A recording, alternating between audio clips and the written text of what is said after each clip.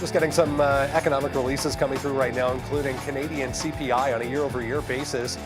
Better than expected, 5.2% there versus 5.4% expected for inflation in this country. A good look. We got U.S. existing home sales then coming up at 10 o'clock this morning. That's going to be the main economic event for the U.S. side of things today. However, obviously the big event going to come tomorrow afternoon as we look forward to the Fed. Obviously going to be the main focus not only today but into tomorrow. All signs pointing to 25 basis point increase to come from the Fed now that we have a little bit of stability coming back into the banking group once again with this UBS Credit Suisse deal. UBS, by the way, up 10% in the pre-market here after a huge move off the lows yesterday following that weekend news. We'll talk about the banks coming up here.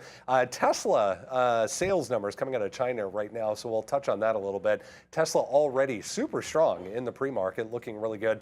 Back to the upside. Nvidia on watch today. There's a 3-day conference underway. Today we'll get the keynote speech from the CEO, who is apparently going to talk a lot about AI-specific products that are coming from the company over the next coming weeks and months. So that's going to start at 11 a.m. this morning. I'll keep you up to date as I get anything on that, but a ton to get to this morning. It's Tuesday, March 21st, 2023. TraderTV.live starts now.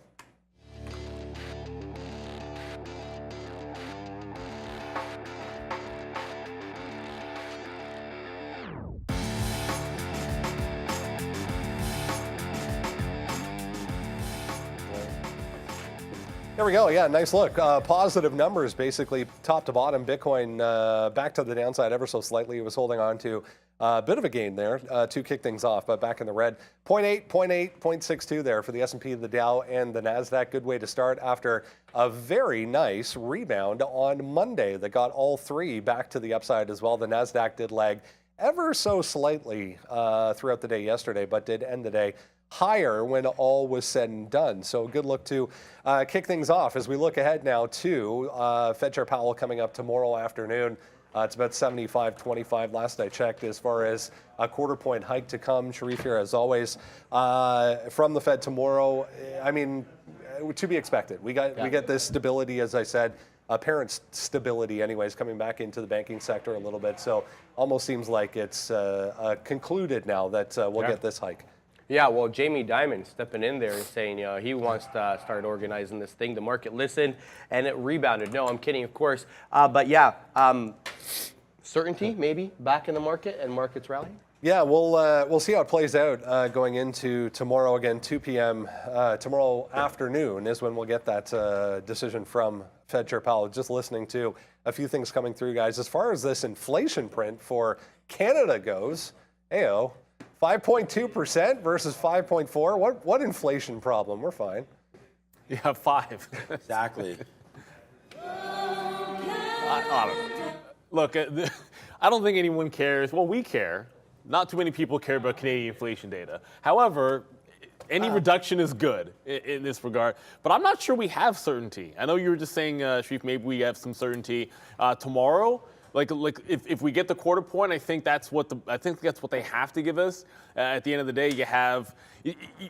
I want to talk about Meta in a second, but at the end of the day, you have a situation where we finally have one of these days tomorrow where you've got all kind of analysts, some saying that they're not going to hike at all, plenty saying they shouldn't hike.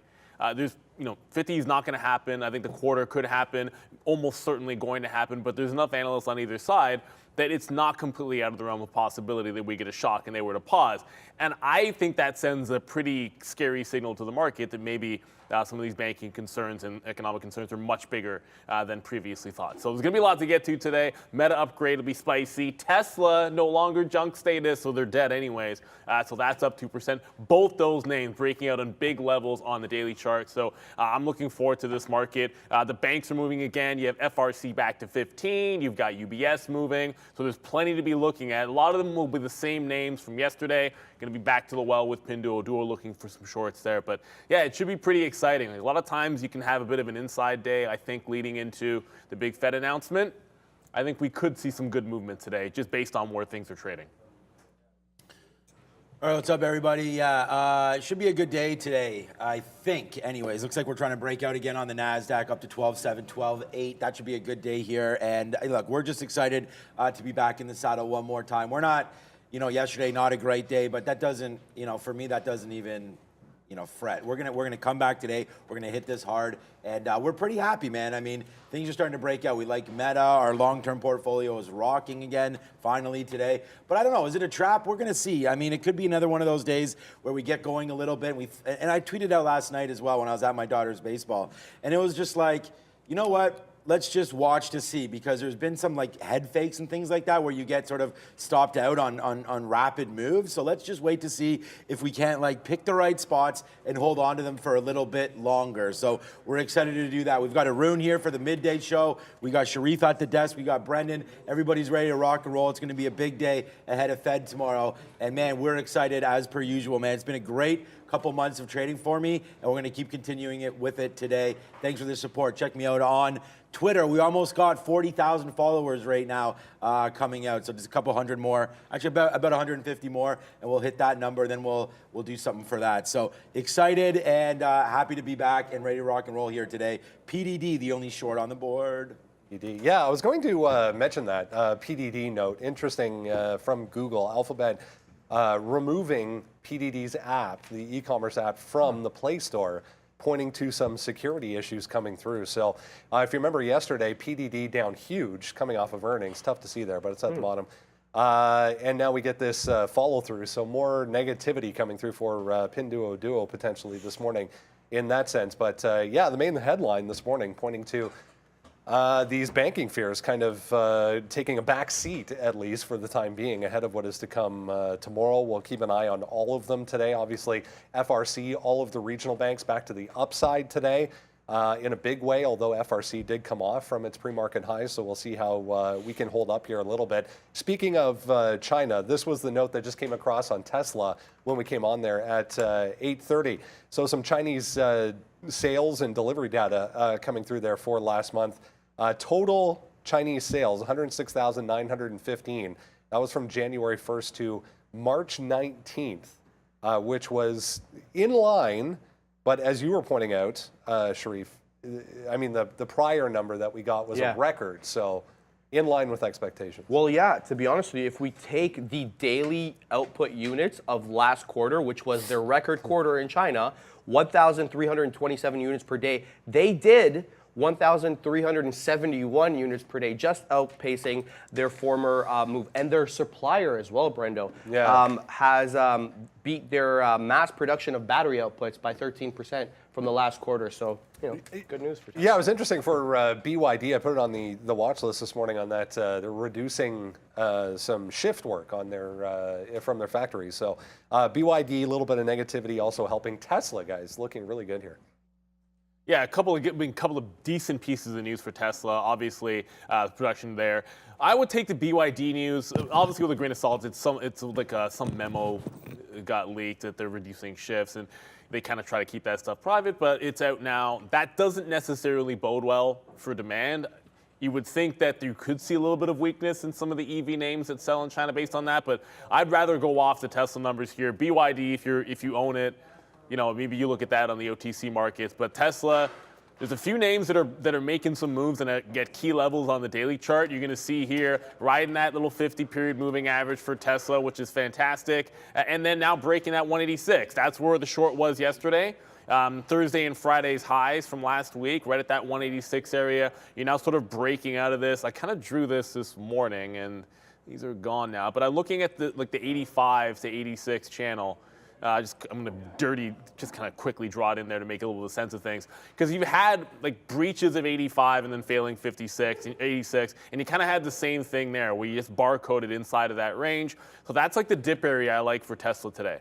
You get right into that area, which previously you jump in and then the sellers would be able to take control. There'd be a little bit of price stability yesterday, which is more than you could see last week, and then it fell away from it. So with shorts there, now you're breaking out on a couple of positive pieces of news here for Tesla. So that's the buy area. Obviously, I like it in front of that 85. If we open and never actually break into the zone, then longs are pretty valid above. It's just, there's room. You break out here, and I think you have solid room you get to 190, maybe you check up there because it's an even number. But the range was a long time we were sitting there like 195 to 215. So you get back in there, there's a heck of a lot of room to continue this bounce. There haven't been many violent days to the upside on Tesla. So looking for one if we can carry this above that 185.86 zone. Look, yesterday we absolutely nailed Tesla at 176 bottom. I mean, here's the sticky note right here, and we talked about that again on Twitter last night, 176 bottom for Tesla. We wrote it down. We absolutely nailed it. We'll see if we can do that again today. Here's BYDDY right now for Boyd. So if you did like that, 168 down to 50, now trying to bounce back off of that level. So we'll see where this opens up today. It's tough because we don't quote it in the pre-market. Shout out to Jeff Mendel over at OTC Markets. I don't know, is he here today? I don't know what day that guy's here. But $50 bottom right there on BYDDY right there for this name. And then Tesla, I mean, look, if we want to look at some Tesla trading, NQ, there we go. Yeah, I mean, we're not going to get that 176 today, but why did we pick 176 yesterday? I mean, there's that 176 bottom that we nailed right off the open right there. And the reason why, it actually goes back a couple days, back down to 176. So let's find some more areas here that we want to look at. This area, 182, 182.50 in there that was supported yesterday during the day. That could be a dip buy opportunity as well. But I don't know, right now today, I'm not sure if you're gonna get those dip buy opportunities. The market's already up, and if we sort of just hang out all day, wait for Fed, then I feel like, you're gonna have to probably take some breakouts. And I don't think Tesla, we've already broken out 186. Do you guys remember that a couple days ago? We took that, okay, we're missing all that data, but we took that breakout right here of 186, and that was a disaster trade. This was the day that we were red early and then made it all back late and actually finished up a pretty good day. But there's that 186 break that we took early when it broke the pre-market level right there, and then it just tanked down a little bit into past support again of that 176. So, oh, there it is, just filled up. So now what I'm thinking about the same thing today is we don't want to play a 187.50 break. I don't think the market is strong enough to do that. So if we get a pullback into 184, 185 area, then I do like Tesla, and I think that's worth it, man, for that. So it's going to be a good trade here today. Tesla, I got my money on my mind on other names, but we'll still be looking at Tesla all day today as well. I like Meta, Nvidia, Google, and PDD. Go find it at Trader TV. Sean, hit the sticky note up. Also, there's a video up there. Let me know what you guys are looking at as well, and I'm going to go over some of those plays in the next couple minutes. All right, a little Canadian content to kick things off for you this morning. We saw a ton of strength yesterday in clean energy names. ENPH, First Solar, all had huge days in the tech group. Here's Canadian Solar, CSIQ beating right across the board. Nice look for them. Up here in the pre-market, not a ton of volume, but CSIQ, notable mover. 900 million is BlackBerry selling more patents of its, I don't even know what it's for at this point, but BB with a $900 million deal on some patents. So worth a note there. And then this popped up just as we came on. UBS, 7.5%. Trying to get back to the upside right now. Decent volume once again. You zoom out a little bit. Remember, we started red yesterday, and this thing just did nothing but go straight to the upside. Here we go again. Almost 8% already for UBS. Yeah, UBS, so that's set to go today. We talked a lot about that yesterday, the shotgun marriage with CS, but my look today is on CSIQ. This is one that I held in my personal account for like almost a year, and it did nothing, hovering in around that $45 area, $40 area. Brendel, they had a good quarter, but their outlook is not as good. Consensus with $2.04 billion for revenue. They're estimating only 1.6 to 1.8. So I want to see how investors stomach that. What is the, I was just going to double check here. Yeah, it's about 100,000 shares, so not a lot of volume yet, however. 9% for CSIQ, guys. There's UBS. There's First Solar from yesterday was a huge one as well. Yeah, so interesting about CSIQ was that small float. I thought you just, I saw 50 million on the float, but I'm just kind of looking at FinViz over there. Look, this is pretty interesting if it gets above the $40 mark, but I'm kind of with Sharif there. Like, there might be a shorting opportunity in this stock just based on the quarter, but that low float and low volume that would give me a little bit of pause, because at the end of the day, if the volume's not there, the volume's not there.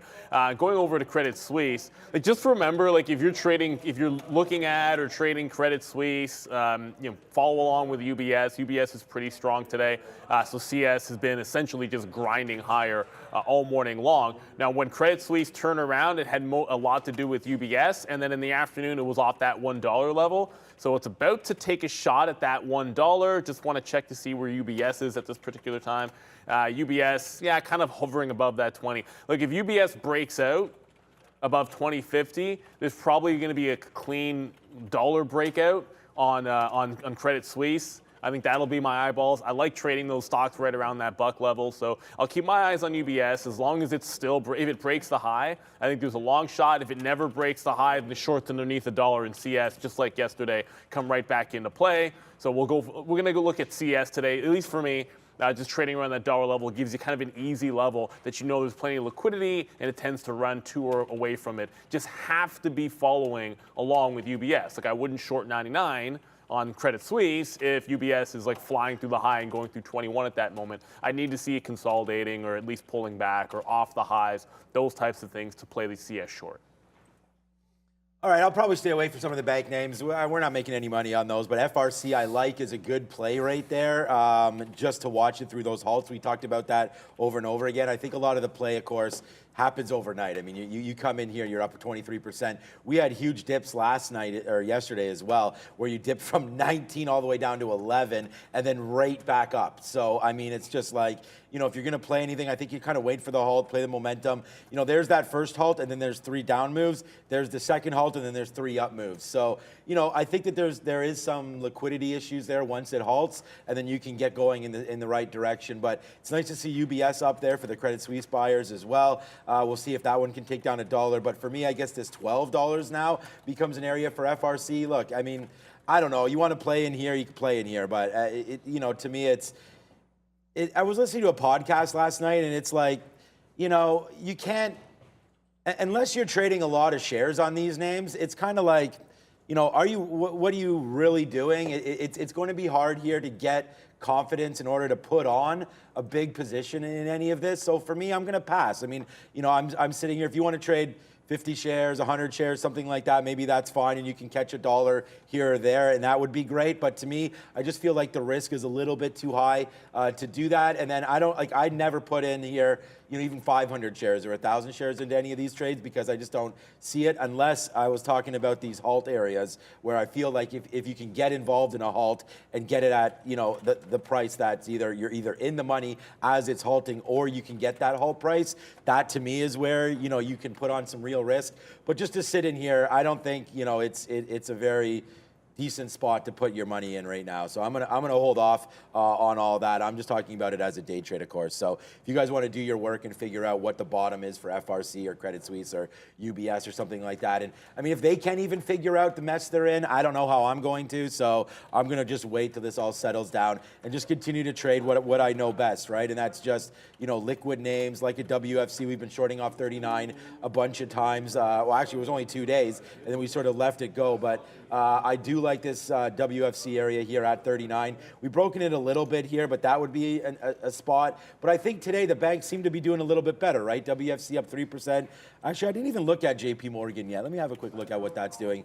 Oh, back up to 130. Okay, so that's nice. So yeah, there's some nice moves here happening. 130, 131 and change. So let's see what happens here with JP Morgan. Maybe that's going a little bit. We talked about this yesterday at 127, and that was a fire spot up to 130 again. So we'll see if JP Morgan can hold this level. I think it's just, obviously it's safer, and I just think that you'd feel more comfortable putting more capital into some of these bigger banks. And if JP Morgan's too expensive, go to WFC, go to BAC, go to Citigroup, something like that. I think that's the best spot to go. Speaking of FRC, Sweden's largest pension fund selling their entire stake in First Republic. That's coming from Bloomberg, so not that that matters, but I think a lot of people sold their entire stake over the past week or so. First segment of the show, as always, brought to you by Surge Trader, where traders can get a funded trading account up to $1 million. Keep 90% of the profits, trade stocks, indices, Forex, crypto, and more. The program has simple rules, no time limits. Go to surgetrader.com/TTV. Use promo code TTV to get 10% off. So this is coming in 2 hours and 10 minutes, apparently. We'll get, so there's a conference going on, NVIDIA's annual, it's 3 days, I believe, Monday, Tuesday, Wednesday. The keynote coming today from the CEO in a couple hours here. So apparently we're going to get multiple, I read, new products, all of which are specifically aimed at AI. I'm not surprised. Are you? I'm not surprised at all. And last month, they announced that they were going to create their own cloud computing service to take advantage and give more access to these GPUs. So it's going to be interesting to see how they roll it out. They talked about winding down a little bit innovation in their cloud and PC gaming sectors of the GPU. So it looks like this is all the focus now, Brendo. Yeah, so it's, as I said, it's a 3-day event, but the keynote coming up here in just over 2 hours, guys, for NVIDIA. Yeah, so 11 o'clock, at least that's when we're expecting it. And NVIDIA, look, NVIDIA's been on a bit of a tear here. And you think a lot of time, like we're going into Fed tomorrow and you've got this multi-day event in here going, but you know, the trend is kind of your friend. I know I was short 260 in the afternoon. That's just because, look, when you make a move bottom to top, it was almost 250 that this thing had raced from. So 251 at the bottom and it got to 260. When it gets there at like 2 o'clock, okay, like to me, unless the market breaks out, that's usually going to be a shorting opportunity for the day trade. But the trend is very clearly to the upside. You're now having a chance to break out again. Like 264, that was a Friday high. You just saw that daily chart. It's going absolutely gangbusters. They're going to say all of the right things that you want to hear when it comes to AI, and whether you think that a lot of that's been baked in. Quite frankly, it feels like a lot of it's been baked in at this moment. It's been a relentless stock. So it likely takes a shot at breaking that 264 today. What I much prefer to be playing off, I love it when you get a consolidation higher, like a false breakdown, that 255, false breakdown, and a consolidation above. I'd much rather be buying dips in NVIDIA in that 58 to 60 range, kind of where it was sitting yesterday. That might not come into play today. And if that doesn't come into play, the only thing out there is 64 break. I'm really hoping we get a chance to get some consolidation longs. The dips have been typically like really good to grab. Like you look at these nice little dip buys in here, previous resistance levels, but sometimes it's just like a clean breakout, and that's the only trade in play. So I'll look for the dip in that 58 to 60 area. If we don't get it, we're $1 away from a 264 breakout. And you know, there aren't too many daily charts that are as clean to the upside as NVIDIA's, and this consolidation hasn't even lasted long up here. So do look out for 11 o'clock when it happens. I would suspect we're breaking 260. A decent chance as the market reverses, we're breaking that 64 before we get to 11 o'clock. But at 11, understand that you will be headline driven from that point on, and it can be a little bit tricky, kind of just relying on key price levels and things of that nature when you have the event ongoing. So things are going to change at 11, but the plan right now is looking at that 64 break, dips into 58. Yeah, look, we have, and by the way, thanks for all the comments on the chat, man. That's very cool. I like that. We have written on here right now, NVIDIA, right? All the talk is about AI here. Look, I'm gonna take the other side of it, and I'm not. We saw you weren't here last week, but Apple had their investor day, and the stock didn't do anything. So I mean, you have to be very cautious of it, but it's not an earnings call or anything like that. I think they're just going to talk about the chips that they have coming out and what they're expecting. So I think that's why it's up 1.5%. I do want to play breakouts here on the top again of 264, but I'm just very cautious of doing that early. So I would of course rather dip buy some of these plays, but look, we're just gonna chill, man. We're gonna chill for a little bit here. With the amount of shares that I'm trading and things like that, I don't have to get involved right away early. That was the mistake yesterday because when I'm wrong, then it hurts too much early, and then I'm battling back all day, which we wound up doing yesterday. But at the same time, you know, it's a little early to take breakouts on NVIDIA, but this is the name to play long today. We're going to be doing that pretty much all day here on NVIDIA and on AMD. But I mean, AMD's at 100, so you can play that as well. But right down there, 258, 259, 260, a good little level there to buy it. I mean, anybody, I think, buys these pullbacks, and I'm no different to that. So we'll wait here for that level to come through. And then, of course, AMD was the #1 stock traded yesterday. I believe. Or no, I might have been off on AMD. It was another one there earlier, because look at this move to the downside where we tried to support a 96 bid, which at the end of the day wound up looking pretty darn good when we had to 97, but you had to suffer through this move to the downside. And we started going long here, 96, and then it broke, and then the bottom 93, and then a straight fire move to the upside here today. So yeah, let's just be patient with all these names. And it's only 8:54 right now. I mean, there's so much movement to come. The NASDAQ's not really doing anything right now. We're just going to stone cold chill and wait to see what happens off the open. I'm going to be very, very patient, because that's the way to trade these markets. SGML, Grizzly Research, there's a short report.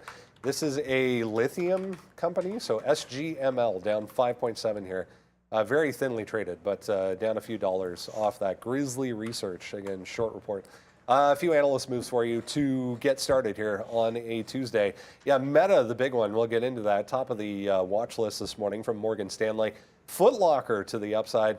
Harley Davidson, Hog, having a nice couple days, I noticed as well. Imperial Oil from, shout out to Canada, Scotiabank. Alphabet, GoDaddy, and Tanger Outlets as well. Yeah, you know what's interesting is, so Foot Locker had a big reversal yesterday. I actually didn't get into it, but Foot Locker took out a 42.50 level that I liked. I did short it yesterday, but actually did not hold on to the close. By the time we got to the closing show, I was already out, like short of 42 into 41, and then it ended up reversing the entirety of the move. Catching the upgrade, I guess, on a second look, it was decent results. They were up 11% at one point, but Nike reports tonight. And Nike's actually already kind of breaking out here. So I know we were just talking about Foot Locker, but Nike, obviously a lot of Foot Locker's issues are probably related to Nike success with online. But this is a chance to break the 50 period today and hold above it. The thing that sucks is A, earnings, B, Fed. So you have a lot to get through for this to be, you know, a runaway trade into earnings. Do they really want to buy it up going into it? I'd like to think so, because I think holding above 124 would be a pretty big one for Nike. Finally starting to make a move outside of this range, but it might just have to wait till tomorrow. So Nike for sure is on the radar because they report tonight, but I'll be keeping my eye on that 124 level. Not a lot of volume pre-market. Foot Locker, I might revisit it if it's holding above that 42.50 from yesterday, but you know, the chance for that trade to me was it crashing through that support and taking the short yesterday. Today, I'd much rather be seeing Nike make a bit of a breakout if it can do so. And then looking at it, obviously, tomorrow, if it can hold that, A, good numbers first, then B, I want to see it above that 50 period. But it's at that area, so my alerts are set for Nike above 124. All right, we said we'd do this, so we'll look here at what you guys are trading, right? So here we go. We tweeted this out right here earlier. We're going to find out what everyone's trading today. AMD, people looking at, whoops, I just got to put that a little bit bigger there. People looking at AMD, FRC, and Ford, of course. What's up to Momo as well. Thanks to Giancarlo. Thanks to everybody there for your nice, thanks to Euthanasia. Thanks to everybody for your nice comments in the chat. Meta looks really good. Amazon and AMD from Trader Luke. What's up? Schwab, Nvidia, Tesla, Microsoft, Meta. So, I mean, it's looking like a lot of big cap names coming through for a lot of people's minds. So, I mean, for me, it's Google again. Like, look at this move that Google's had on the daily chart. It's blown up, man. We were at 92 bucks last week, all the way up to 102. That's 10% more in a week. So yeah, as my number one holding, I'm pretty happy with it, but still, I think there's so much more room to go on Google. It's ridiculous.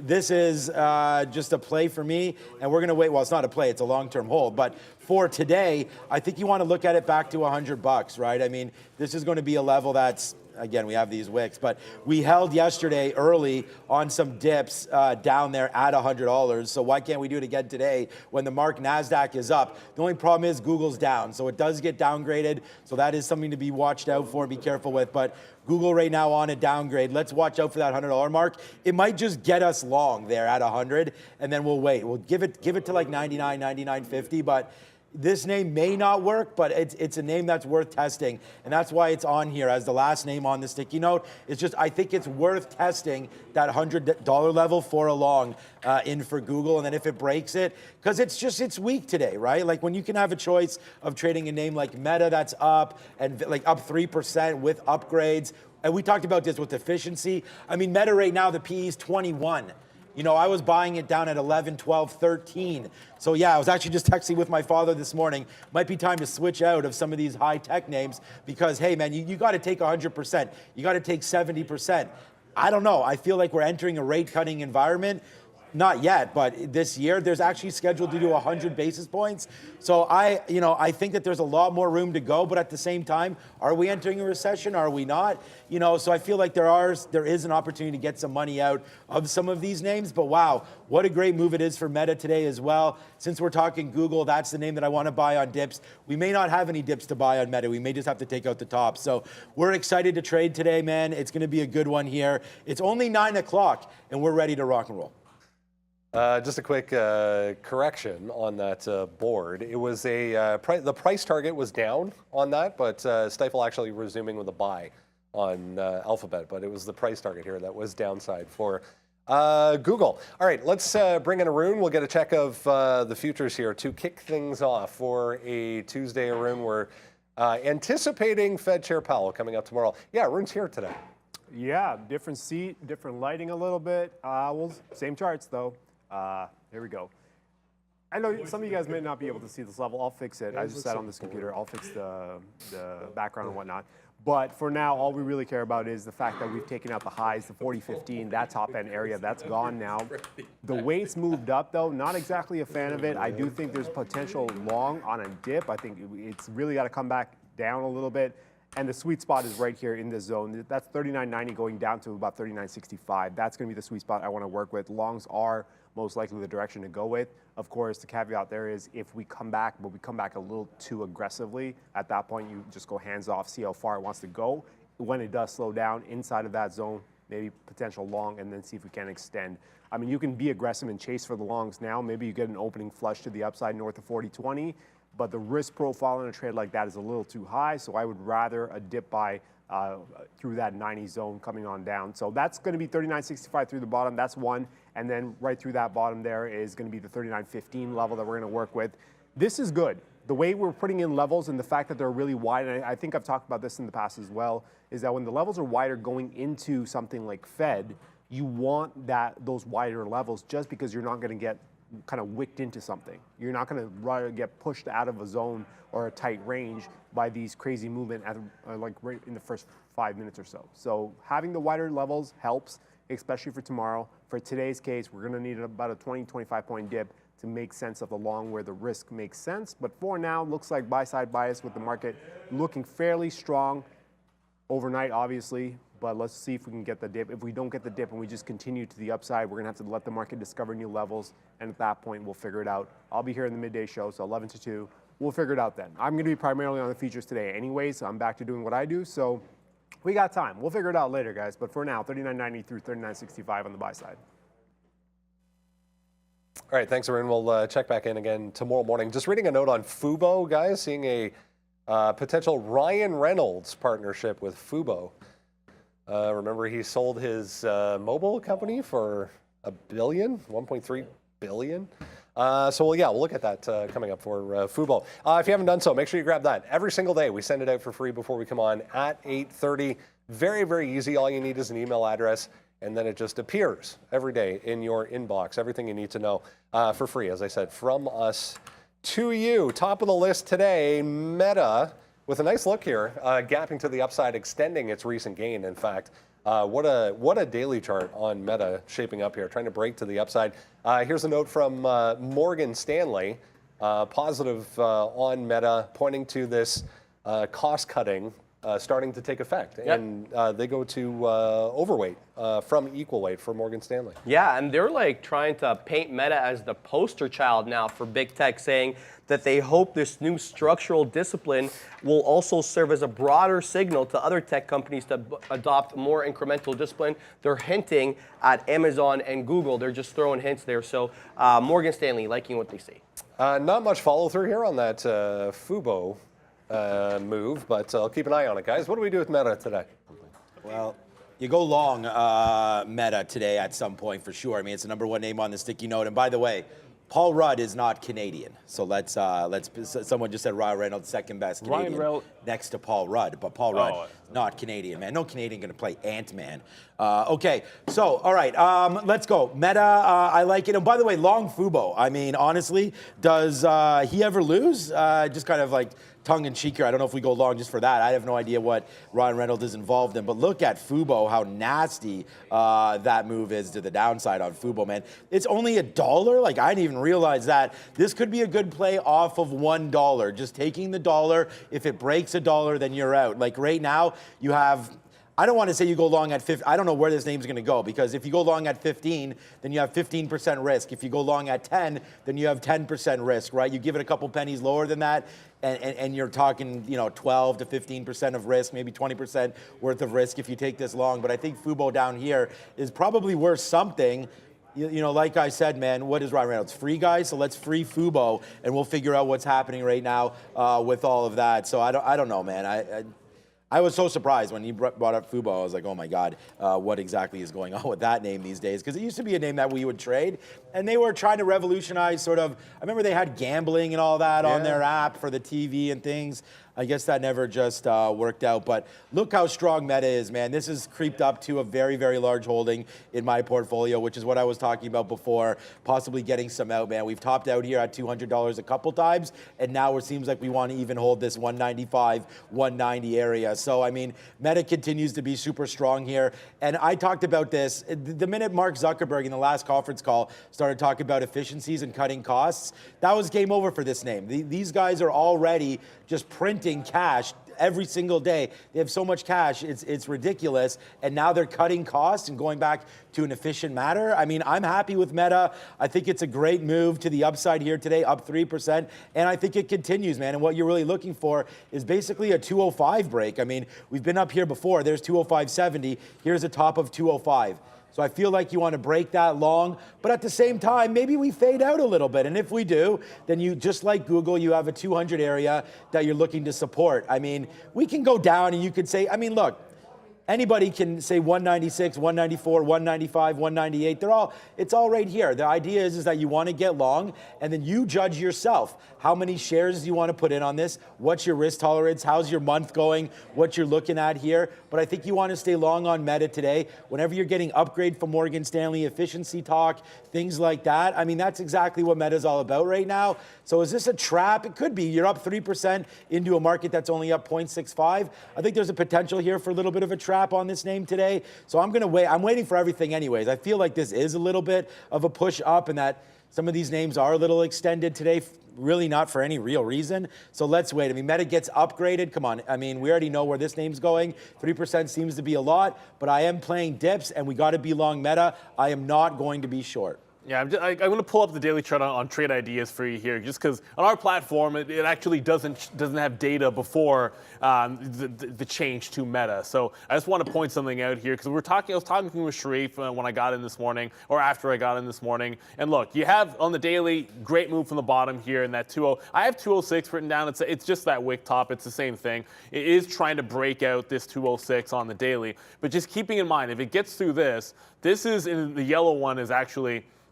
And when you get to that 200 period, you start thinking about, that's a resistance area. Then you go back to the 200 period when it got here, just obviously a while ago. And look, that's the next big level. If you're on like a swing basis, and that's what Sharif was sort of talking about, because I know he's in a swing play as well. So there is room for this to get to that next level. Coincidentally, that price area would be about and around that midpoint. So, this was almost a $400 stock, went down to like beneath 100, and you're almost at that midway point back. So it feels like it's making a move into that level. And as long as that's the case, I think the trend is to the upside, and you want to respect that trend. Now, as a day trader, okay, if we never actually get through 206, suddenly, there is that short opportunity. If you don't break this out today going into Fed tomorrow, there might be a short opportunity there. But I'd much rather be looking for longs in and above that level. Does that mean, once it gets to 200, I think that's where it could maybe get to on a dip. It's just floating in the middle. So I want this making a move first. I don't want to make the first move on Meta. I want this making a move, breaking out of that 06 level at the highs, or I want to be looking for a dip buy. I just don't really trust it in the middle on Meta. I do believe the general trend, however, we'll see what happens with the Fed tomorrow if it continues. But if we start holding and breaking 210, I mean, 237 looks like a level out there in a couple of weeks that this could certainly be getting to. At that point, I think Meta could turn into a bit of a short if it ever gets to that level. Yeah. Just a little more on this Fubo thing before we go on. It's an ad campaign, so it's the first wording I saw was a partnership, but it's an ad campaign that's co-produced by Ryan Reynolds. So they're rebranding Fubo TV to Fubo and launching this new ad campaign that's co-produced by Ryan Reynolds, so everyone knows exactly what's going on. Not a good system. Yeah, Sharif's not a fan of Fubo. No, by they the way. take my money every month, and it's so much bloat stuff on it. Oh my God. Didn't you say it was like a lot of money 30 too? bucks. Yeah, $30. That's Canadian. not cheap. Anyways, we mentioned this early on this morning. 1 hour and 50 minutes to go before we get this keynote from the CEO of Nvidia. Again, the main points here, he's apparently going to launch not one, but multiple, I read this morning, AI-focused products coming up today. This is day 2 of a 3-day event for Nvidia. Careful, though, because Kramer was pounding the desk yesterday, apparently on Mad Money, about Nvidia saying, today is going to be a big day. So, for all the Kramer fans out there, watch out today for Nvidia. Yeah. I said there was a couple of people that were tweeting about the the inverse. The inverse The Kramer inverse ETF. Kramer call again for Nvidia, guys. The inverse. I mean, that's going to be wrong. I mean, Nvidia is going to go up. But look at I mean, this- look at the chart. Nvidia is a monster, and Jim Cramer's been right about Nvidia, so everybody can say whatever they want about that. The S-Jim, if you've been trading that right now, that's the short Jim Cramer ETF right now. You've been losing. So this is when it just came out, $24, $25. It's now at $26.20, but there's not too much liquidity. I'm not going to sit here and justify his plays. I mean, obviously, he has so many fans and so many haters, and I mean, that's what's just going to happen, right? You can't be great without hate. You've already seen that happen throughout every single aspect of life, right? So we'll see what Jim Cramer has to say about Nvidia, but we've already talked about it here today. And look, I mean, Jepsen Wong is one of my favorite CEOs, Mark Benioff of Salesforce as well, Jamie Dimon, and Jepsen Wong is just another one of those. And we're going to see here today what happens when he hits the mic. And I feel like it's just going to be talking all about AI. So again, I don't want to take out the tops here right now. We're up 1.38%. And I know, look, what I said before, first of all, was like, why is the NASDAQ up here? I mean, if you're going to look at the NASDAQ, it is still hovering, near these highs. Again, this is just a 30-minute chart. We can go back. This goes all the way back to March. I mean, we can go early March. It's only March right now. But you're just hanging around these highs. But if you go to like a 90-minute chart or something else a little bit, there still is, a little bit of room to the top. But look where we are, man. We're right here again right now. And a lot of this has been led in the NASDAQ by a strong semiconductors. I mean, AMD's back to $100 from being down to $55. Nvidia picks them up. Like I said, I'm up 80% or more now on these Nvidia calls, and I got some out at 225. So, I am raising some cash, not at good levels, of course, as Nvidia today is 262, probably getting some more out here today. But the NASDAQ is getting pretty toppy right now, considering that we have Fed tomorrow. So I'm a little bit nervous about Nvidia. I've already gone over all the levels. You can find it on the sticky note. I mean, what are we going to do? Just sit here and talk about if it dips down into 260? Yeah, I mean, I think we want to be long Nvidia today. I just think you want to watch the market. You want to play off some of your lines and whatnot. 258 would be great. 256. I mean, anything down here is great. You buy it and you test to see what happens. Like the Apple event, though, I don't think it's going to be much ado about nothing. We'll see when it comes out, and we'll go from there. So let's just wait to see. I don't think this is necessarily being bumped up because of the conference today or anything. I mean, Nvidia has just been hot fire for a very long time, and I just think it continues, man. And unless they drop some crazy tidbit of I don't know, financial wherewithal for where they are right now, that's not what they're doing today. This is not an analyst conference or anything like that. So we're just going to wait to see what happens with Nvidia today. I like it, the long, but I'm not so aggressive with it. I'm just going to wait. I'm going to be patient today and wait.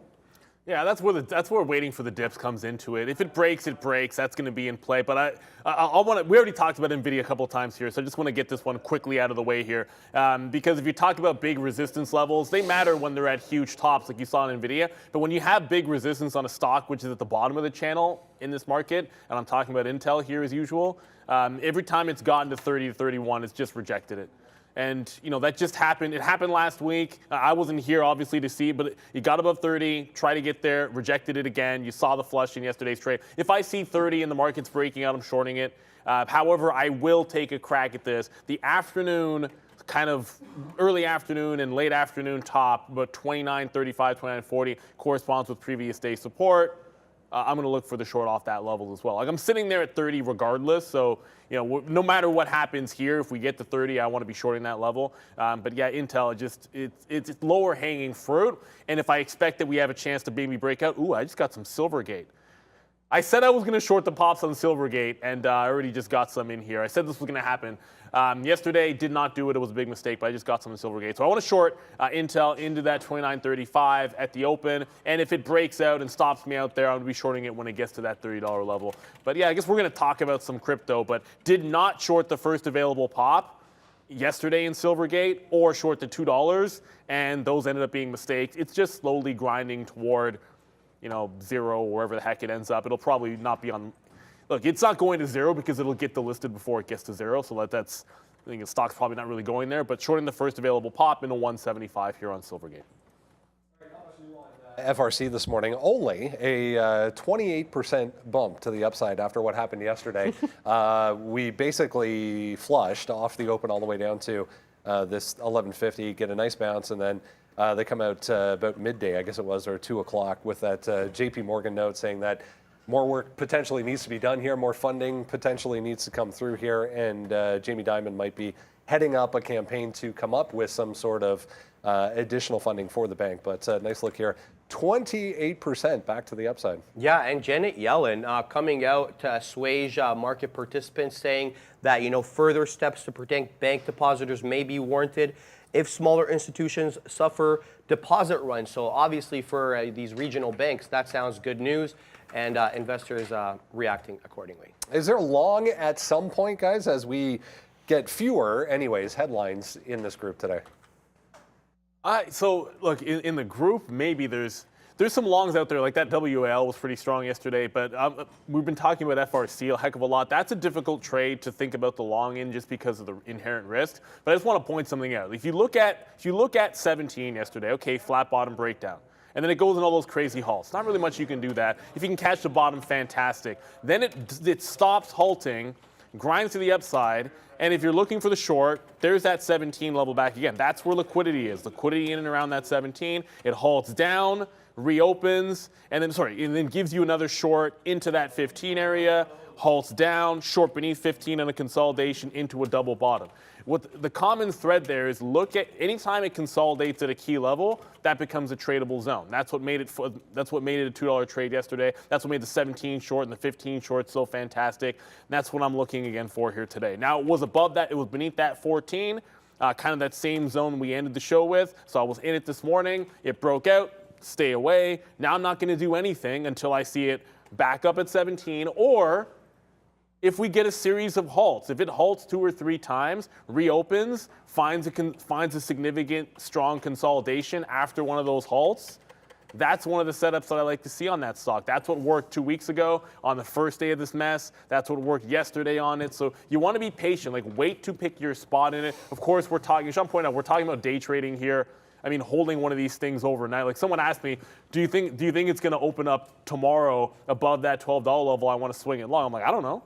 Like, I mean, like the overnight risk, because Diamond comes out with a plan and it gaps to the upside. Well, I mean, it could easily have opened up at like $9, and you'd be flipping a coin in that particular situation. So wait for it to get to a key price level, look for consolidations there, and then kind of take your shots and swings at key price areas. I've already gone over Credit Suisse, that dollar level, working off any weakness in UBS if it makes a top, and I can still short the dollar, looking at UBS and Credit Suisse as well. But FRC 17 is that next kind of zone where I would look to take a shot at it. Otherwise, just wait till it halts and make a move after that. Yeah, I mean, last week with Arun, we talked about this on FRC as well, playing the halts and playing the levels. And like I said, man, I can't really see any reason to get into this name ever. So just wait for the halts, play in, and that's the only way you're going to be able to use, in my opinion anyways, some decent size on that, unless, you know, you're just shorting in front of levels, and when it breaks, you get out, and vice versa. I mean, there are some plays there. It's just, for me, nah, I'd rather just wait for something that's not a halt fest. How about this story? I tweeted this out yesterday. JP Morgan thought that in a Dutch warehouse, they had 54 metric tons of nickel, but it just turned out to be a bunch of rocks. So, you know, I don't know if you guys noticed that story or not. Thanks for everybody there today with all the comments and all the retweets and everything for that. So I want to thank everybody for that support there on Twitter as well. But yeah, JP Morgan, it's nice to see them up 2.5% today. I don't know what 54 metric tons of nickel costs, or what, you know, what the market value is of that. So obviously it's not that much as it just continues to ride to the high side right now. So watch out for this 130 looking like it wants to break.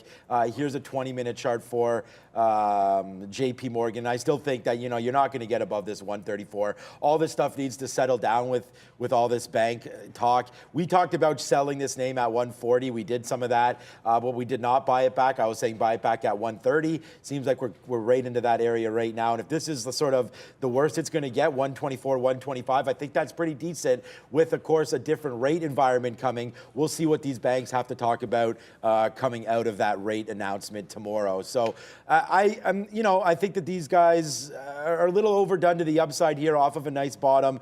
Back to October, you got 45% in JP Morgan. It's not even the best one. There's Morgan Stanley, there's Citigroup that all, you know, went to the north side. And if you're talking about a regional bank that you think is going to survive, I mean, WFC is going to be that bank for sure. But at the same time, you know, you're still well below. I mean, this doesn't look like any of the other banks that I just showed you. So if you want to pick up some relative weakness in the banking sector, I still think you can look at WFC. And if you really think that these banking names are all overdone to the downside, you can go with KRE, which of course is the regional bank ETF. So that's been, you know, nice moves there today, all the way back up to the upside as we get some backing.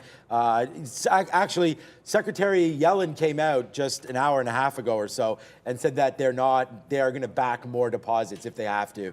So that's great for KRE. It's great for everything here if you're in this space. So huge move to the downside down to 42.45.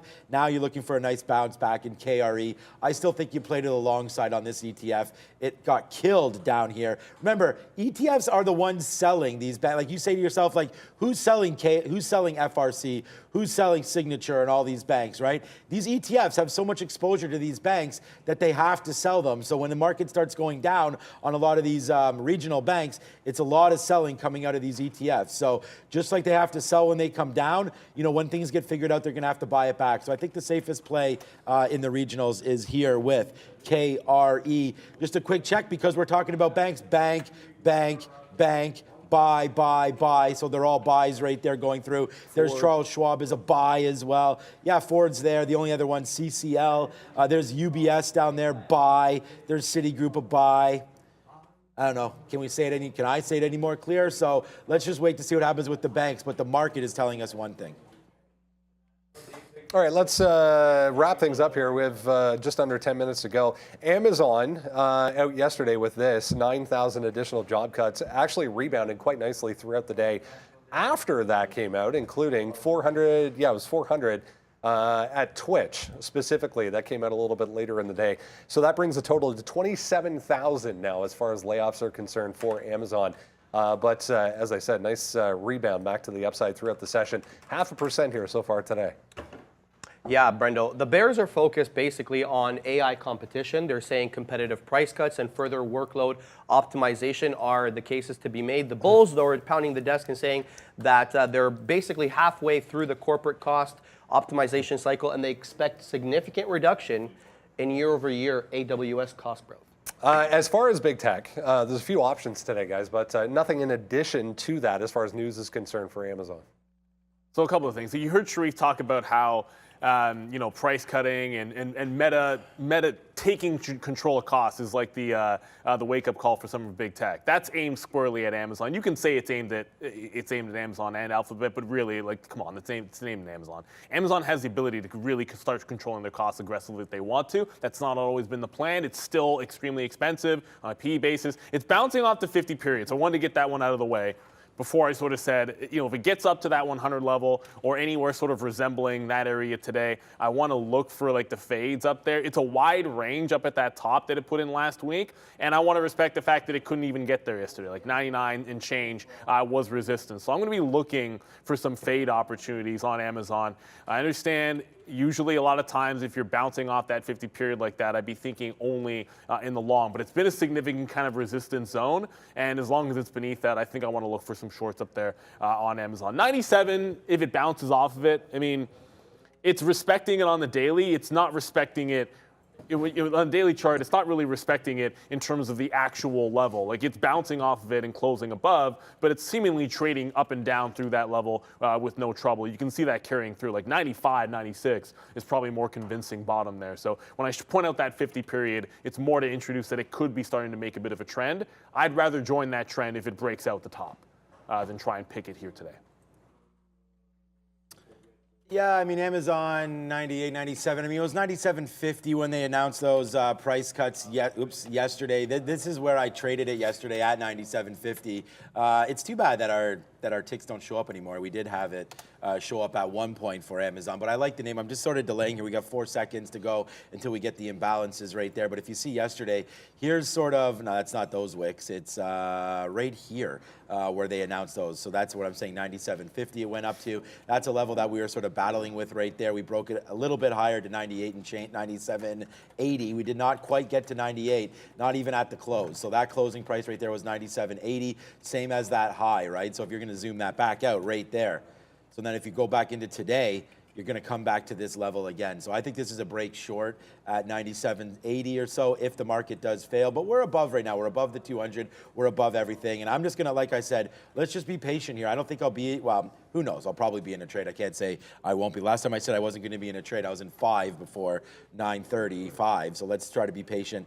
All right, Mullen, again, the epitome of hope, name down there down to 12 cents. You guys can hope that's going to go back up. I hope it does for you as well. It's always on the imbalance locator because it's only a 12-cent stock. Okay. So other than that, I ain't seeing anything on here. I ain't seeing anything except for all buys. Basically, they're all buys, except for some crappy little names down here, which, I don't know, FSBC. CrowdStrike is down there as a sell. That's not a crappy name. And then now we're just getting some more updates right now. TRKA, Schwab. Yeah, so like I'm not seeing anything big on here to worry about as far as the imbalances other than what we've already talked about with the bank. So yeah, for now it's a little bit of a pass on looking at the imbalances. And yeah, I'm just still looking at the same stuff, man. Google looks like it wants to come down to 100. That should be something that's looked at. I'm actually just going to cancel all my bids right now and just let this market do something here off the open. Nvidia, Meta, Google, PDD is what I'm looking at. PDD back to the upside right now. Red to green, in fact, already 1.7 in positive territory after yesterday's earnings move. If you were wondering, they reported not good for PDD, although it did hold some significant levels here, trying to retake 80 bucks. If you missed it this morning, Google suspending the Chinese app from its Play Store due to malware and security issues, but you just found an interesting note on that. Yeah, guys. It was versions of the APK file, which is the installation file on Android devices, that was found off the Play Store on websites that you could download separately. Those ones contain malware, but out of an abundance of caution, Google has removed it from the Play Store. Yeah, it seems like that pushed it back to green on the day. Higher than normal right now, relative volume in the pre-market, guys, for PDD. Yeah, it was a miss on the revenue was a miss on, and not a good one yesterday on Pinduoduo. So looking to short it. It broke down on the daily chart, so you can kind of see that here. Just going to go really quickly with a couple minutes to go. 82 was that previous bottom on the daily.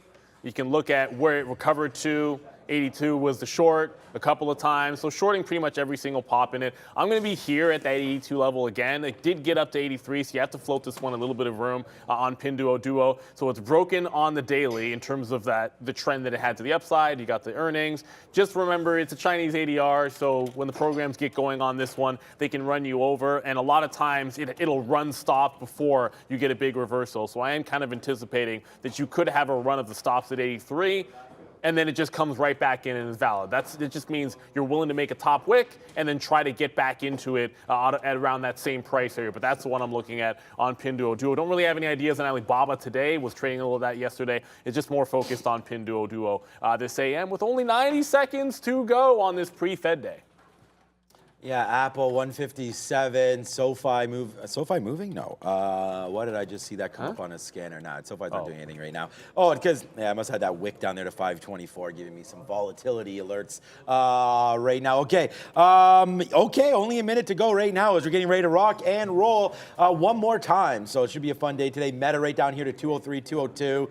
Again, a level there to be looked at. I said I canceled all my bids, but I am bidding Meta 200. Just to see, like $200.50. We'll see if that can come in. If we break 200, then we can get out. We're more looking at this 199 as an area to get out on Meta. And again, I just feel like today is a day to just relax, wait for some good plays to come through, let the market give it to us. So I'm very, very capable, as we all are, to be patient. So let's try to do that today as we wait around to see here about Meta, Google, and the market. With only 30 seconds to go, the market is trying to tick up a little bit right now, up 0.7.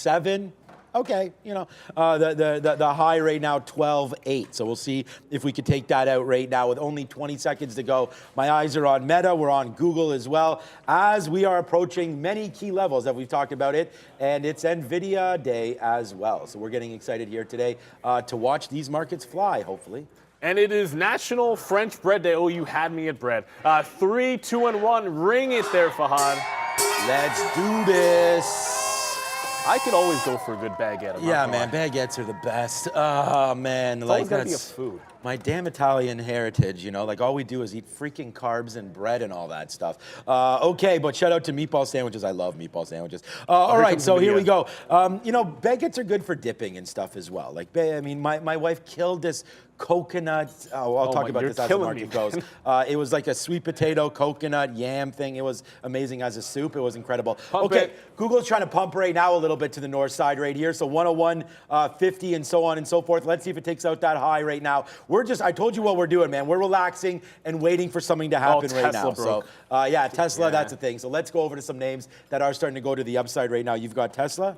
No, I was looking at 186. Well, I wanted the dip buys, didn't want the breakout on Tesla, but the breakout is definitely good on this. Watch out for FRC. It made a run at 16. I got a bad wick on it saying 17, but that's the key price I'm looking at on FRC is 17. Tesla's already on one here. If it rejects that 190 area, I think you can have a bit of a dip and a chance back at that 188, but that's more of like a day trade kind of opportunity there. FRC, I just want to make sure this did not actually happen. Okay, yeah, it didn't get to 17. I think that's just a bad wick there on the chart. Sometimes you get these deep prints, but 17 is that big level I'm watching. But here comes Silvergate. Silvergate making its move, 175. I said I'd short the pop today. So there's 175 in yesterday. I got a 69 price. I don't know. I kind of feel like I should have like a 71 price, but I did start this one a little bit earlier. So we'll give it that risk of 175. If I get wicked out, I am looking to re-enter only at that level or at the next one up that's at that 190. But wow, FRC, Tesla, upside. Meta's coming down. Could get the dip buy on Meta. That could be the first big cap name to come in because I don't want to be chasing the move on Tesla. Yeah, I don't want to be chasing these moves either, but I am right now into Apple because it's just took off.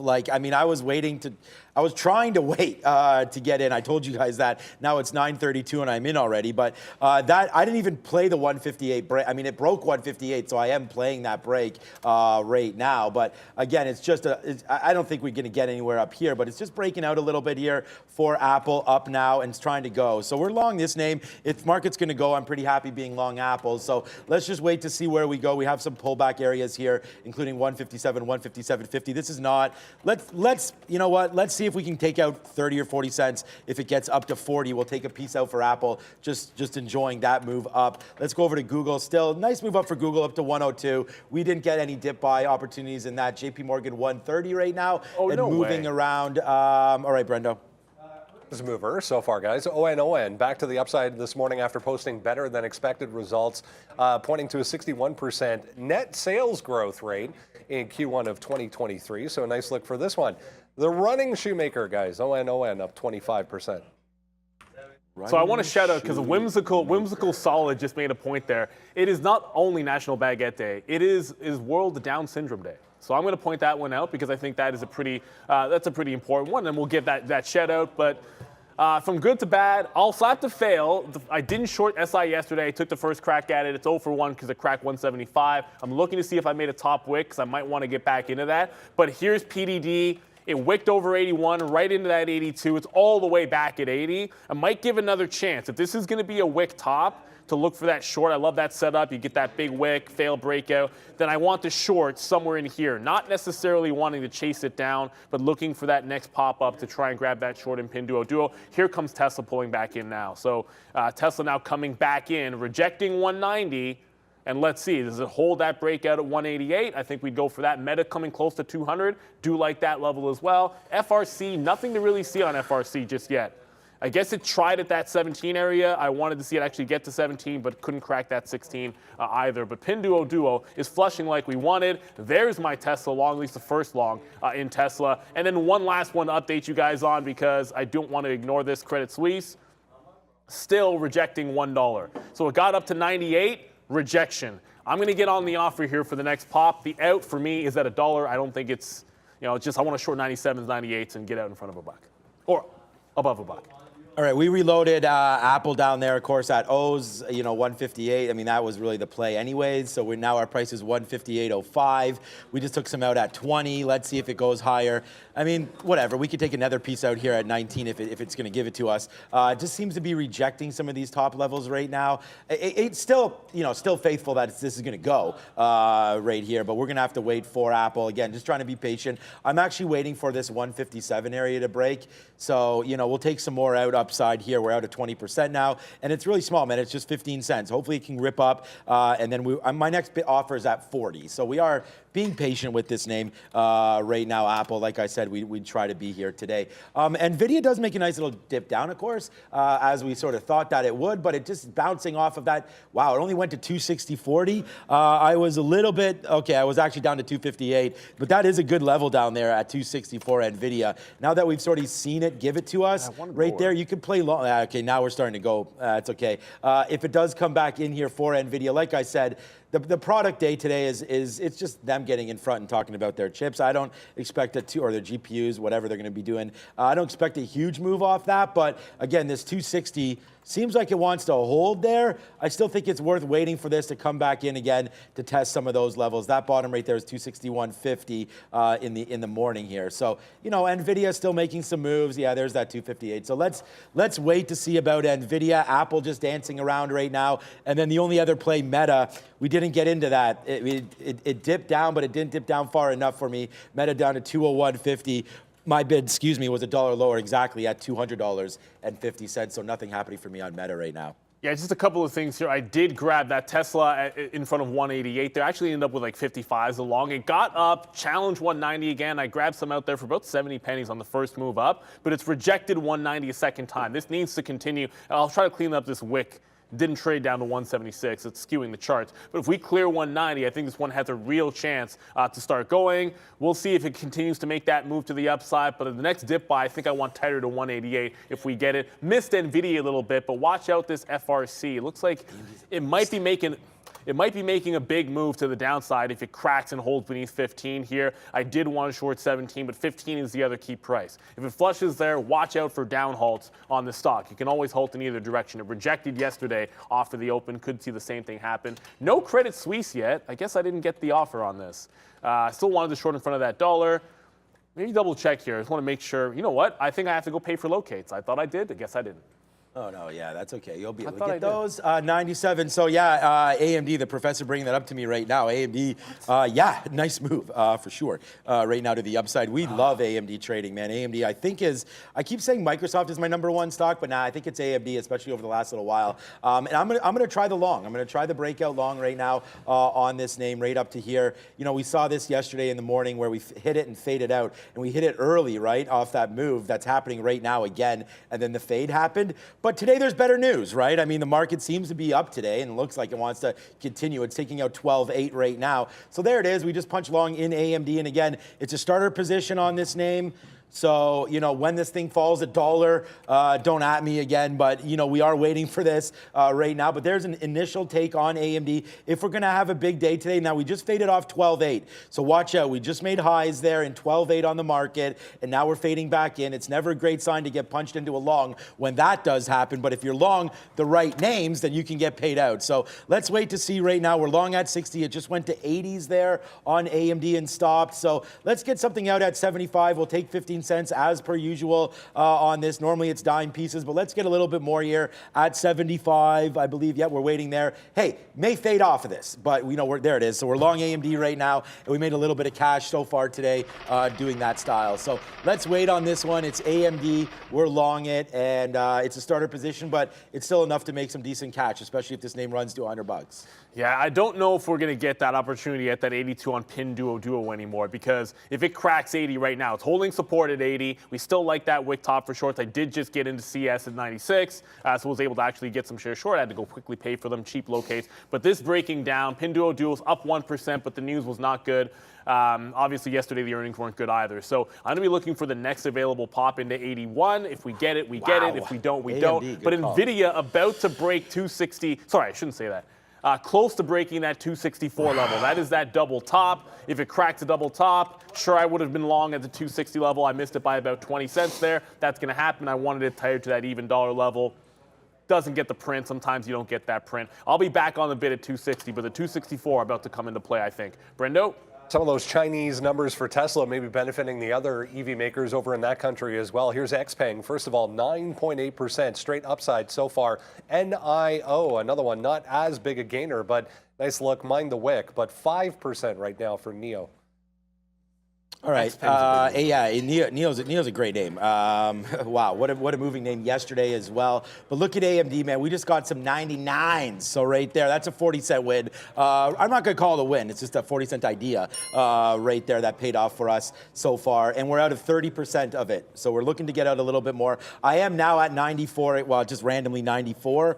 Oh, no, we just got printed. So there it is. We just got printed at 94. So there's another one, another 35 cents for us here on AMD. So again, more shares in AMD than Apple, but we just did not load up, but we did take a little bit more here on Apple. The only thing about Apple is look at the markets coming down. Apple's weak today. So that's why we're not averaging in too much, man. We just bought back what we got out already for 25 cents. Holy shoot. There it is, man. Yes, sir. What a trade right there on AMD, man. Breaking that high.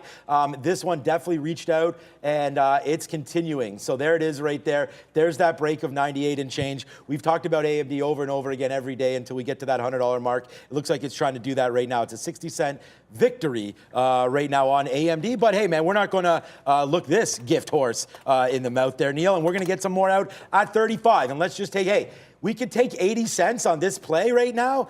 Let's go. It's a nice trade right here for AMD. And there it is right there again, man. Yeah, let's get some energy up. There we go. It's a nice move for AMD. We positive, obviously, today. That's a great move there for Advanced Micro. Hopefully, NVIDIA can follow. I think Nvidia is trying to follow. I mean, right now it's bouncing. I like 260, but it's not breaking 264. I'm going to get to Intel in a second, but Brendan mentioned the EV names in China. Forget about NIO. XPeng's up 9%. Sorry, not to say forget about NIO, but XPeng up 9%, above the 50 period. It's breaking out on the daily. This is 975 to 980 on the daily, where it's been chewing through. So I think this one has some real runway to the upside. It's already a few days in a row that it's been going. I'm going to take a dip by the fills underneath this 10 into VWAP, and as long as it's above that 975, I like the longs in XPeng. So I want to work into this. If you like NIO, I'm not saying anything necessarily against NEO. Just immediately once Brendan said that, I looked over and XPeng just stood out on the daily chart. When in doubt, zoom out. I think that's a good test. As always, Tesla, we didn't get the dip again on Tesla at 188. Now it's going to start taking out that 190. It's about $1.50 in the money, but I'm looking for a place to get into more of this on Tesla. Looks like it's a strong one with the market hitting 1%. This is up 3.5 on multiple pieces of positive news this morning. All right. More right now. Intel, we short Intel, baby. 28.91. We just took a couple pennies right there at 85. That's been the low. What? I thought 85 was the low. Oh no, that's because it's a huge wick down. Okay. Yeah, that wick down was right there before the market. Sorry, my scanner was like 85 was the bottom. It was right there. That was the opening wick there. But we had a nice move up. So we actually do have a 73 bottom right now. So we just stood in front of Intel and was like, yeah, we'll short it. We'll short this all the way back to like 29.15 or something like that. Let's see if we can get some better shorts in this name for Intel. But again, it's a good starter position. We'll take it. If it drips down, fine. No risk, no reward on this one. So we're going to wait to see what's happening. AMD, look at that price, 99.35 out right there. But now it's sort of, starting to head to the downside a little bit. Let's see if we can take something out again at 15. And there it is. We do take another piece out right there at 15 and watch that go to the downside right now. And here comes a name to the downside. And there it is again. Man, we'll spin the money today because that's what we're doing. The only trade that we're waiting for something to happen, we're going to go 2 for 3 right now. And I told you, much more relaxed, easy positions, take the positions you want and just trade them, right? And so that's what we're doing right now. We're all long on Apple. We just reloaded that one and now it's starting to go back up to the upside a little bit here. So far so good, man. And we're just going to wait, man. We're short Intel right now a dime in the money and looking for more short if it does rip up. That is Intel. I see you, Dave Gellan. He's like, why aren't you shorting Intel, Neil? Look, I like Intel. I'm sitting on the offers for Intel to grab it in this zone. I want to be patient with it. If it bounces off this level at 28.60, I still think it's going to be shorts valid at the 29 to 29.35 range. And if it breaks the bottom, then it's going to trend all day long either way. I just want to quickly point out, Nvidia is about to get testing that 260, so it's coming down as well. I will get the long in front of 260. Brendo. Well, small cap mover so far. Qualigen Therapeutics up on this U.S. patent issued for a cancer drug that they're working on. So nice look for this one. QLGN up 27%. All right, so Intel just made another bottom there at 78. So yeah, I don't know. I mean, we're only at a 20% of this name. We're going to continue to watch it, but we are almost into Meta right now, as that's approaching 200 right now. So this name's faded out all day. We talked about some levels that we liked. I'm just going to go long in front of 200, although I'm not convinced that this Meta long is the right play, but again, we're already into AMD. For those of you asking, we're out of 70% of this name already, right there. So that was a good out for us at 99.20 and at 99.35. Looking to get some more bids, but again, you don't want all of your profits to go bye-bye there. So that's why you get some out when you try to scalp it back up to the upside. Just looking at where we're in trouble on AMD, I don't think we're in trouble till 97. So that's sort of the levels that I'm looking at, and I do have some more bids down there near 97. So we can even let this one fade out if it wants to the downside. Now, we do have, of course, the short on for Intel. I'm going to go where the money is, and right now, I feel like Intel below 29 is pretty decent. Let's just see, though. But it's holding this 80 mark right now, so maybe it's not, the greatest short out there. We'll have to wait on it. And then, of course, there goes Meta right back, literally bouncing off of my price within 12 cents. So that kind of sucks. Maybe we've got to get a little bit more going. What's up, Shakib? Hopefully you're doing well. Oh, wow. So it's just Tesla's absolutely flying now. You can pretty much forget about the dip buys. The first one was good. 89's not even going to wait around for those. If it gets down to 89, there's other fish to fry because I got a trailing stop out on this now. If it's beneath 190, about 190.75-ish and starts breaking trend, I would get out, look for the VWAP retracement. But this feels like it's first headed towards a 192 half. You can kind of see the breakout that it had in the morning yesterday, kind of chopped up here once it had gotten like $3 or $4. I can see the exact same thing happening in that chop up. With the market a little bit weaker, more tentative, I'd expect a decent pullback at some point. But I'm just going to keep trailing this about 50 pennies or so because Nvidia's about to get that long at 260. And where's my PDD short? It's got to be ridiculous. It's not really moving. Pinduoduo is going to move today. Just going to be patient getting into this one. Brendo? Not seeing much on these yet, guys, but crypto pretty flat at this point. But fintech world catching a bid. Here's Square, Block. First off, 3.6% straight to the upside. Flip over to PayPal, same story, 2.7 straight to the upside, just ripped up $1 there for PayPal. We haven't talked about PayPal in quite a bit. It's been a while. So I just, oh, there it is. So my trail just kept moving up on Tesla there, and it just took me out there. So I ended up ringing the register. With the market not breaking, I usually expected consolidation, pullback. If we do get the next one, I'm going to jump on the bid here, like 189.55. It also happens to be VWAP, but you can kind of see that's where the last breakout, it did occur on decent volume. Like this is actually moving. CS, that's not really doing too much, couple cents in the money. That's not really much of anything. But Nvidia, oh my, you kidding me? It actually, I missed it by like 1 or 2 cents there. Looks like it went down to 34.35 when I was at 33. I said I was about to get the fill. I didn't get the fill down there. So thank you very much, Nvidia, for not picking me up there. But it is bouncing off that 260 time and time again. It's already twice, but lower highs. Be careful the third time it tests 260 with what looks like a little bit of a downtrend here in Nvidia. I'm back into SI after that top wick. And yes, I see whimsical solid. Coinbase is pumping. It's not quite there yet, but remember yesterday, it couldn't get through that 80 level. Wait around for it to get to those tops because it was an easy short immediately in the morning when it couldn't get back to the top. Need to see it getting into that high, pumping up 4%. I want it to slow down. I want to be patient, shorting in this zone, not just automatically jumping into it, but Coinbase is getting darn close. Yeah, this whole market is getting darn close right now. I mean, did something just come out right now? It's a huge move to the downside. Apple just tanked right there. So we're getting close to getting out of Apple right now on a huge move down. Like, I don't know what this is all about right now, but it is a move downside for some of these equities. So we're going to have to watch out for this Apple position. It's not looking great. There we go. It takes them out here at 20 as it's battling itself back here. Hopefully, it can go back up to the upside, but I have no idea what that was all about right there for Apple. So, yeah, we are taking a little bit of a bath here on that, but now it's starting to go back upside. We did load that up. Too, you can see, yeah, I'm long Meta right now at $200.50. So we'll see if Meta wants to work. But that was a big dump there. I don't know what that was. Was that taking out 12,800 maybe? Something. But anyways, a nice move. Yeah, it's okay though. It's a nice move to the downside. Anyways, all it did was able to get us long. But let's just get some pieces out. We do have home sales, I believe, at 10. But right now we have Brendan. Maybe he's got some news on what the heck that was. Bloomberg reporting, guys, that UBS is still reviewing the Credit Suisse investment bank. So, I mean, the deal's done. So, okay. There's also this. Notice yields back to the upside, first of all, but this is GLD getting crushed here so far. So gold downside, yields upside early on. Yeah, look at Intel, man. Intel with an awesome trade and a banger right there as we short Intel, guys. Thanks to everybody in the chat for bringing that to moi attention because that was a good one, man. That Intel was a great one. Shorting through 29 bucks, man, and there it goes. Nice downside move. Pick on the week, man. Intel week today down 1.5%, and as opposed to the Nasdaq, which is pretty strong here despite that Credit Suisse talk. And if we're going to talk about Credit Suisse, we might as well go over and have a quick look. 94.95 cents. I haven't been paying attention to this today. So, yeah, it did bounce off $1. Now you're straight to the downside.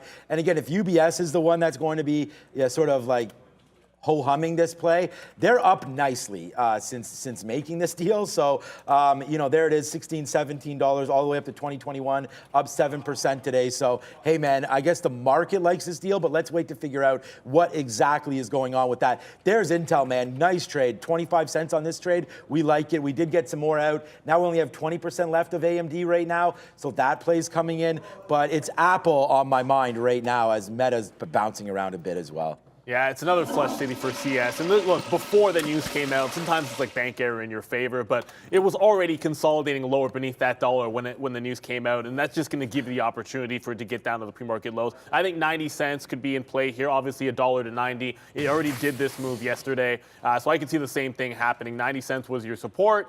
And we'll probably get down there. I think we'll get another couple of retests, though, before we get up there, before we get down there. So if I can get more, 96, 97s, I'll take that chance. I did grab Meta. Oh, these wicks at 9 o'clock. I did grab Meta in front of 200. I haven't taken anything out, but it's been riding a trend to the downside. So if it gets anywhere near VWAP, I think it'll make some sense to start covering. Haven't really gotten any reloads yet. I am once again short into SI, but that's just a re-entry off the first stop out. Amazon is now pressing the high of the day. It could not, Amazon up 1%, pressing the highs. It had trouble getting through 99 yesterday, but it did yesterday, but it did get through on Friday, and 99.30 was kind of that lower high that is put in. So I'd look to see if it breaks 99, the market's not running, look for a failed breakout at the 99 level, kind of like what happened a couple of sessions ago. But a strong one for now in Amazon. I feel like we made the right move getting out of Tesla. The market was rejecting the tops. I felt it had overextended a bit, but the dip did not go anywhere near to pick me up. Didn't break 190, it's still going. So yes, it was a win, but may have gotten out a little bit early on Tesla. All righty then. Yeah, Intel. I mean, it's the same names for me, guys, but I mean, Intel's been an absolute monster for me there. A name that I don't normally trade, so that's a good trade right there for me on Intel. We'll be back in that name over and over again, obviously. And again, Apple, another one here. Nice move to the upside for AAPL right now. So yeah, things are moving around. There goes Apple back up to 40. We'll take some pieces out here at 36. Why not? Apple's a nice little win here. Long at 157.20. Look, just waiting to see if this market wants to get back up to the upside. We have a 157 out. So now that we've taken out about half of that dip buy opportunity right there for it came in like, it's too bad because I could have bid even lower on Apple. It's just I didn't think that we'd get this huge swoosh down to the downside. But here we go. Wow. Big win alert here for Apple, by the way. So hopefully that'll just continue to go back up to the upside. I put down a lot of, like, this is probably my biggest Apple position of the month. Against 157, so that's what we put on right now, and we got it good. So that's going to be a good trade for me, hopefully, there with Apple. Meta as well.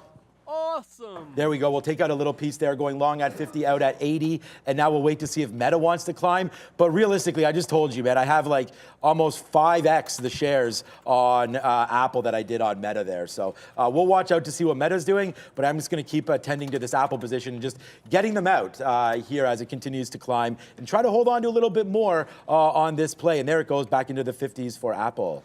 Yeah, look, Meta just rejected 201 again. So I got some out when it got to 201. I like that exit, but if it's headed back down to retest 200, I want to reload it in front of that 200 level. Look, it feels like it's inevitable. Like we're getting there, like kind of like Thanos. 200 seems inevitable on Meta, so I'm going to reload. If it breaks 200, I'm out. We'll hunt for the next trade in that one. Just going back over, Tesla is stupid strong right now, but I wanted to go back over to XPeng because like this is also, again, did not get the dip buy beneath that $10 level. It's up 11% now and continuing to run. These are late entrants. I do want to have a piece of this party. I guess we're going to have to get a little bit tighter to that 10 area on the next dip. But all of these Chinese EVs are strong, at least, well, I mean, NIO is. I didn't check Li Auto. I'm going to make an assumption that Li Auto is as well. XPeng, NIO, both really strong. Tesla making strong moves. Want to be in the longs in these names, at least until we get to like 1050, where I think you could find resistance. I'm finally into a Pinduoduo short. I was patient. I like the shorts off of these highs around that 82 area, so waiting for it to come to me. Well, it's here now. So Pinduoduo is in that target zone. I think it has a chance of running some of these stops up around 82, 83, so want to be very, very patient getting into it and not too quick to get out. Like, I don't want to be adding too fast, but I also want to be running away from this because the price area is up at 82, 83. Brendo. Everyone focus on FRC. Bigger move right now in this one. WAL, remember Western Alliance, part of this mess as well. 32.5 up to 34 in a straight line here. Nice move, guys, for WAL. Yeah, they were the stronger one yesterday, so I don't think that's too much of a surprise there for WL. FRC is making moves. I want to sort of acknowledge that stock just for a quick second here. Pinduoduo immediately starting to work the second we got into it, but FRC making that move. 17, I think, is a big level. Also, watch out for halts. Either I want it failing 17, or I want it to halt to the upside and then try to engage in some trades at that particular point. But newest entry for me was Pinduoduo. We didn't even add to it yet. It's already starting to pull back in. There's buyers galore at 80, so I think you got to cover some in front of that 80 level. Makes sense. There's going to be some scalp trades to be had till we get a definite direction here to the south side because it is trending up. News, not good. You see it with these ADRs. Sometimes they just want to pump anyways. I still like the short as long as it's beneath 83. I'm looking shorts on Pinduoduo. All right, guys, we're running the show here with Apple right now for me as the apple of my eye. And what about Meta right now as well, man? We are, what about a 20? Let's just put an offer at 201.50, man. This is going to be, like I said, you come yesterday, you have that day that you had yesterday, and you come back today and you go 1, 2, 3, 4 for 4. I mean, this is what we're doing, man. Apple winner, AMD, come on. You guys already know what's good right now. Intel.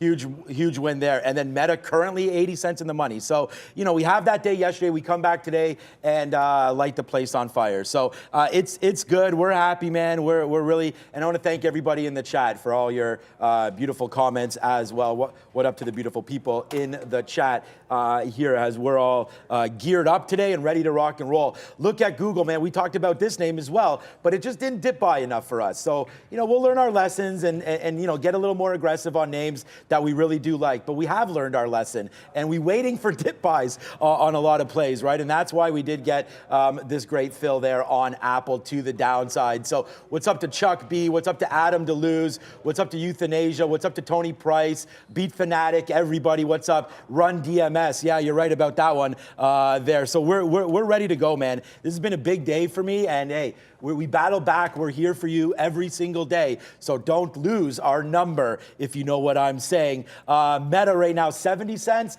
I'm waiting for 201.50. Let's see if we can get some 201.50 action. Yes, sir. And yeah, I see Coinbase, people. Don't get me wrong. It's getting up to 80. It's getting up to 80. It's not there yet. Patience, patience, patience. You saw what just happened in Pinduoduo. It got above 81s. Don't take fills till it's there. And then all of a sudden it's $1 in the money already. But the same thing can happen on coin. Just let it run some people over. It's broken the high. So now you've trapped some longs, well, potentially trapped some longs. Don't say it till it happens. And then if it rejects 80, you've got some longs in and above that price that give you that big opportunity for a big retracement. Meta's now absolutely booming. But let's go over to, Nvidia is going to make a move. Nvidia is now flying back in, so I'm canceling my 260. If it comes back to 260 again, that is another problem. 264 is the breakout. I thought we'd go dip buy first, but I'm putting my stop back in for that 64 break. We thought this would happen. I actually anticipated we'd actually get that dip buy. I missed it by a few cents, but the next trade is going to be that long. Let's see if we can't grab it on that name. CS not really doing much, and then watch out for that FRC, guys. That one is trying to make some moves. And lastly, I still want you, XPeng, but it's starting to dip in. I want 10 bucks. I'm going to go for the $10 pullback in here. Just acknowledge this is already up and past 10%. So I am chasing this move, but it's a nice level on the daily chart that it's breaking out above of. If it's above 975, 980, I still think long can be valid up here, even though it's already up that 10%. So yes, chasing the top a little bit here, but it's one of the strongest names in a strong market. So let's see if it can continue to go to the upside. All right, I'm just tweeting out here about this play on Meta and just how it worked out exactly, sort of what we talked about on the sticky note and everything that we talked about earlier. I mean, I'm always seeing like, you know, people put up on Twitter or on whatever their days, and you know, I've had this many green days in a row or this many that or whatever.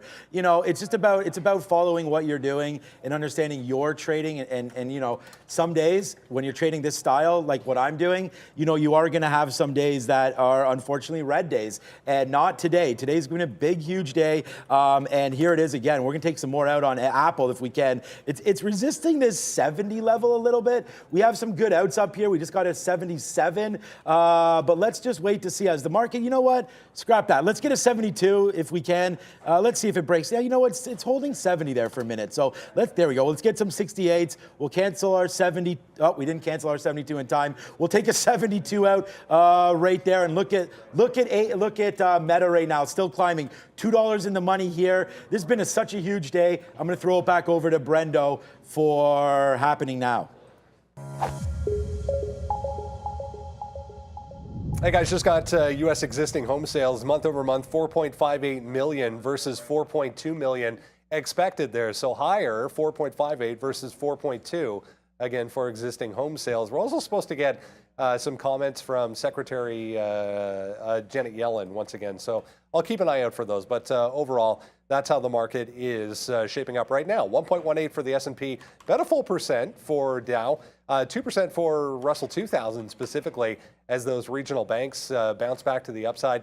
1% for the 123,000 in the Russell. 1.2% for the NASDAQ Composite leading the way. If you were with us early on, we got you all caught up and ready to go on Meta this morning with that MS upgrade. Nvidia, we're awaiting that 11 a.m. start for their keynote speech from the CEO at their conference today. PDD, yeah, Google removing the app from the Play Store on security concerns. I just saw this one pop up as well. Peloton, there was a JMP Securities positive note. Apparently Kramer talking about this one on CNBC as well for Peloton. Amazon, meanwhile, back to day highs. Just broke 99 to the upside, guys. Back over to you. Peloton. Oh, Peloton. Someone tried to get me to look at that stock yesterday. FRC is halted to the upside just very quickly, guys. I'm going to reopen in about 2.5 minutes. Halts at 1667, so does not get to 17. 17 is that big level from yesterday were rejected, so I'm looking to trade it. I wanted it to halt. I wanted it to get to that level, and then I'll look for shorting opportunities. If it reopens at like 18, 19, I don't necessarily want to short it up there. I would need to see it rejecting the 17 right away, indicating a flat open. So the theoretical auction price is 1667. That's exactly where it closed. So nothing really crazy happening there. Coin did just make a dip and then a bit of a pullback to the upside. So allowed it to kind of get up there. It's above that 79 breakout. Then looking to get some more shorts in front of that 80 level with a stop at 80. So I waited for it to get to the top. It's at the top now. We're into the short on that name. Oh man, Meta was nice. It just did it again. So it just wicked.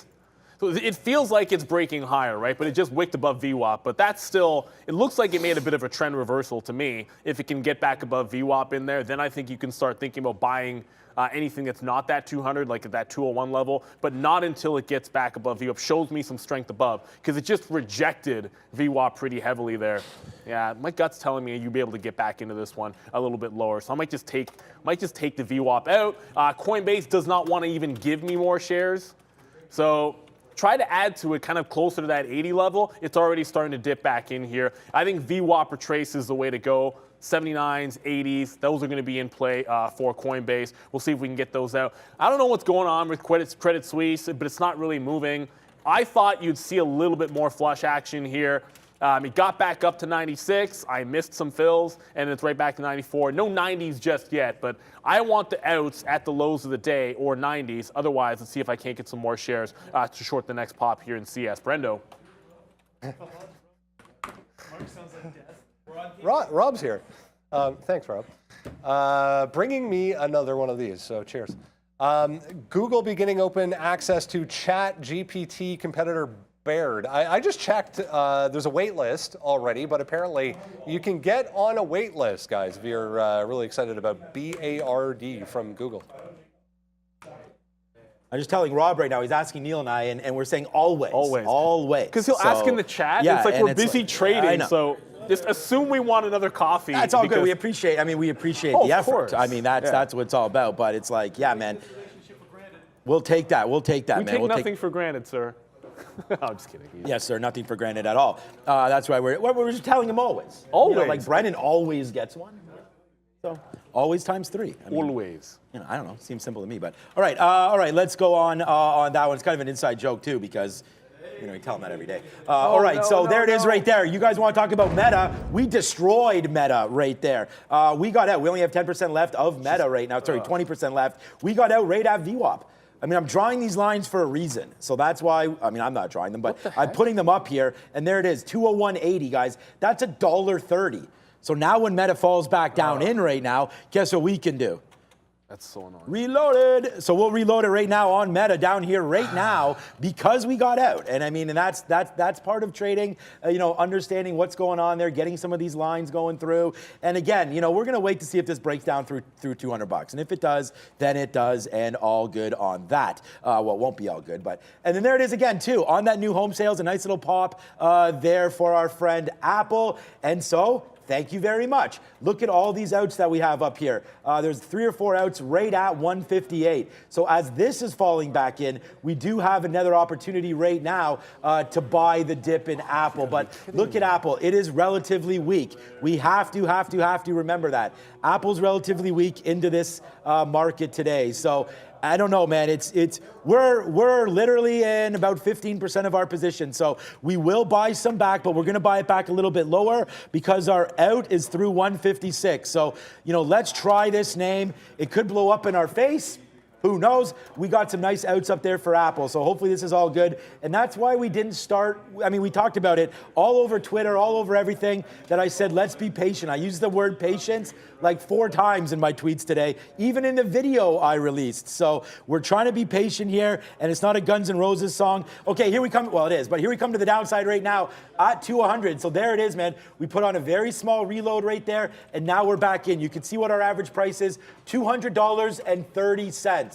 So that's our average price. Let's see if this one wants to break lower. And if it does, man, 198, that top right here of 199, when we were coming in right now, 199, 199.50. We got to find it out here for Meta in case this absolutely crashes. Yeah, I just got the reload. It's 199. distinction without a difference in my price, but FRC, that was really fast, right? So it opened up, rejected 17, and came back down. Like, we talk about like your focus and your preparation, but you guys saw, like I was temporarily distracted. It only takes 1 second. You look away for 1 second, something happens, it opened back up and immediately halted to the downside. So that was that opportunity. Got it, but if somebody got it, go up. congratulations to you. If you were able to grab that short, I think it was a good one. You know that's the level I like, but on to the next. Meta just, okay, you know what? The next, if Meta can't get past 250 cents, shit. then this could easily be cracking back into the downside and testing that 200. I got that bad wick, but it just went to 50s and came back into the downside. So I'm going to see if I can't get some shares out of Meta here on the next available pop in, because the shorts just started to really come back after the NASDAQ rejected 12.8 there. Just to come back to coin, which I am short in. Not quite to VWAP, but it got pretty darn close. So coin still gentle uptrend, but kind of getting into that VWAP retrace, guys. I want to see if it can bounce off VWAP. I'm not really out of it yet. Still holding on to that short and looking for some reload chances there. Pinduoduo looking pretty good. And I finally have another long. It was XPeng. So joined XPeng above 10, holding trend above VWAP as well. These EV names have been pretty strong. Let's see if they can continue that to the upside. Do like that play. But here comes Meta. Was just saying it was getting weak. We'll see how good that reload ends up being. It just cracked by a couple of pennies. I don't like even dollar stops anymore. They tend to have been pretty nasty if you just set an even dollar stop on these big cap names. So I wanted to actually break this level before I get out. But it's getting pretty darn close, guys. All right, so let's just look. Okay, so AMD is coming in. I mean, I don't even have, I'm waiting for 97. I mean, where's my bid on this? I don't even have a bid anymore on AMD. So this is part of managing everything right now. AMD just came in pretty smoothly here, right down to 97. We're going to have to take a long, okay, it doesn't matter. I'm not getting filled anyways until we get to 97, but here comes AMD right back. It's going to look like I'm sitting on this trade. Well, I am sitting on this trade, but it's not like I'm waiting for a reload to come back in right now. So let's think about taking this, but everything's dropping down now as the NASDAQ just broke below. Remember what I said about the NASDAQ today? Like we opened up 0.6, 0.7. We're still here right now, and we talked about it being really whippy. Again, you know, shout out to everybody out there that's been following me. This is exactly what we've been talking about. So as per expected right now, Meta long, oh yeah, by the way, we got out of Meta there at 50 off this long at 05. So one part out, need to get more out. What's up, Brendo? GameStop, guys, making an appearance on a volume list today. Earnings after the close tonight for GME, up almost 6% here. All right. Okay, so look, you know there's a couple of times a year we actually look at that stock, and this is going to be one of them, I do think. I'm not going to be trading it this morning. I think there's too many names to look at that are making power moves. I'm just going to acknowledge a bit of a pump to the upside here, bouncing off VWAP on XPeng. As it gets to the high of the day, I want to be covering into that high. I've been buying. Look, when you're chasing a move, which this is clearly chasing a bit of a move here, I want to make sure I'm paying out in front of that high of the day. Meta, good reload, just able to get some. I actually wanted VWAP for most of this, but then when I saw it kind of reject the last couple of times, I decided to take some more shares out here. I keep trying to clean up this wick, guys. Maybe your chart's better on Meta, and we should just watch yours, Sean.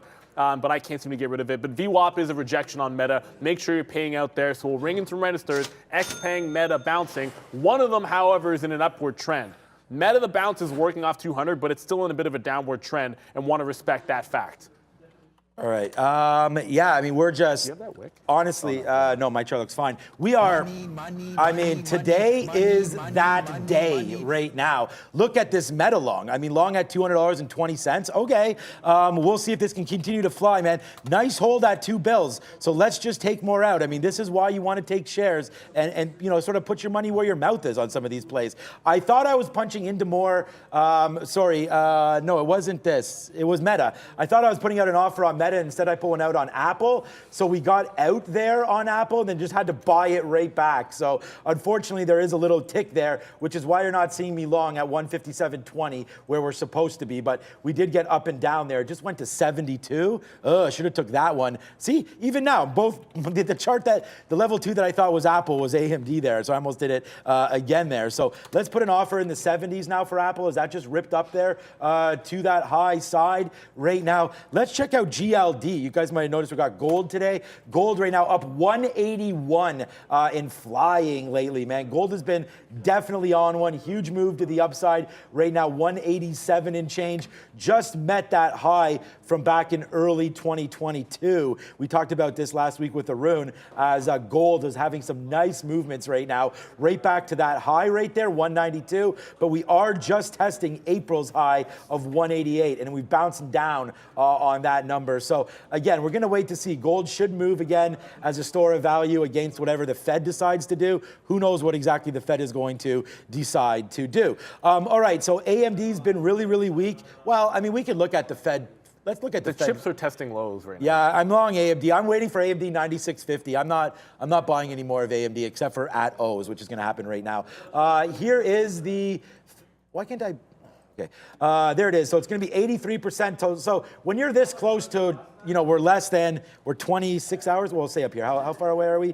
Yeah, 1 day, 4 hours. So 28 hours away right now from this happening. So it looks like we're going to go to 475 on the rate. And yeah, that's good, I guess. We thought that there could have been a 50 basis point move. It looks like we're only going to get 25. Or do they surprise with zeros? So that could be something as well for tomorrow. So as we watch the DXY making moves 103 right now, so that's lower than we've had before. That should also reign pretty good for tech names. Last week we were at 105, 104, back down to 103 right now. So definitely some of these inflationary numbers coming back in. And we saw a lower print for Canada today. So that's nice to see. Yeah, we got some out of Meta. We're 50 cents in the money on this play. So let's take out one more piece here for Meta. In case it doesn't want to fly, man, I mean, this is what I'm saying. You got to take profit. The number one name today, Meta, AMD, well, they're all positive. Let's just continue with that. And then one that's left for dead here, and I'm going to get another piece out, is Intel. So Intel right now down to 65s. I'll take a 65 bid on Intel. This name right here been cleaned out today. We should have averaged back in there, but we've been going long on AMD, so that's probably why. Apple right back down. Speaking of, I'm going to talk about a short because the shorts have been easier, but I'll talk about Pinduoduo in a second. Sorry, guys. I mean, Pinduoduo and Coinbase are in the money. They're working, yada, yada, yada. Nvidia is now down at 260, so I did get this. I missed it the first couple of times. The pre-market bottoms are like 259.70, so this is not a level where it's an even dollar stop. I'm working into the longs off 260, but I don't think I want to be out of this unless it's breaking that 259.70. So that's where my stop is going to be, or at least beneath that level. So let's see what happens. It's the first time I got in. It wicked the top there, so a pretty big rejection. The chips are not that strong, relatively speaking here. I know they're up when Nvidia's up on the day, but they're not that strong altogether. Just to go back over to Pinduoduo, because I have to acknowledge the fact that it just finally broke 80. So this took all morning for it to break that 80 level. Suddenly this can turn into a more of a trend short. I don't think we're getting 82s anymore. That was the level. Didn't get any more opportunities to short 82, 83. Only got the 81.50s. And Coinbase, thank you very much. We'll ring the register on Coinbase. Wait for it to get up there, show you the high at the level that you like, and then grab the short into the VWAP retracement. So a clean $2 on that Coinbase short. If you get it closer to 80s, fantastic. But the key is waiting for it to get to your price level instead of just shorting all the way to the upside there. Now Silvergate makes a move. My red stock of the day was actually Silvergate because it was the first thing I got into and probably too early. But I said it can wick top you and then get back in. It wick topped me. I got back in at 70s. It's already down back into the 160s. I think this is headed to its low, but I've been thinking that for a while, Brendo. Just be aware, guys, there are some comments coming through from U.S. Treasury Secretary Janet Yellen right now, all of which are from a prepared statement that came out in the pre-market. So market is downside on this, it seems, but all of these came out earlier on this morning. So a bit of a reaction, though, it would appear. All right, we'll flush ourselves down the toilet because that last little defense there of AMD didn't work. We went down to 96.50. That was the I mean, we'll take a small piece here back just in case, but I don't want to. That's too bad because our average price was right around here and we just got taken out at 50. So it's not a big deal. I'm only going to hold this back to like 96.39 or whatever that bottom wick is right there. You know, again, we're at some pushing spots here for AMD and it's been weak today. So we don't need to, you know, take longs at prices that we don't really like. So we'll take a price now at 65. There it is, a nice move right back into 80. So, all right. There we go. We'll make some back there on that take. Let's see if this market can rally. We did buy some dips in Apple, of course, as well. We'll see if we can take out a dime at that one, back up to 31, and then wait for some 50 fills back for Apple. So, yeah, we're still in this game, man. Meta also flying as well. We just got another fill on Meta. So everything working out fine. We just had to put up with a little bit of a dip there in AMD, which sucked because it did stop us out. But we're right back in right now with a banger on that little bottom feed there for Meta, for AMD, and then hopefully Apple can get us into the 30s here. Yeah, Nvidia, so like I keystroked in my Nvidia stop, did not want to stop out at the even dollar. It happens, sometimes you put the order in and you punch out instead of actually putting a stop in lower, but I just got right back in. So you'll see me have a better price, but essentially all I did there is take the hit on a keystroke and then just jump back into it. It's now getting back above that 260.50, so I want to take some out there, want to look at VWAP. I'm going to continue reloading off this level as long as it's good. That 260, we'll keep getting that bid in there. SI just continues to come into the downside. It just touched, I think it entered twice. It just touched 160. My next bids now, if it cracks 160, will be down at the 155 range. So that's short continuing to work. I don't know what the heck is. Credit Suisse is now just going sideways. So if it moves, I'll let you know. It's still gliding to the downside. Not concerned yet, but if it doesn't go down, is it going to go sideways all day? I kind of didn't think that was going to be the case. It is in the money, but not by much. Pinduoduo and obviously Coinbase was much better.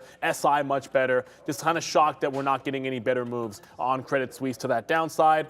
Speaking of PDD, if it gets down to 78s, that's where I think it can terminate. I have not jumped back in any more shares. I'd like to get some over-under here at 80. Like if it gets back above 80 and fails that, then I want to look for some shorts in here to reload. Initially, it was between 81 and 83 that I thought was the short zone, so I don't want to chase this down just yet. But a nice trade here as Pinduoduo flushes. It's up on the day, but it is flushing since the top's at the open. So basically here we can just look at Intel right now. I mean, this is a name here, possibly the trade of the day through 29 to the downside. You know, we broke through VWAP, we broke through the 50 period, and then we just kept accelerating down to the downside, and we're going to take this piece out again right now on Intel for 50 cents in the money. Again, a name that's been weak. The chips are starting to fade out a little bit as the NASDAQ falls down as well. So let's take another piece out right now for Intel as we continue to watch out for that name on the downside as well. Meta just keeps on working. Buy, out, buy again at 200. And out now at 250, so $200.50. Hopefully it can climb, man. And then Apple, we're reloading that as well right now. Been buying some dips here in Apple, but it's really Intel that's really caused this move here for my net anyways, back down to the downside. So well traded, man. We got another piece out there at 28.64. Now it's a huge downside move off this 29 short for Intel. So all is well in chip world as long as you're short Intel, right? We are long AMD right now off the bottom potentially as well. So far so good. Let's wait to see how far Intel goes as it's only 10:20, man. And this market just now starting to get back to bottoms of the pre-market here. So let's see if the NASDAQ continues to break. And if it does, then, you know, Intel, where's the next stop? 28 flat. Let's hold out and see if we can get that. All right. Hey guys, yeah, a few notable movers in small cap land for you so far this morning. Everyone keeping an eye on the regional banks once again coming off what a day it was yesterday for not only FRC but WAL as we were mentioning and PACW up here as well. Back to the upside so far today. on a huge gap up to 1150, but kind of sideways, really not doing a heck of a lot for PACW. FRC, on the other hand, pretty volatile once again, trying to get going off of that 16 level, as we've been highlighting, off of, record lows, all-time lows yesterday for FRC. ON just sneaking in there today, but better than expected earnings for this one. $28 gets rejected at the high there, a bit of a pullback to 27, but nice look still after a beat for ON, the sneaker maker. I've seen a ton of these lately around as well, so I might have to try out ON. Another earnings name today, Terran Orbital. They make satellite dishes, gapped up to 190, straight southbound, not only through where we were yesterday, but even further, kind of consolidating above 150 right now for LLAP. Guys, back over to you. That was another name for the watch list, LLAP. So always a good look on those small caps. But when the big caps are moving, you got to be on those. Yeah. If you've been picking any of these bottoms, I know the market's coming to the downside, but the way to be able to play it is to be able to pick the right bottom. So Nvidia just bounced off 260 again, was able to get some 50s. It just touched 61 and then rejected a little bit. So I don't know if the fourth time is going to be a charm. Look, twice it's made that bottom. This time a little bit tighter into that 60 level, giving a little bit of over-under action. And you got to respect the fact that this is not necessarily always an even dollar clean level. Here I am looking, that's 259.70, and those tops weren't as clean either off that even dollar. So 60 is the big price level, but it's not right at that where you want to stop. I think you want it just a little bit underneath. At least that's the way I'm approaching it. For now, it's looking pretty solid. I do have to jump back over to Meta because this time we'll see if it holds again. It looks like it does not want to. Again, another crazy wick there, but it doesn't look like it wants to hold. This has been a trend to the downside. If you keep refreshing at a level, eventually it's going to stop working. So Meta coming down. Why do I still have 10%? Even though my stop triggered. I don't know why, so I'm just going to get out of it. So I'm now out of Meta. We'll see if it starts to hold 200 again. This could become valid, but my stop just triggered, so I'm no longer in Meta. Still have Nvidia, still have XPeng to the long side.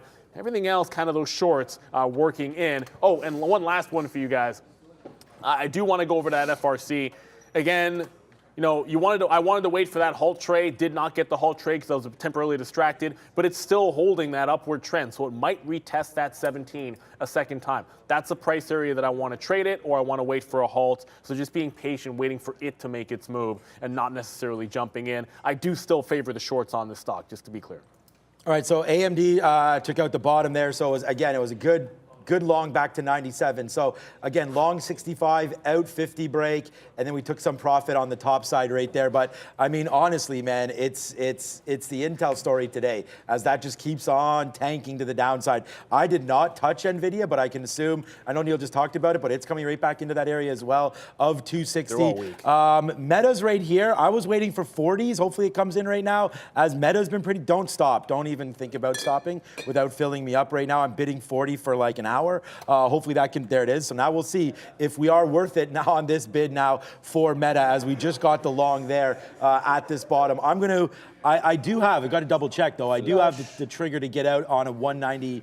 Yeah, I mean, I don't want to be too frugal with it, but I am. Okay, let's get a piece out right now as it's battling back a little bit, back up to the upside right now. But yeah, 198. And again, what we talked about there with Meta was just, there's 198 where we closed yesterday. So we're going to wait to see if it can hit that level and break it. And if it does, then we're just going to be gone. I mean, I was not really expecting Meta to have such a dramatic move today to the downside.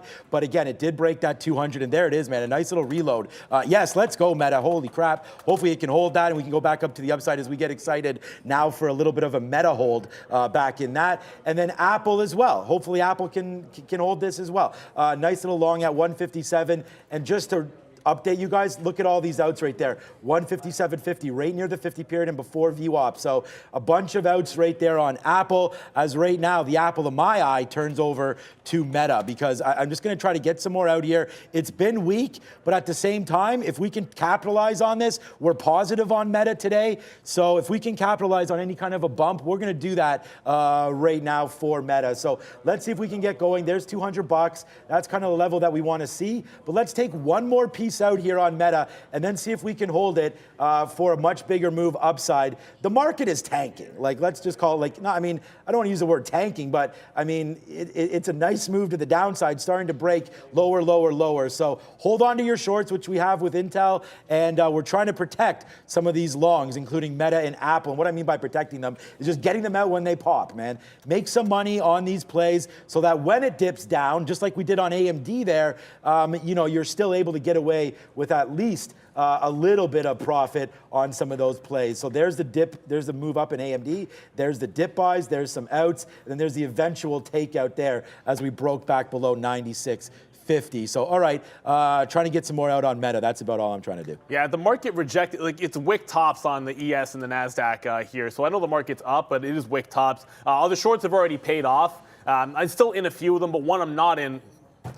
That's on me. Like, Coinbase came right back into the target area. I was waiting at 79.70 and 79.85. Did miss it. It came right back into VWAP. So this still looks like it's got that rejection in front of that 80 level. Looks good, but if it breaks 80, this is a relatively strong stock. Still upward trending until it's not. And at this point, it is a pretty solid one. SI still looking solid on the short. I'm now out of Nvidia.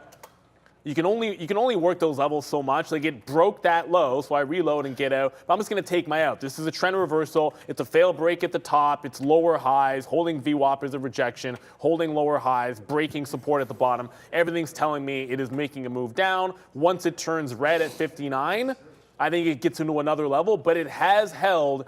259 is the exact closing price. So Nvidia is still holding that one. Could be that last line in the sand for Nvidia. I still have the XPeng long, but that's a little bit of a different story. XPeng scalps them out at VWAP, but this is a big time frame level if it holds above 975, right? So zoom out. 975 was a big breakout, holding the 50 period as well. So as long as it's above this area, I still want to try to work an XPeng long. Don't want to reload until it actually tests that bid. So XPeng still pretty valid in there. Shorts are printing today, guys. That's why we held on some of them. I like the resistance levels. Just wish I had liked the Nvidia short in front of 264. For whatever reason, didn't like it, didn't do it, should have done it.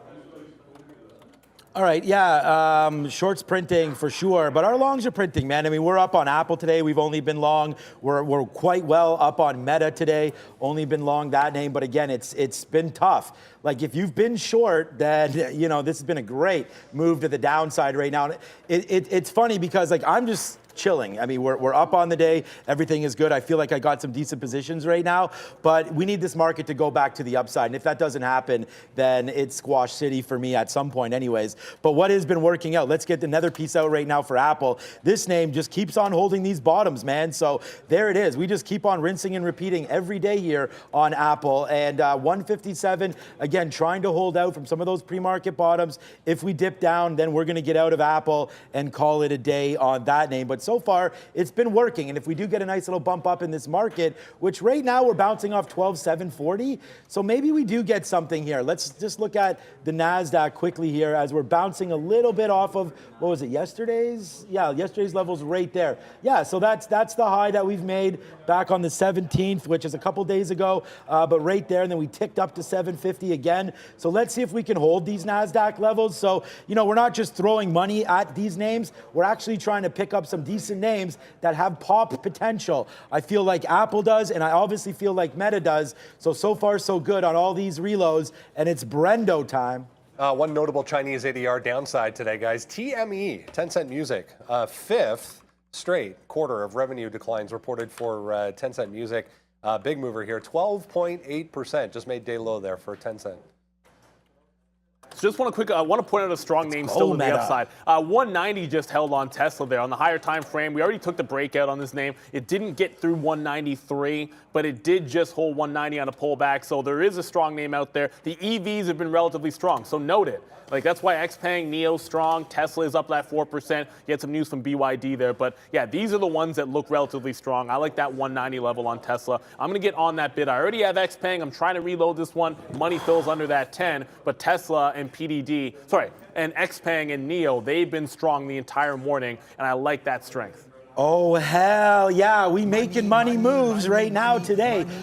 There goes Meta. Huge move for me. Now back to the upside. Yes, sir. Bang on that one. Bang for you. What's up to everybody? What's up to David Kyle in the chat? Everybody out there, man. Hopefully you guys are rocking with me today. This has been a big day here, trading once again. So hopefully not once again, off of yesterday, where we did not have the same, luck, I guess, early on. But today, things seem to be holding, and when they hold, it's all good. I feel like we don't have the direction right today, for sure, but hey, we're gonna be up on every single name, par AMD right now, because we are not up on AMD. AMD again, we're green. We're green on the day. I mean, we're not really green, but we're green enough on the day to call it a decent day. But for right now, AMD definitely a name that, guess what level we just bounced off of? 96.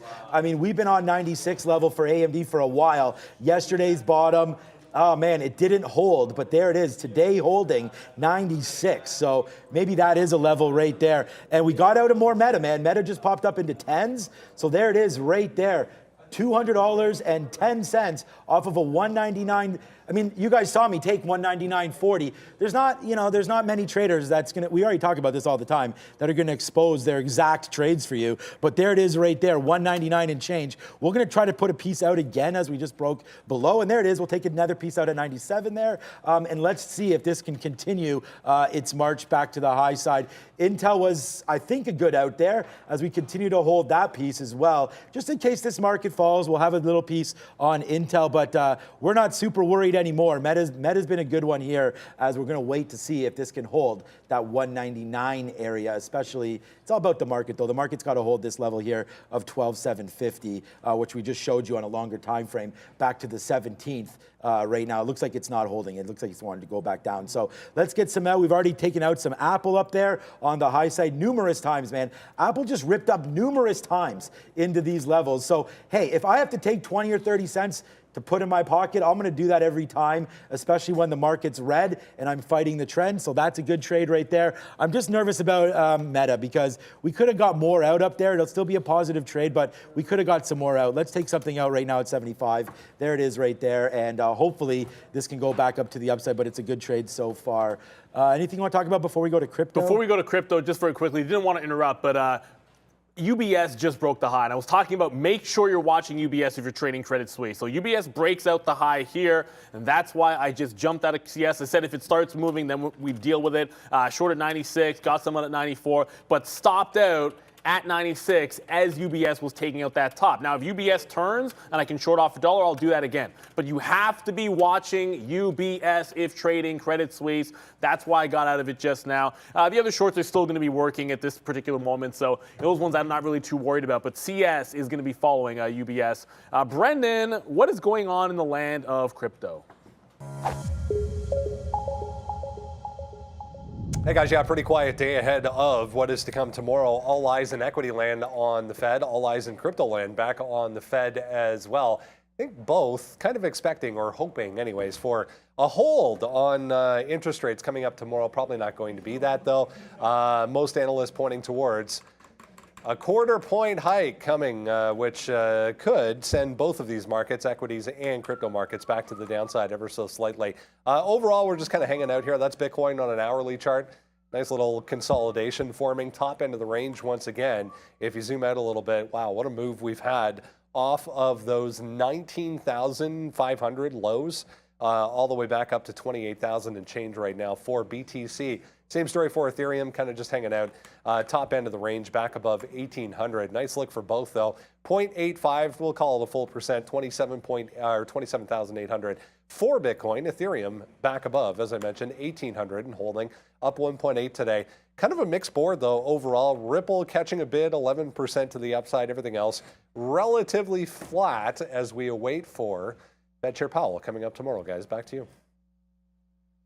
Who is this Fed Chair Powell you speak of? Does he move the markets? Obviously, you can be in wait-and-see mode, but you can also take advantage of what's moving, take advantage of what's in play. That's what we're here to be able to do. So I'm going to get back to one because the over-under just happened on PDD. So we waited for it to break up early. And when it got to 82, we kind of took that short at 81.5. I said I'd wait for it to get back to VWAP. fail VWAP. Well, at least it looked like for a split second it was failing VWAP there. This is a 3-minute chart, by the way, and VWAP for us, if you see our VWAP is different from yours, it's because we start tracking from whenever you pick up the data. So a lot of other ones will be at the open. It starts picking up. Right. Ours is from the pre-market, so it might be like a slight difference. It gets better out throughout the day. But either way, it goes over 80, back under. I add back into the short. I like the trend to the downside. I like the news being weak, so we're going to work that short over there in Pin Duo. I am out of every long except for XPeng, as you can see here. It did climb back above VWAP, but I only want the longs tighter to that 975 area. If it fails 975, I'm getting out of Dodge on that. But I cannot believe, didn't touch Microsoft today. The shorts have been printing. No big cap short has probably been printing better than the last 2 days. I don't want to say any longer than that because, quite frankly, Microsoft was strong in the last couple of days than Softy. And it just broke temporarily that 270 level. I thought maybe it would have a chance to get into the money shorts up to 78, 79. That never happened. It's now absolutely fading. If 70 holds, I think you get a bit of a relief rally. But until this one wants to tell me it's got strength, I think I want to be shorting any pops in Microsoft. I just want to give it a chance to bounce off 270 and maybe work into 72, 73. Those were good levels at the close yesterday. So let's be patient with Microsoft. But good shout out in the chat for going over that Microsoft, because I had totally forgotten about it. And Farm Trader, explain that to Sharif. Sharif, he's always saying stocks under VWAP, but really it's over. Most people missing trades. Oh, so yeah, I know what you mean by that. So no, everyone has to trade their own style, but I was just talking about it on Pin Duo there. Again, it's not one size fits all. What happens is the stock will gravitate towards VWAP, but a lot of times when it makes that test, it's going to break it.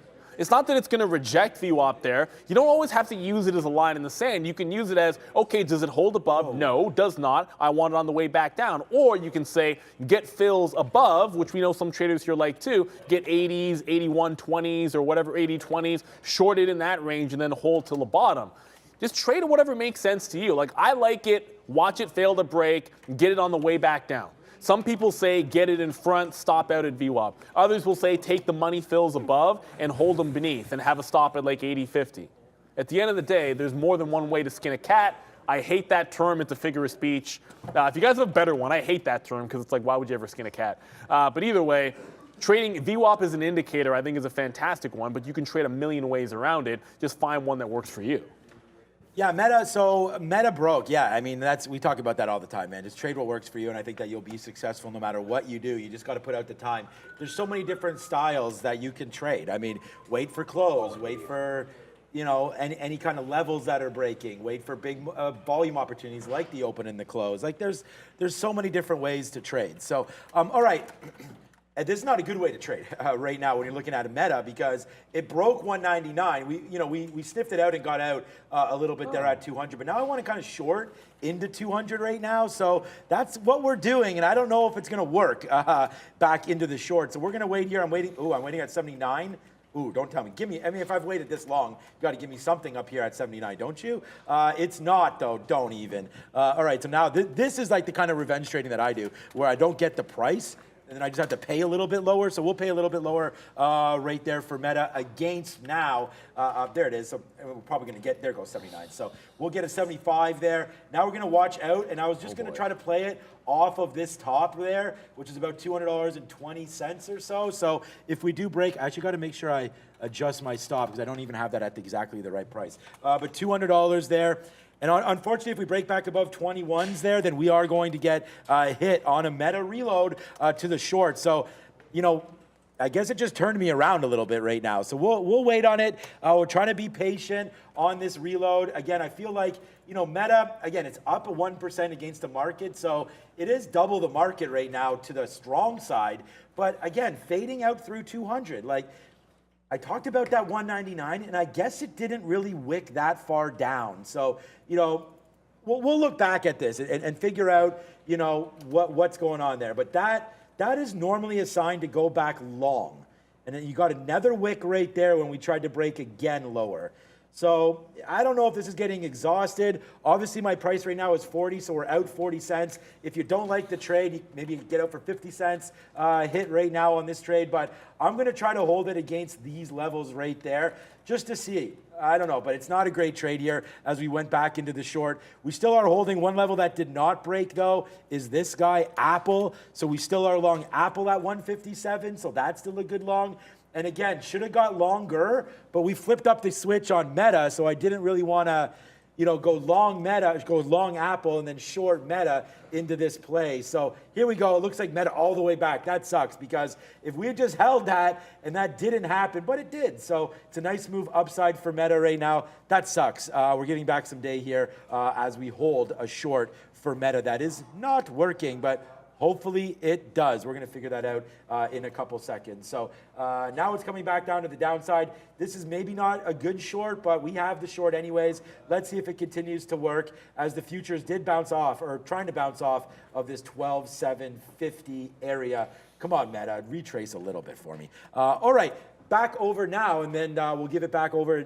Anything here just on FRC? FRC's at 17. That's the only price. You guys know that's the only price I'm trading. Yeah. 15s I would have traded as well, but 14s I traded in the pre-market. But it just rejected 17 a second time, so I'm short. If it takes out the high, I'm out, which it's probably going to do. If it halts to the upside, I think post-halt trades are good as well. But if this breaks out, I'd expect there's a decent chance it could halt to the upside. I'm going to be out when it takes out the high, and if I make top wicks, so be it. There's so much risk in this one if you get trapped. Brendo and Sector Watch are up.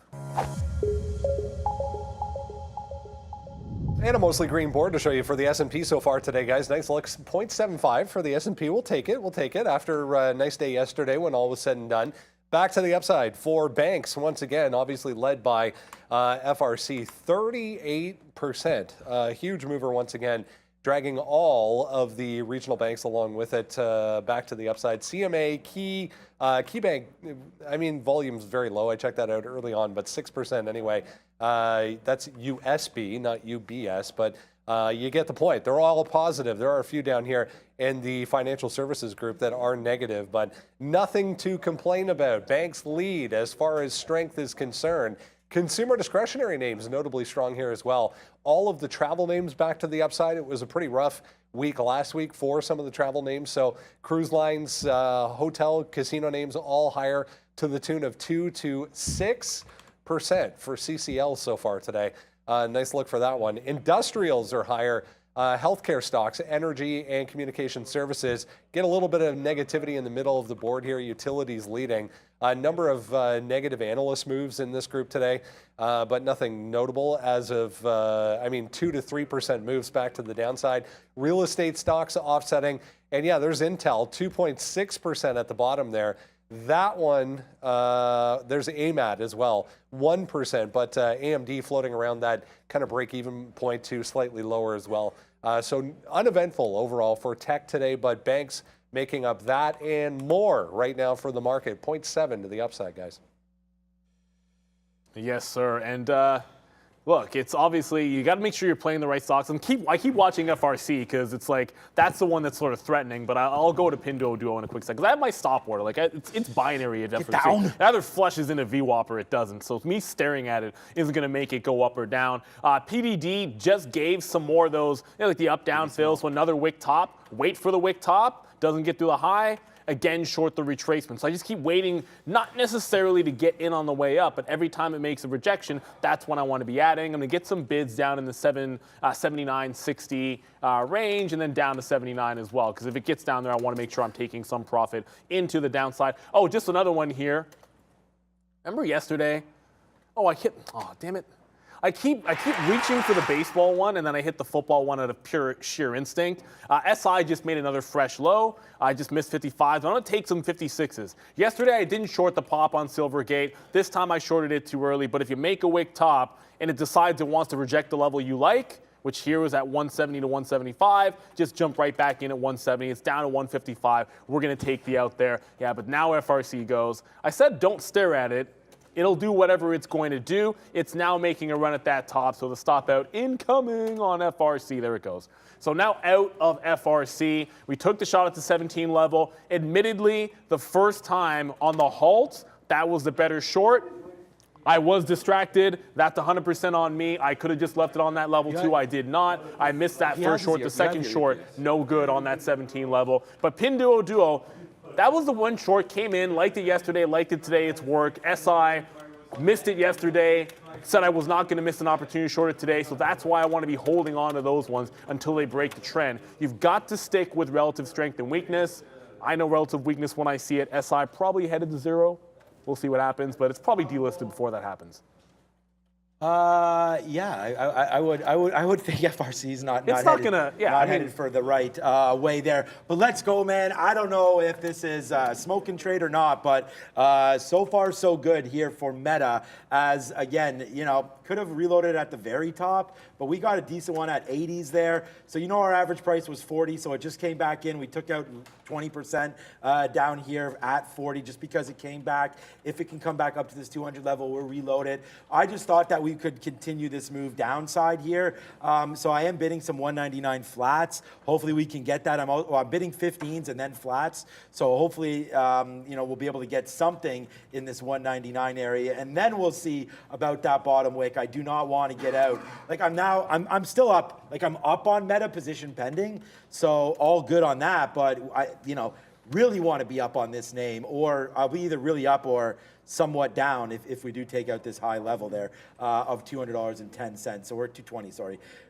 See how this has changed now? Now this has come back to 210. So I could save myself 10 cents and probably just scratch that itch and just get out at $200.10. But let's just save it to 220 and see if that can help. But we are out again of 20% of this play as it's come back down. So now you're seeing a little bit of a better price, again at 50. So our real price on this move up was, I think it was 44s or 40 or something like that, if you are time stamping average prices on that. And then we did get a little nervous on Apple, of course, as Meta was coming down.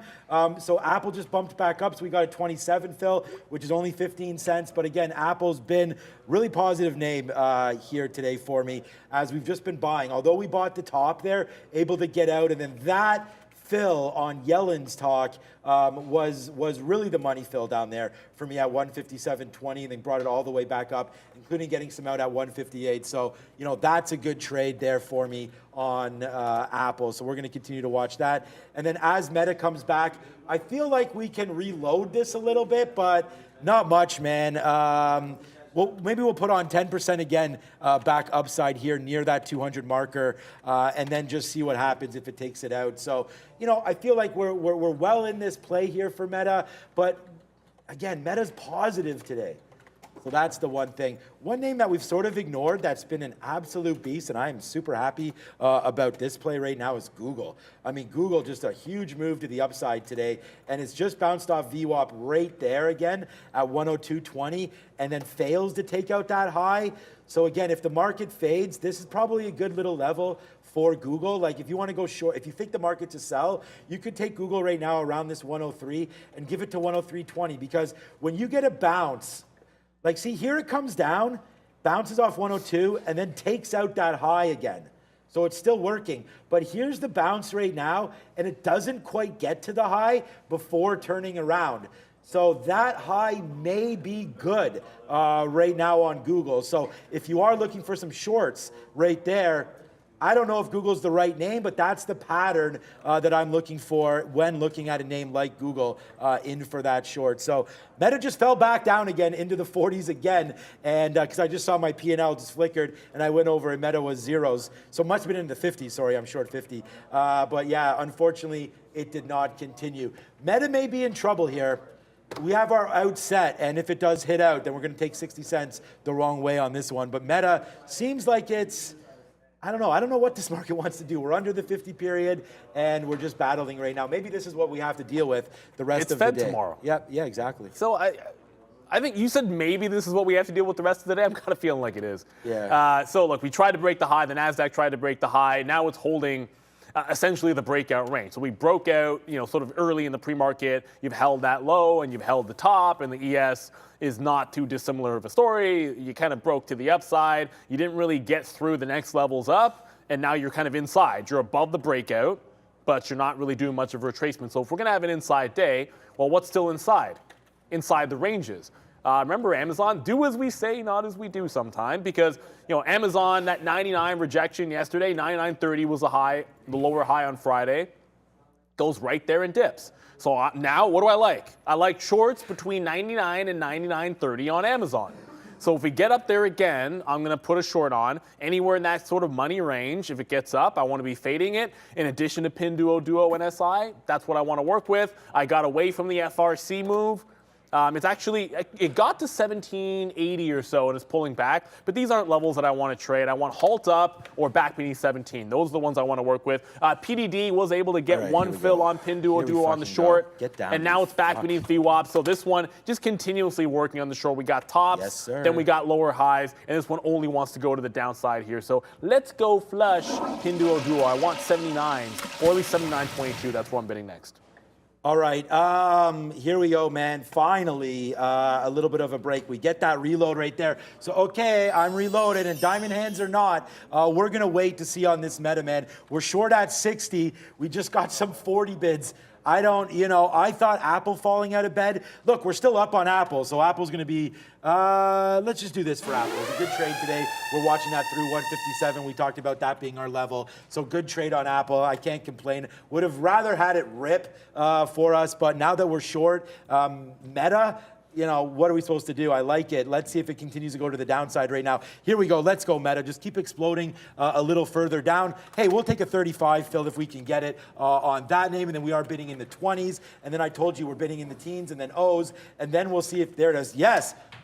All right, there it is, man. Now Meta's shooting up the board just on this play. Meta, the #1 stock here for me. And also Apple, Meta, both positive. And then the biggest and the baddest of them all, just joking, of course, Intel. Slap the F on Intel right there to the downside, as that's just failing, as if Intel was a regional bank. Nice move to the downside here. As we're short 90 on Intel, it's only at 28.17. All right, there we go. We just got our flats on that one. We are now printing on Meta as that goes to the downside. Let's take some more fills. 96 is out, yes, sir. Meta. Hallelujah for Meta, and that's a big move to the downside right now. So far so good. Let's wait to see what's going on here.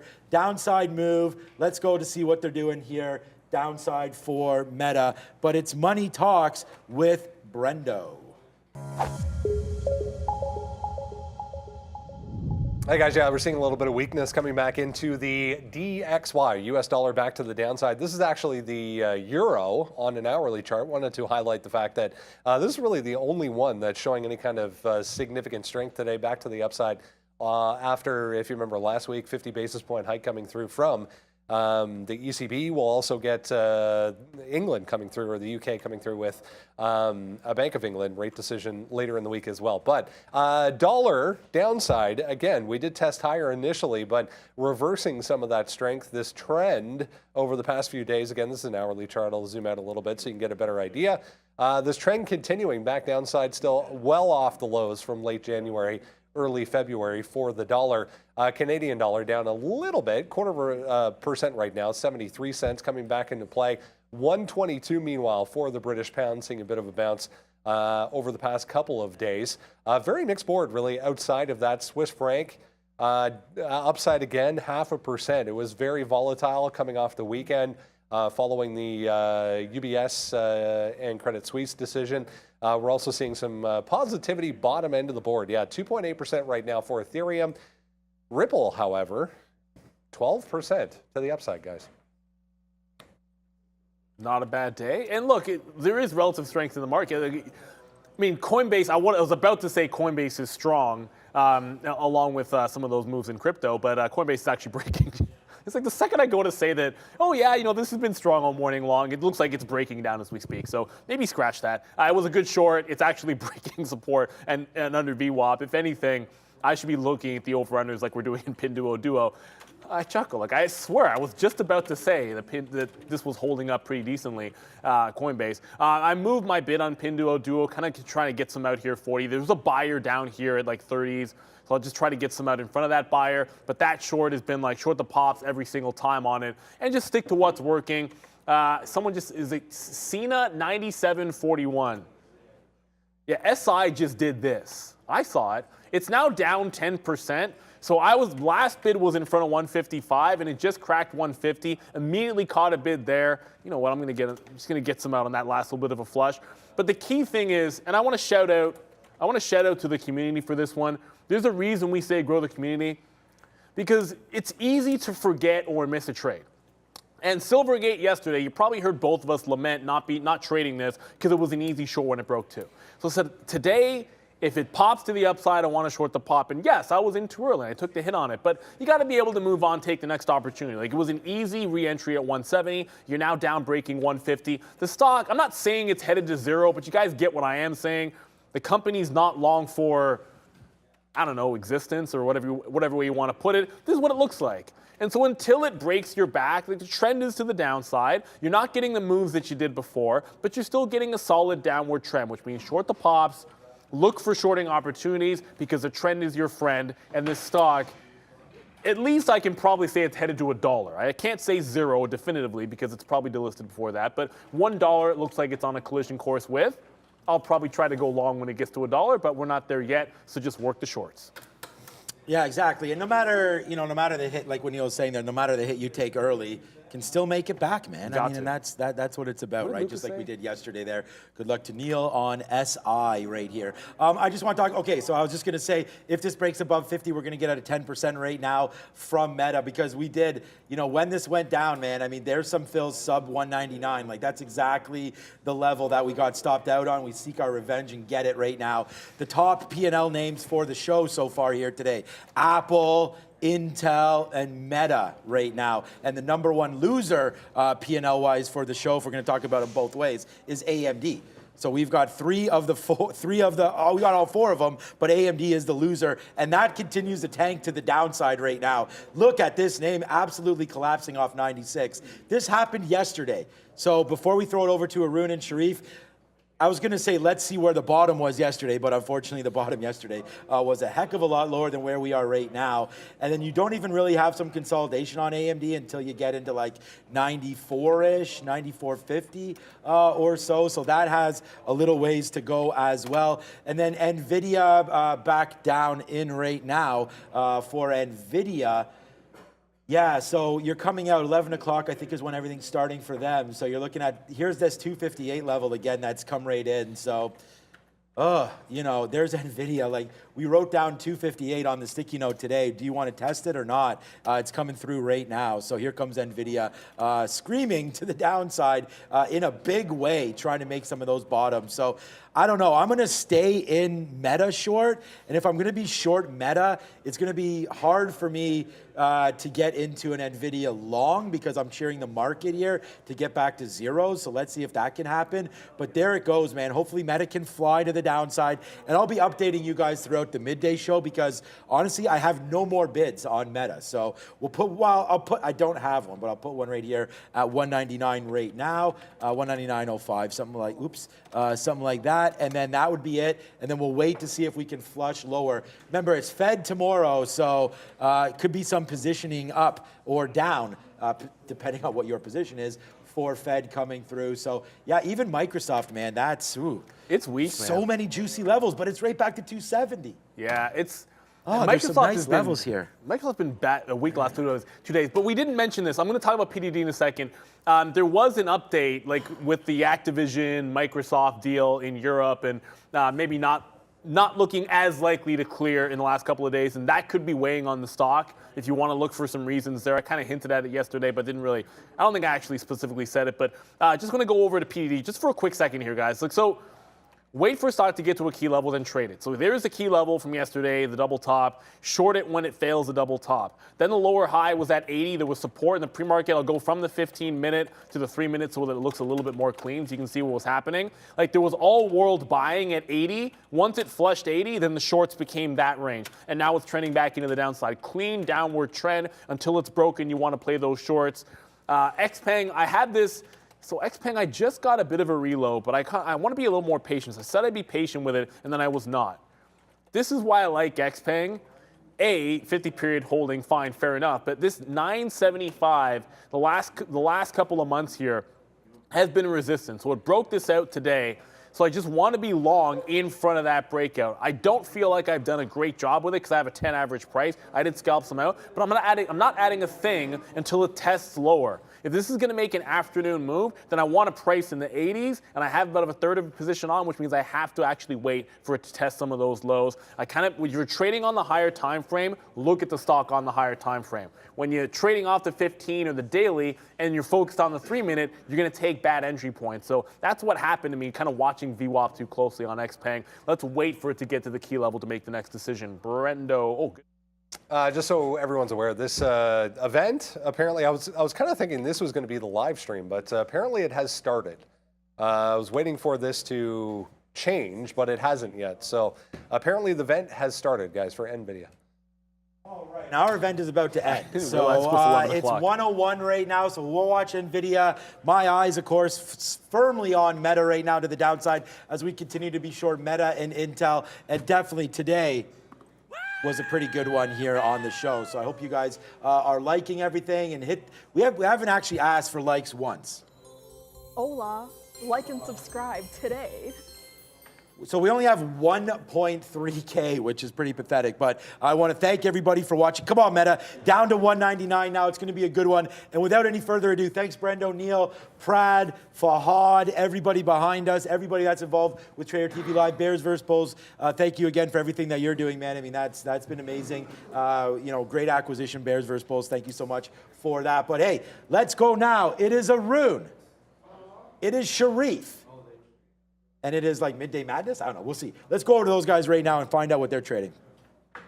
What's up, beautiful people? Do not adjust your television set. That is Arun next to me. He is on the Midday Show. Thank you for coming on, brother. Yeah, man. I appreciate you coming on. Man, what a day it has been today. In anticipation of the big day tomorrow, we get, what everybody's expecting is 25 bips. But, the market could surprise us, always surprising us, Arun. I'm in this Nvidia long here, and I was getting that 259 defend. I know I was late to the party.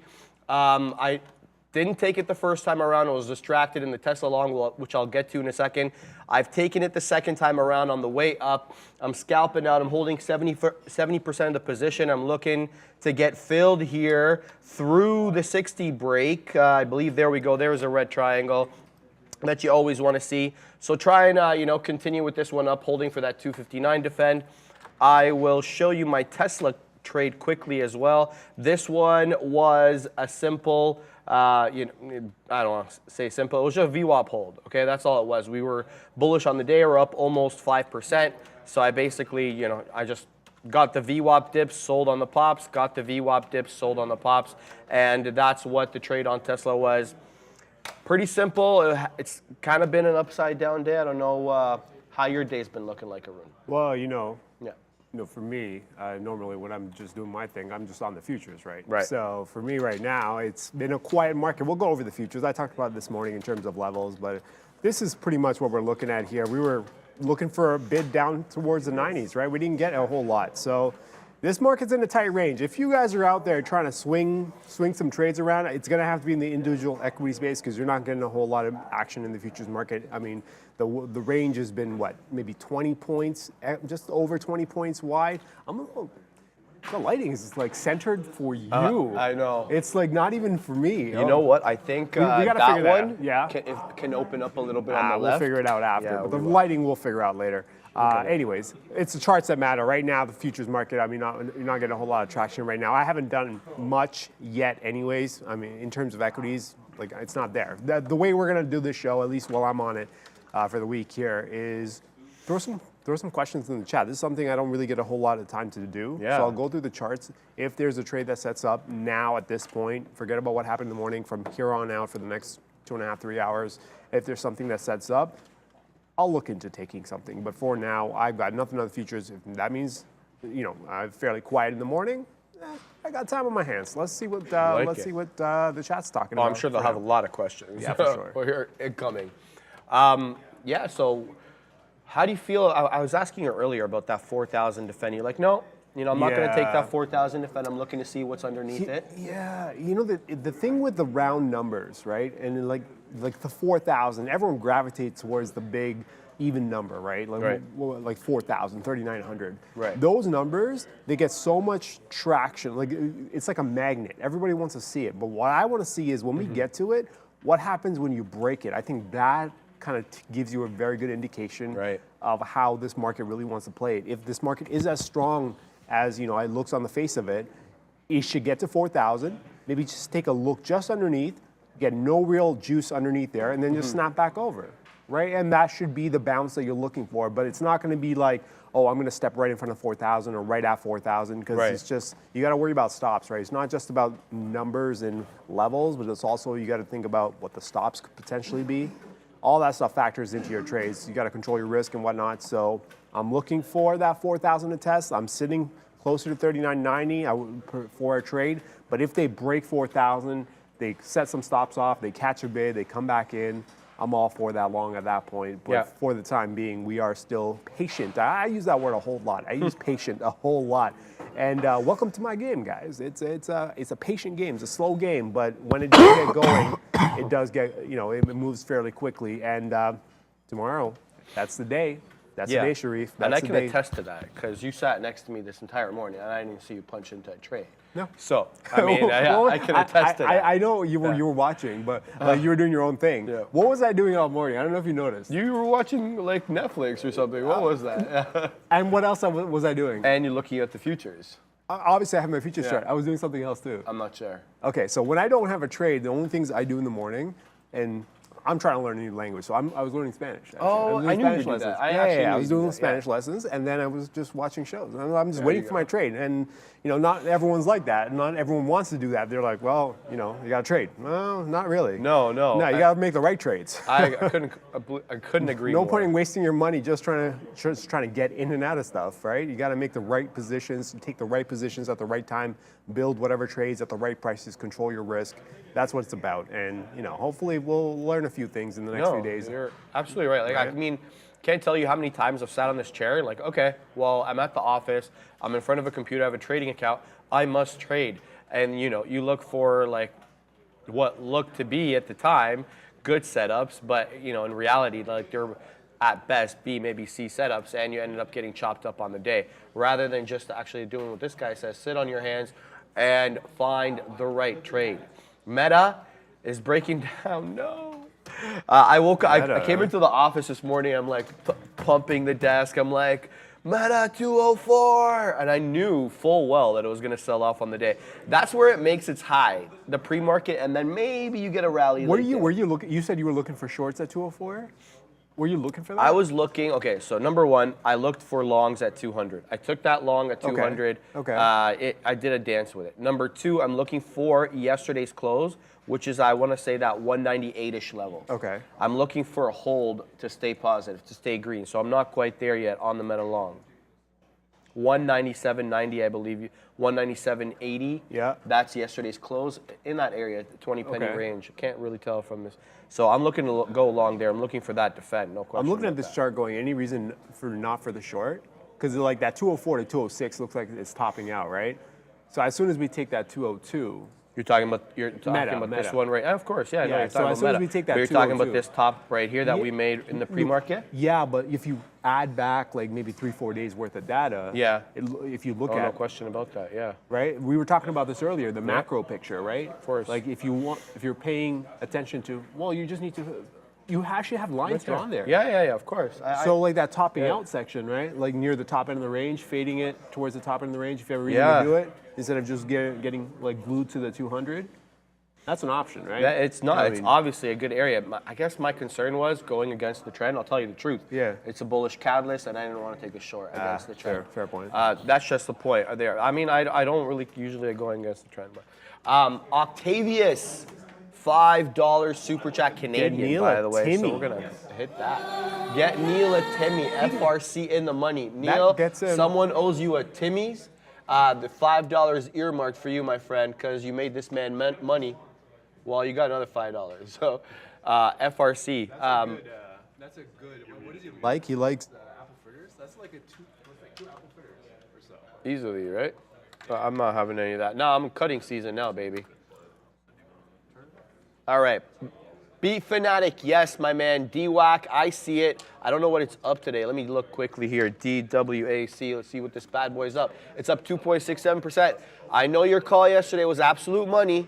I know it. I'm giving you that. I shouted you out yesterday. Some guy in the chat accused me of not shouting you out. You know I shouted you out. So yeah, Beat Fanatic. I got DWAC right here on my side screen. It's up 2.16%. High of days 1430. I've got my eye on it, but I'm not quite ready to punch into that. We all know that Donald Trump tweeted on his Truth Social account that, according to him, leaks came out that he'd be arrested today. So DWAC likely to have some sort of interesting. I mean, it's like a tightening up situation. Like every time there's news, if you remember way back, it would go nuts. And just as the story progressed, every move was just a little bit less, just a little less volatile every time. Of course, yeah. Right now, is it at a point where it's actually going to make a move? I mean, we'll find out soon enough, right? But anyways, it really doesn't matter. Okay, so there's a question that, and I'm glad, Alec, you asked that question. It's come up before, and I've been meaning to answer that question, but it's just so much going on, and we move very quickly in the other show, so I never got around to it, which was, I talk about zones, and once we get into a zone, what am I looking for in terms of taking a trade, right? So if we got into 90, what would I do? I know I want to trade along there.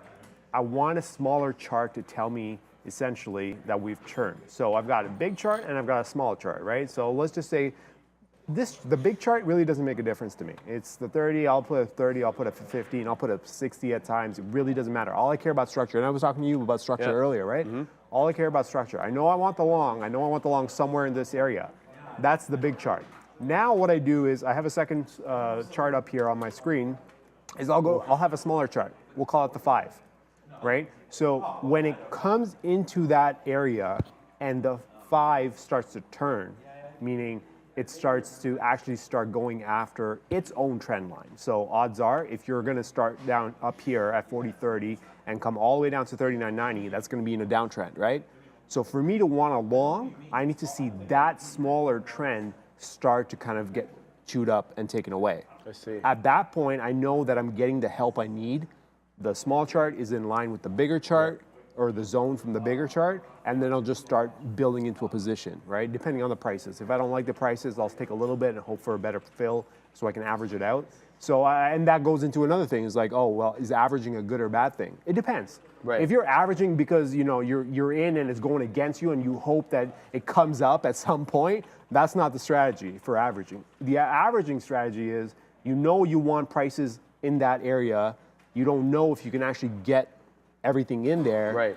So start up top, maybe a little bit, just around 4,000. Make sure you give yourself enough space that if the market actually does come down deep enough, you can take more, and then you can build the average price into the zone where the risk makes sense. That's the averaging strategy. So it's a double-edged sword. It can be a very bad thing if you don't plan on doing it, but if you do plan on doing it, it's a very useful tool, right? So that's kind of the thing with, and hopefully that answers the question in terms of how I kind of build up a position or figure out how I want to price in a position. Right now, like I said, I don't have any positions.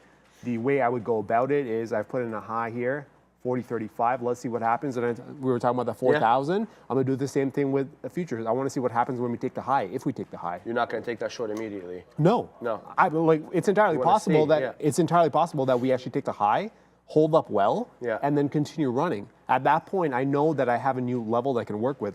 All of a sudden, I'm going from 39.65, moving a level up, probably most likely underneath where current resistance is. If we break it, it's going to turn into support. Right. Put a stop underneath and start building along on top of that, right? You're looking for that hold. Well, break and hold or break and fail. But at least now I know there's something that can be done up top as well. Okay. So it's just a matter of waiting for that to It's a key level. It's like what happens at that key level. Exactly. Yeah. It's like market discovery, right? We were talking about market discovery earlier. It's like if it goes up, we just let the market figure out its prices. Well, clearly it's figured out that north of 30 into 35 is going to be an issue because we fell off from there, right? So if we come back in and go back up, then odds are there's something to be done up there. I just don't know whether it's a long or a short, but there's something to be done. We'll find out soon enough. So that's kind of the game plan for the futures. I saw somebody in there. I quickly glanced up while I was talking about the futures. Someone said, AMD, I got you. 100, damn. I didn't realize we were that close to the 100 mark. Okay, you know the 100 mark is going to be a big round number. Yeah. You got to pay attention to it, especially when we get this close to it. I would be a little bit more careful with it. The reason being, the breaks on something like this, you got to be willing to, I guess, it depends. It depends on whether you're that type of trader, which is 100 break, round number, go for it, see if you can get the quick buck. Yeah. Or if it breaks, it holds, it does well, and then the long is kind of confirmed, right? I would prefer playing the second scenario, which is I want to see what happens at 100. I'm always going to be that guy that always wants to see what happens first before I make a decision on whether I'm taking the trade or not, right? So for me, 100 break, let's see what happens. If it holds up north of 100, I can position something in, probably put in a 98 risk or something, and then see if we can go through the top. But this is definitely boxed in. I mean, for all the scalpers, you guys probably enjoyed this 99 to 95 move. That's $4 right near the top end. We took out the high going back to, what is that, the 17th? Stop some people out. But here's the question I have for everyone who's like using that as a top end. Why are you using that when we're so close to 100? I think that's a question that needs to be answered, right? Like you got to put the stops in the places where they need to be, not where you want them to be. Absolutely. It's like a lot of people do that. I always say that. It's like it needs to go where it needs to be. The market's exactly. telling you where it should be, not like, oh, I can't afford it. Well, then take less shares so you can put it where it needs to be. There you go. That's how you avoid situations where you always get stopped out and whatnot in the wrong places. So for me, $100, let's see, that's the decision-making point right through there. If we get up there and fail again, I'm open to the idea of shorting it. Yeah. I mean, now I'm watching it. question. Thank you guys, but I'm open to the idea of shorting it. Yeah, 31. Let's get some super chats. Arun, Nicole Harris, $5 super chat. Thank you very much, Nicole. Great friend of the shows and an avid viewer. Why does the market sell option? They know our poop. DuPont stock options move 20 to 30, $200 to $300, but if you try to sell, you might get 40 liquidity. I mean, I'd be honest with you, I have no idea, Nicole. I don't trade options, nor am I educated enough to answer your question there. Are you versed in the options game? It's in the chat there. No, you're not in the one above that. Is it way above? Let me find it. No, not that way. They're right there.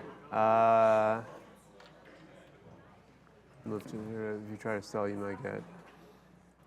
Yeah, so basically she's asking I think you need to know the prices on these. Yeah, I have no idea. I don't trade options, Nicole. I wish I could get to that. I know you do, and Luca, obviously started his career options, so he probably will answer that for you. But this is one of those situations where maybe they can teach us. Yeah, I'd love to understand. More it's about like, it. We're all specialized in certain areas. DWAC right? is moving, by the way. Is guys. it really? Yeah, DWAC is starting. This is exactly what it did yesterday. Be Fanatic, I hear you, man. Arun, it started off illiquid, and it crept. It crept. It kept creeping and creeping, and then all of a sudden. Don't it's say like, crept, man. Crept? Crept. Yeah. Now I'm thinking crepes. I love it. It's like I don't know. Watch it, That's say not what I mean, came into my especially when it mind. sounds like food. I'm just like, oh Crepes, no. oh my god. Crepes. Oh. Yeah, it's super. It's dangerous at the moment. I'm not gonna lie to you. But here's what I'm gonna do. I'm gonna go into a real small position here, just like to entertain the viewers, because we can take a small position. We're good to go today. So there we go. We're waiting for that fill, but there's no liquidity. There's almost no liquidity, despite the fact that I'm above the bid. So we'll see how that one ends up panning out. But for right now, it is. There we go. So we do get filled. And what I'm looking at is a 14 hold. I'll give this 40 pennies of risk because we could move. We could move easy. There we go. We're pumping to the high side a little bit now. While that happens, Justin Everest, $5 Canadian super chat. Thank you very much, my friend. Happy trading, everyone. Thanks for the show. As always, WAL was kind to me, sharing the love. We appreciate you, Justin. How magnanimous of you. Magnanimous? Is that? Oh, no. All right, Professor. What does that define that word to me? Yeah, magnanimous. I hate when Lucas says that define. It's like someone who's like, kind, sharing, gregarious, you know, like magnanimous. You're putting a word inside another word? Come on, man. Yeah. I don't know, dude. It's just someone who's like, you know, that helps out others, willing to put, like a stand-up guy, kind of. All right. We're long here. We're long at 44s. Let's get some continuation. We just topped wick again to 65. So we shall see what this one does. DWAC, the notorious troublesome stock. But we're looking for a 14 hold. Otherwise, we will get out of that one, Arun. So kind of like a novelty stock to deal with here. Not something we typically trade, but because it is moving on a potential catalyst. Again, just reminding you guys that, you know, according to a post posted by former President Trump over the weekend, apparently he's supposed to be arrested today for some charges that he's going to face in the state of New York. That's what he said, according to what he said on his... Oh, and by the way, you can download Truth Social in Canada now. What I did was I actually went and I typed in Truth Social in Google. I couldn't even find it in the App Store, and then it linked me somehow. So some bamboozlement happening there in the App Store, to be honest with you. But whatever. What do you got over there? No, I'm just going through, like I said, I'm just going through the chat to just see going what. through. I got somebody in here saying the bald short look works on you. I mean, this is not by choice. But I mean, It does. No, I it think suits you, I think by the end of this year, I'm gonna be fully bald. The beard was, I think, a good choice. Because Yeah. you didn't always have that. No, I got this like maybe Yeah. when I was traveling. Like, it was out of necessity, really. I didn't have. No, I think was it like, I was suits your traveling. I'm face. just like I didn't have. I'm always pounding the desk and trying to like convince everyone to go beard. And then Beard? like I'm actually questioning myself. I was FaceTiming my pops yesterday. I'm like, Dad, what do you think about me taking my beard off? He's like, it'll grow back. Well, you don't like it, it'll grow back. It'll grow back. I I'm mean, like, that's yeah, but exactly you know, it. it's kind of my identity. I've had this beard since 2014. Oh wow. Yeah, and I haven't shaved it since then. So Yeah. it'd be a marked My wife would change not for be me. happy if I took this off. Arun, we're moving to the high side here on our friend DWAC. We're like 30 yeah. penny.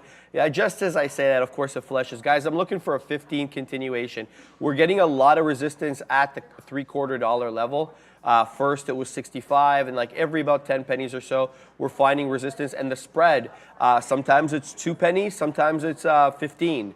So careful with liquidity. DWAC, I won't tell you real quick here, the volume today on our friend DWAC, we haven't even reached a milli yet. We're still at 750,000, almost 800,000 now. We're above R vol. We're 1.5 almost R vol because the 5-year average is 468,000. So we're already above that, and not to mention the volume that we did yesterday. Let's have a look at the more macro view of our friend DWAC over here. Let's go to the 15 and look at the price action from yesterday. So right away, that's an ugly topping tail candle. It's usually a candle of reversal. No, don't have to tell you that. We had about, that was what, 2 o'clock. We didn't have that much volume on that. Where's the volume on this? Yeah, we did. We had about over 1 million shares of volume on that one. So the high from yesterday, 15.25. So that's a clear level of resistance that we're going to mark off, 15.25. Another important area is the area we're at now, which probably explains why we're struggling. Despite the fact that we wicked up to 15.25, the closes on these 15s are around that 14, 40, 14.5. So we're right back at key levels, right? We want continuation. I want to see continuation through 15, and then definitely see how we test that 15.25. Let's go to the daily. I don't think we've been up here for a while. No, we haven't. I want to say then, okay. So there's an obvious trend here, guys. Now that the daily comes in, look how many retracements we've had to the 50 period.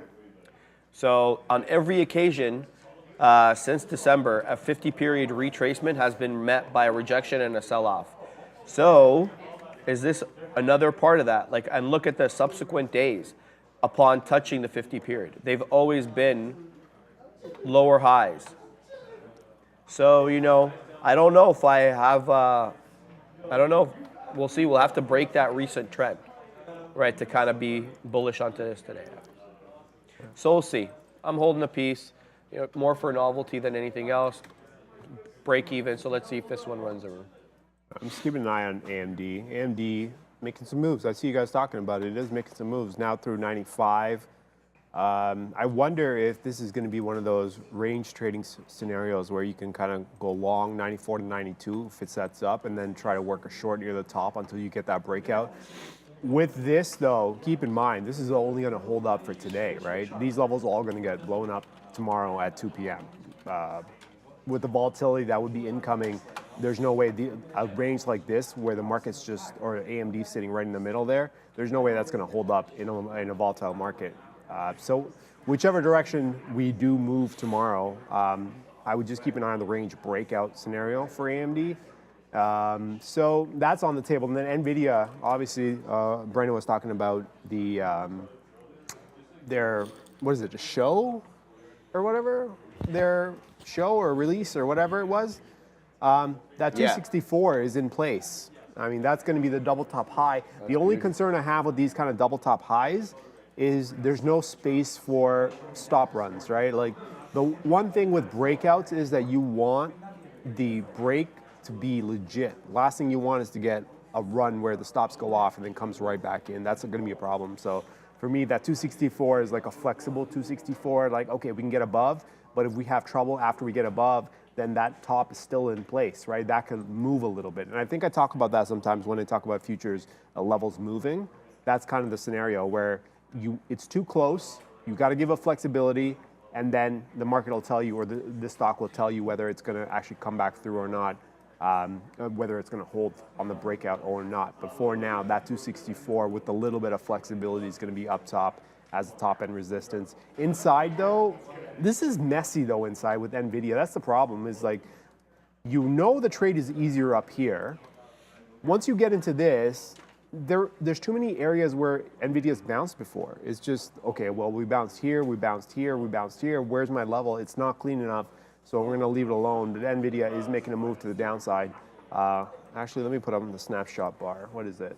It's down 60 cents on the day, so it's moving down. But this is kind of what the market's been doing. A lot of flat movement. Although we've gotten some decent movement, it is relatively flat in terms of percentages. So here we are kind of coming through. Someone's saying FRC Halted to the downside, yeah. Ooh. At 1654. Let's pull it up because, You say 15? 1654. Oh, wow. Sorry, 16. 16, yeah, but still low. My God, Tesla. What is happening over here? We're at 6%. Okay, we'll look at FRC real quick. On the New York, yeah, it is halted. What is the tap? I'll tell you real quick what the tap is. FRC, there we go. Dude, you drain me. The tap, okay, it's not showing me tap because apparently on New York, it always has trouble with tap on New York. Anyway, we're halted at 1654, the high of day. Short taps lately. They're not showing. They're not showing. I thought you said you were short taps. Okay. Yeah, no, and I'm not seeing on other platform either, so it has nothing to do with ours, yeah. Okay, so 1779 the high there on FRC, 1654. Let's look at the macro view here on this bad boy. Let's look at the 15 and see if we can glean any levels. How's our DWAC doing? Okay, we're like a couple of bucks out of money, no big deal. Here we are. Where are we here with these levels? 19, yeah, you know, there's a lot of price action in and around that 1920 area. To the downside, I already mentioned 1466 is the low. We had pre-market action below that, though. We got down to about 13.5, so it's very sporadic. Yesterday's close was 12.25. So a lot of key areas here. It's not one that I'm going to be participating in.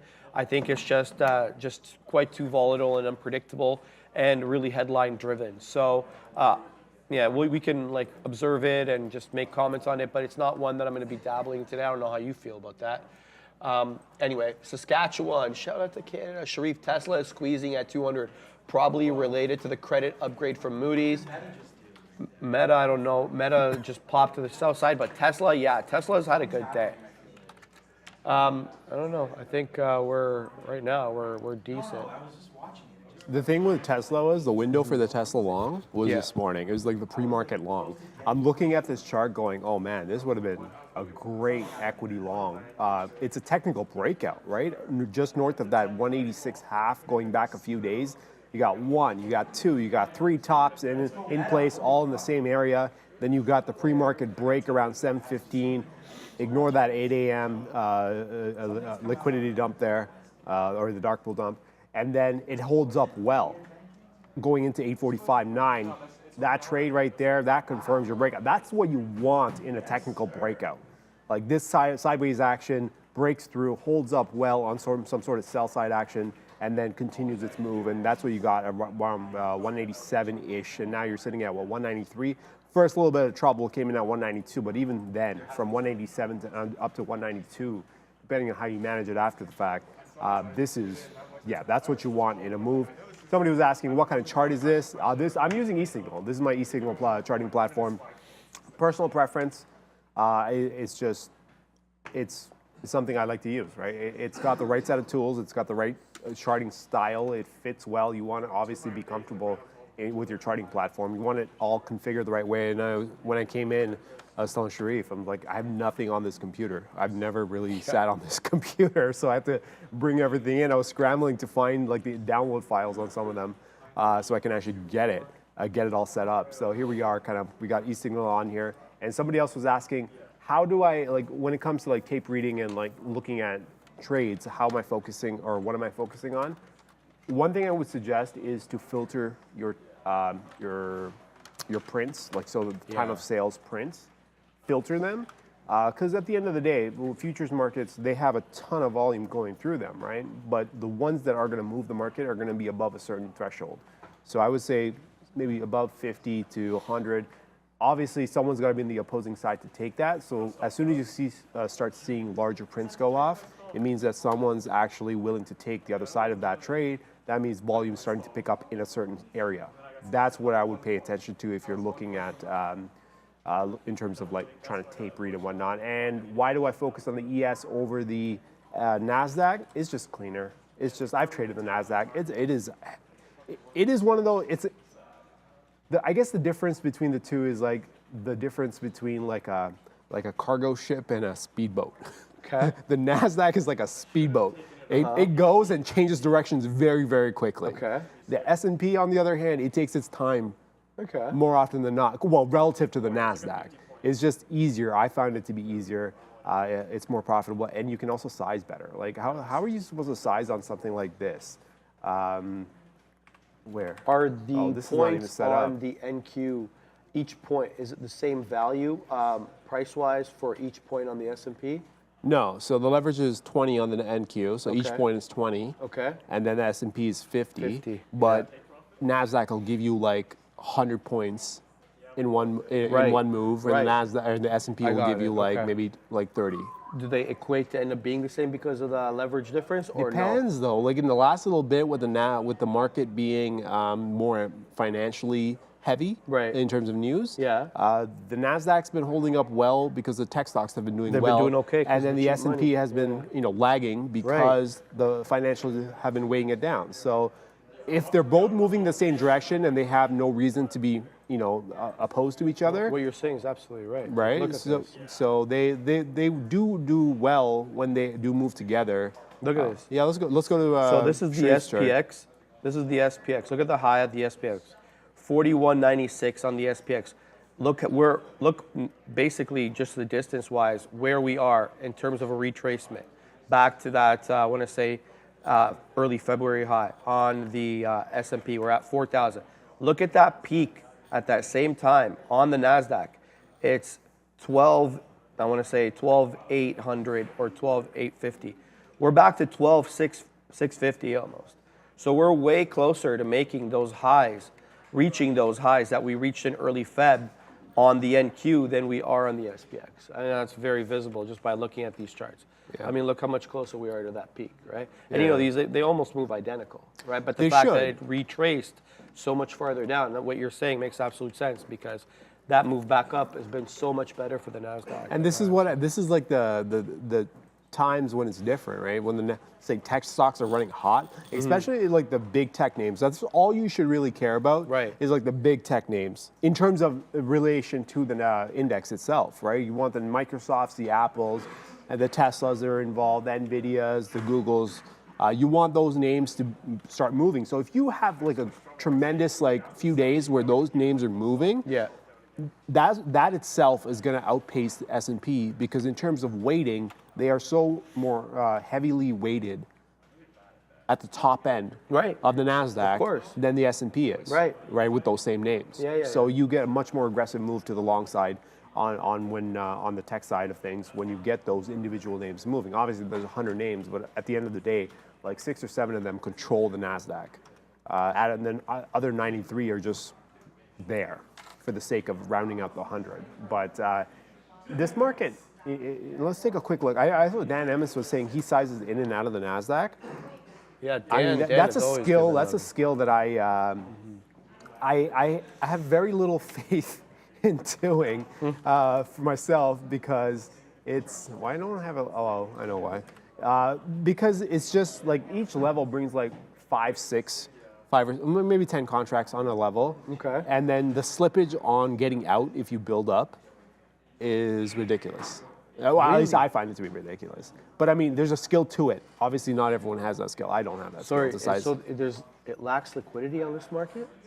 Yeah, let market, me. You can't get in and out at certain levels? I Let didn't me anticipate pull that up the features. display here. No, you can get in and out. What I'm saying is the slippage is so much more on the NASDAQ side, or on the NASDAQ futures. The than- bid-ask spread? No, slippage. Slippage. Like, But look, in what sense are you meaning slippage So, here? right now, because of how fast it moves around, like, that's what you're talking if about, you wanted to okay. get into, say, 20 contracts, you're not getting everything at one level. You're going to have to do 55, 50, like you're going to have to do at least three levels worth, at least, right? Huh. You can bid there, sure, but You won't get fully filled. you won't You'll get partials. Well, no, you'll get filled. You just need to cross more aggressively. Okay. So imagine that's when everything's working out. My concern is what happens when you build something and it doesn't work out. Right. You're looking for the exit door, and the exit door is like, well, no, you're gonna have to go this far out to get out. Yeah. And that's where I'm just like, you know what? Not for me. Not willing to play that game. It's just on the S&P side, by comparison. Yeah, you want 20? No problem. You want the equivalent of 20 on this side? I didn't anticipate 50. there would be so much more liquidity. There is. It's just What is the reason for that? That's really it's the weird. price. Think about it. 4,000 Okay, so the 4,000 price. I times see. 20. 4,000 times 50 is about 200 grand, just Right. north of 200 grand, right? And then you go 12,000, 12,700 times 20 Whatever, is yeah. north of 200 grand. It's like 250,000, Okay. right? So you're getting a lot more volatility there. Right. So, I mean, this range is Very already, what is this range here? Let me pull up the NASDAQ range here on the day. We're at what, 720 all the way to 840? So we've already put in 100 point from the open. And the S&P has only put in what, maybe 20? It's put in from the open. We're up 33 points on the day. We're right up now. 33. Well, that's you're based talking on about from close. the- But from just the like open? the opening range, right? It's like 30 something high and like a 10 low, like 23, 24 points on the range Right. for the S&P, and the NASDAQ's already put in a 100 point range. So you're getting a lot more Yeah. volatility, obviously, out of the NASDAQ, and you would expect that too. All right, guys, I'm building into this meta position for that 198 defend. I've got my initial entry here at 69s. I've got another dip trade set up here at 198s and a quarter.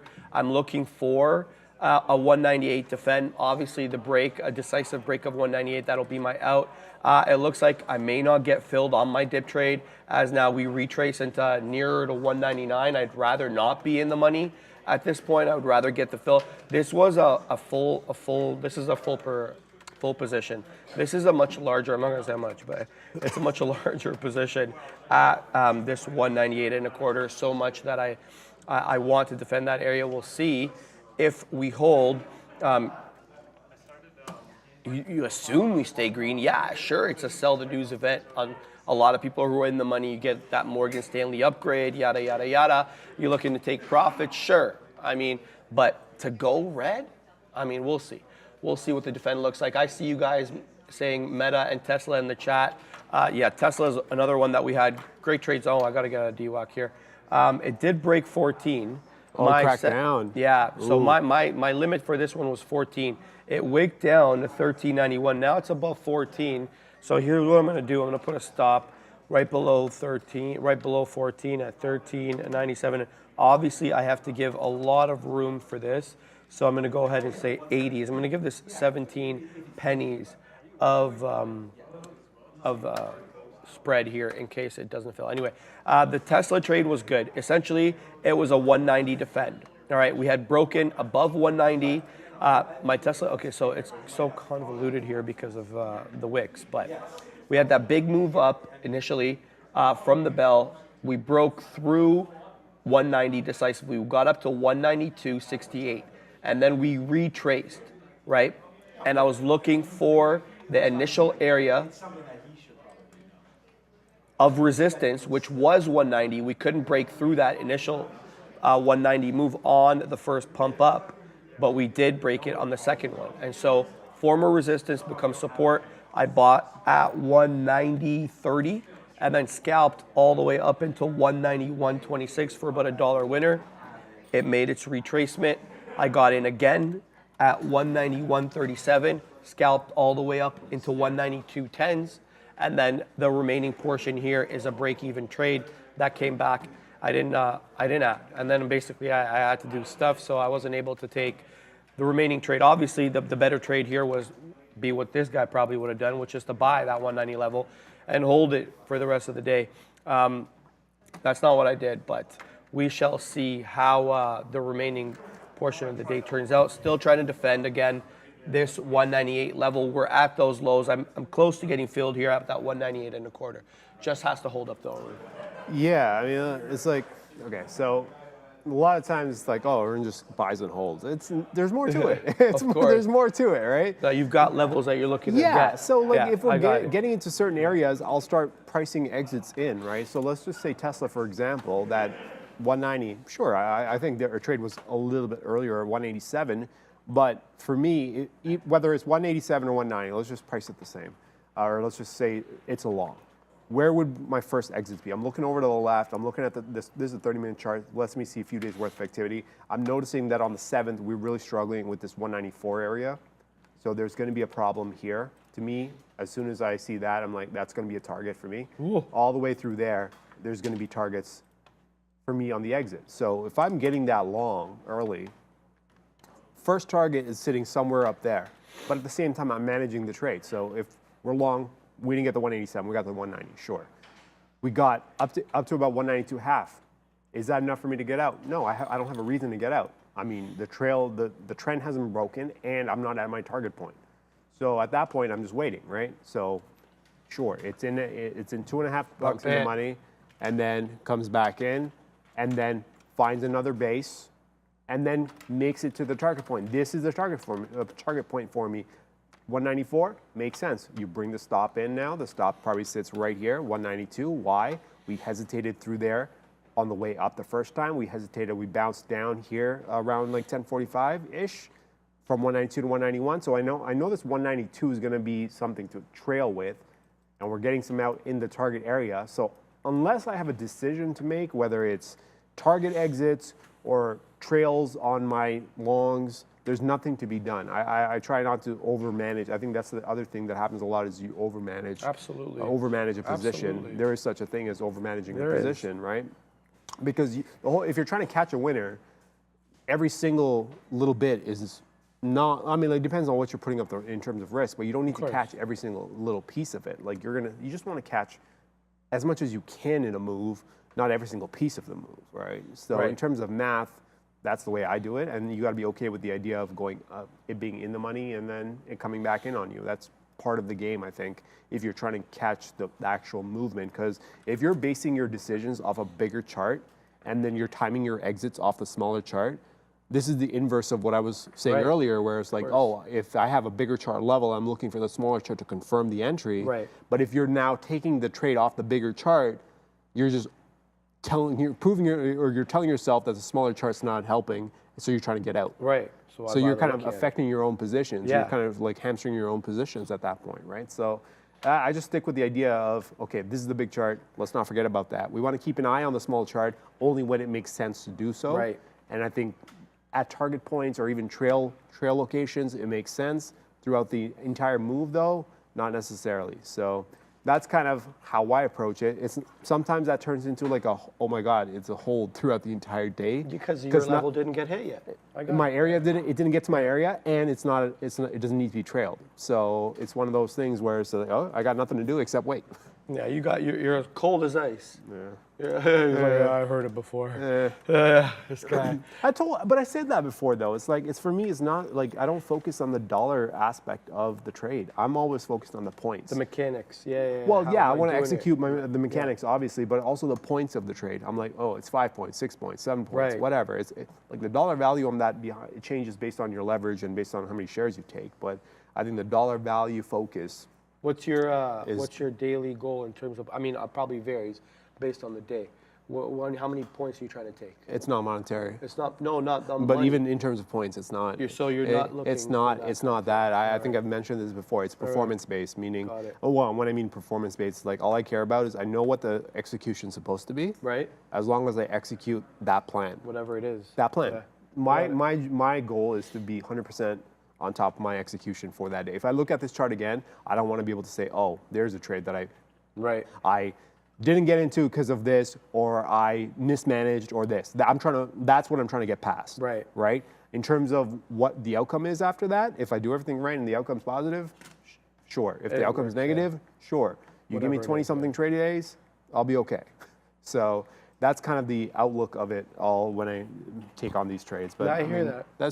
It's not for everybody. I get it. Obviously, at the end of the day, you do have to focus on the money of it as well. But you got to, especially if you guys are starting out, like the execution and the ability to just follow through on the plan, I think is much more important than the dollar value. Everyone knows trading's not that easy. I mean, you might get lucky and you might step in and make a ton of money in some lucky name. But if you're trying to actually trade for a much longer time, you need to build up that base in terms of skill, right? Seeing a market and seeing what to take, what not to take.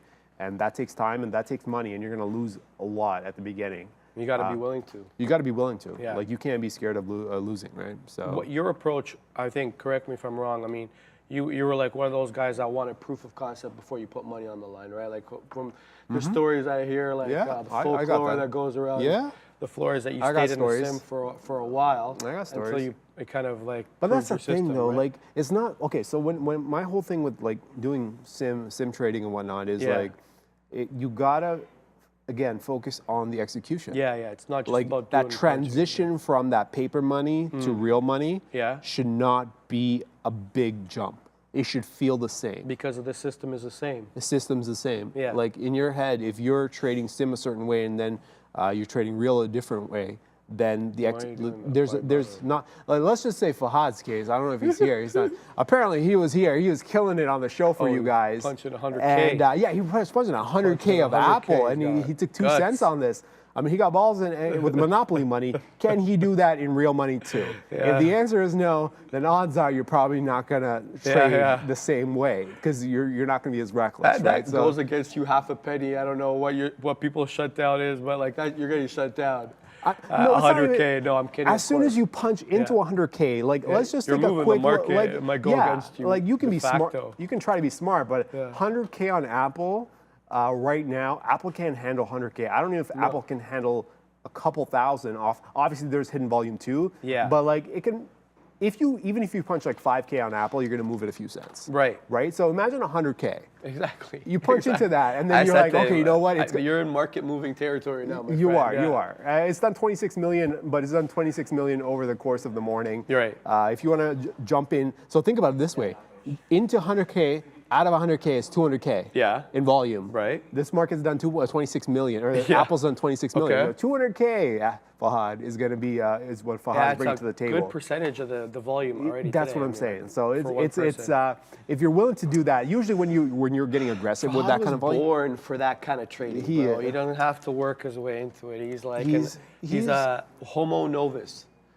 Instead know of what a that Homo means. sapien, he's a homo, like a what is new that? human, like Oh, he's a new like a next level human, level Homo human, novus. Right? Next level trader. If that's what it is, Fahad, man, like proof of concept, right? Right. It's like you do it in sim, you do it in live. There you If go. he's at that level, please put him live. I want to see. I want to see how this No goes down. I question. want to see how this goes down. AMD's still falling off, by the way. It's now through 94 on a downside move, down 3% to the. Nvidia's taking the market looking like it wants to keep coming down. Look at that though. Hey, we're starting to enter an area where we could catch a bid. Interesting. This is where we go with AMD. Okay, we know it's in an area where we can work with. Now let's see if the smaller chart's going to change directions at this point. Where does it change direction? Where does it hesitate last?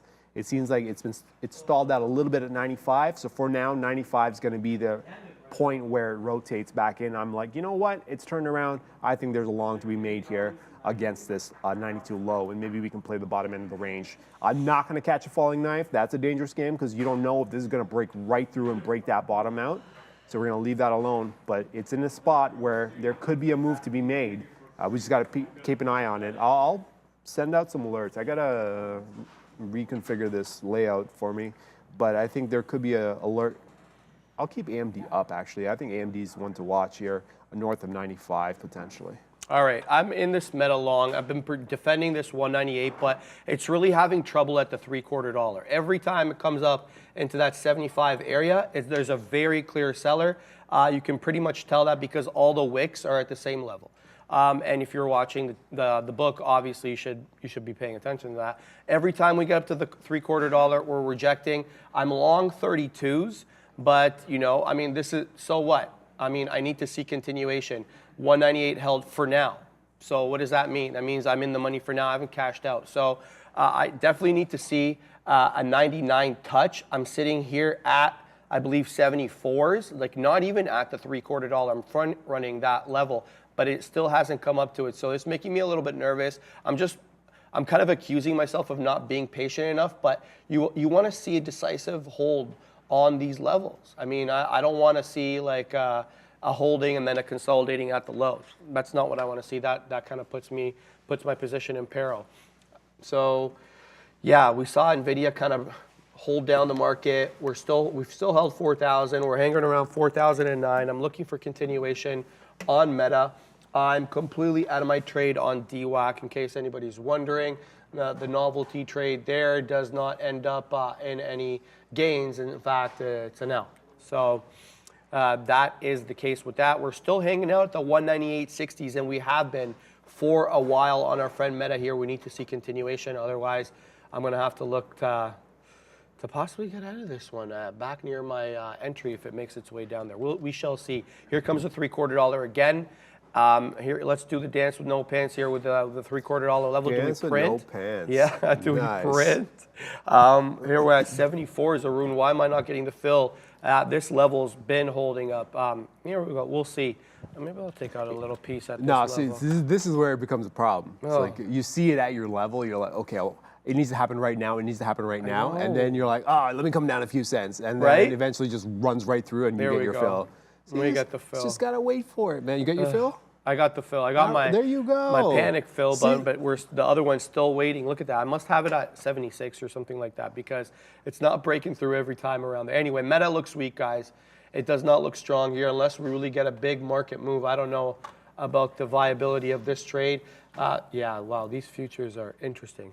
Interesting. Well, I'll let it run. I've got the long. I've got a 30-penny buffer. If we can continue into 199, that'd be great.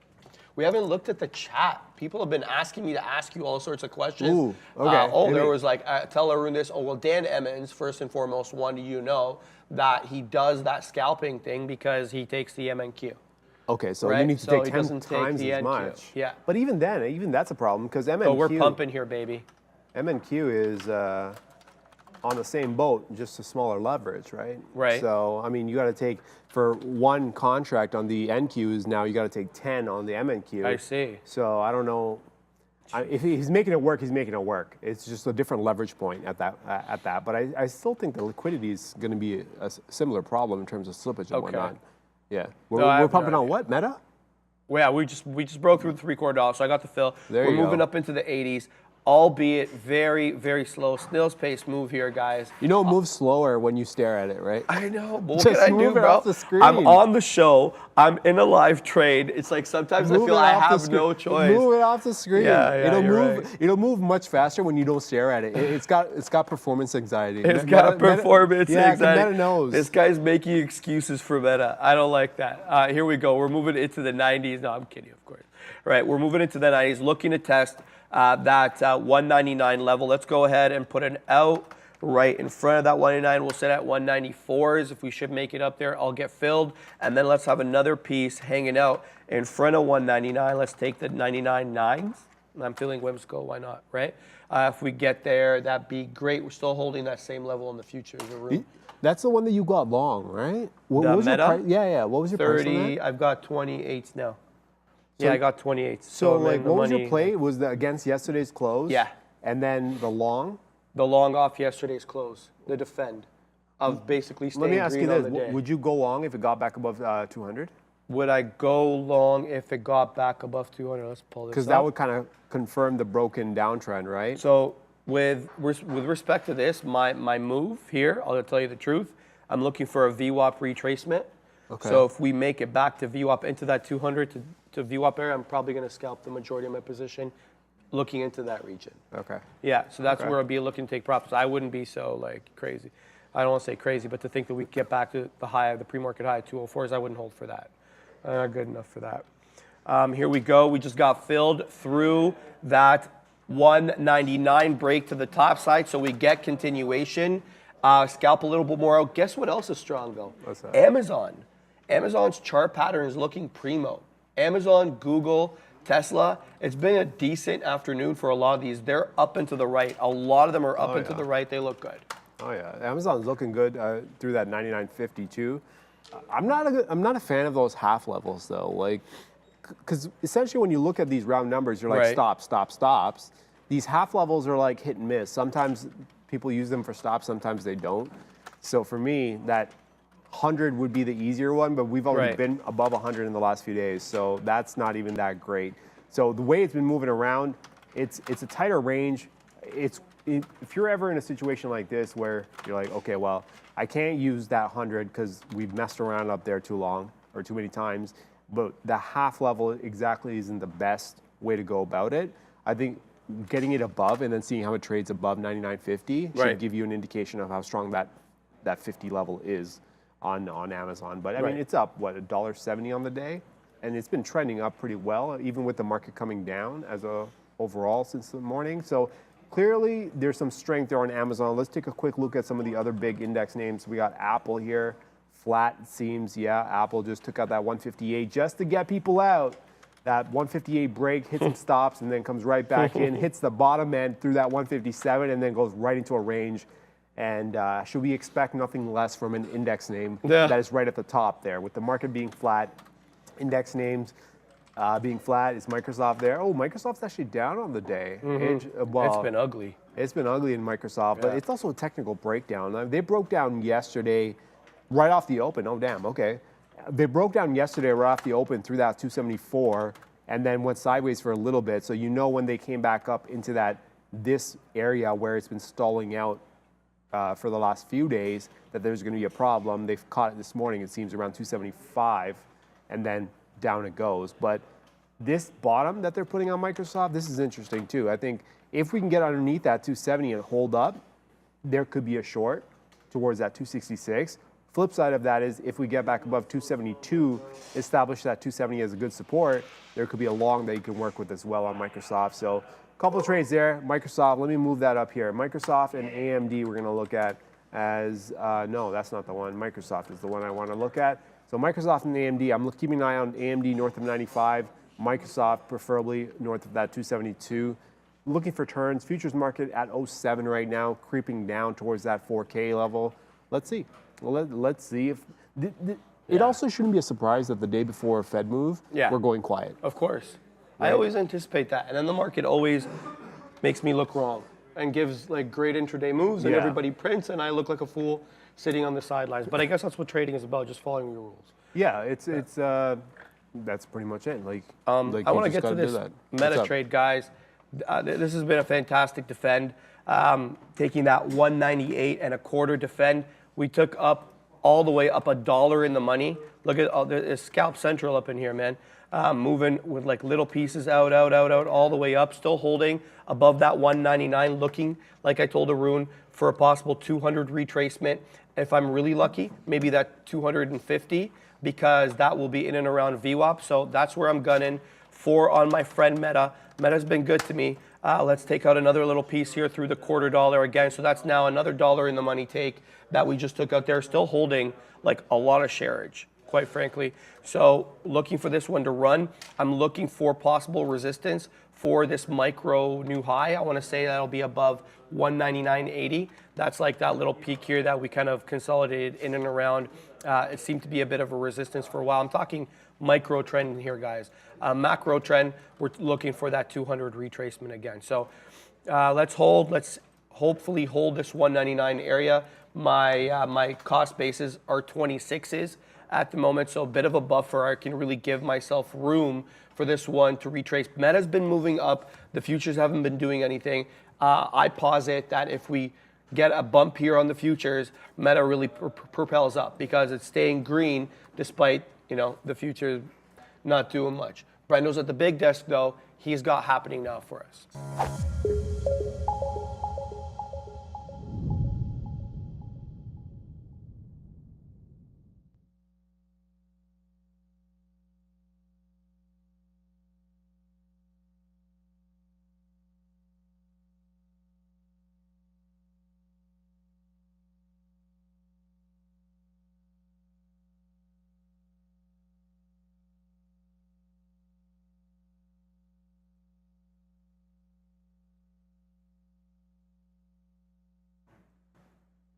All right, let's go, guys. We'll get that fixed. Brendo's mic just needs to be replaced. We'll get that taken in 1 second.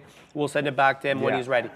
Meta still holding that 199. Here we go again with that 199.25. We're knocking on the door. I'm sitting here at 35s. So if we move up to 35s, it's about 15 pennies, from 20 pennies from where we're at now.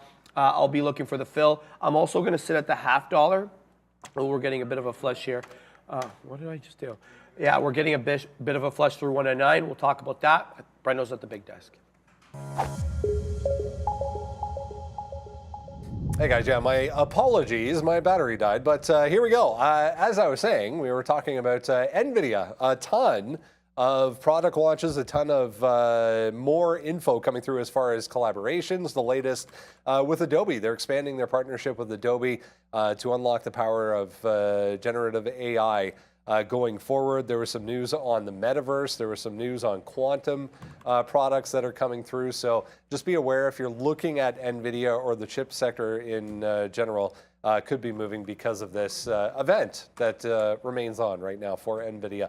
0.5%, meanwhile, for the S&P 500, 0.4 for the Dow, 1.6 there for the Russell 2000, the NASDAQ 0.6 for the composite, 0.3 only, back to basically break even for the 100.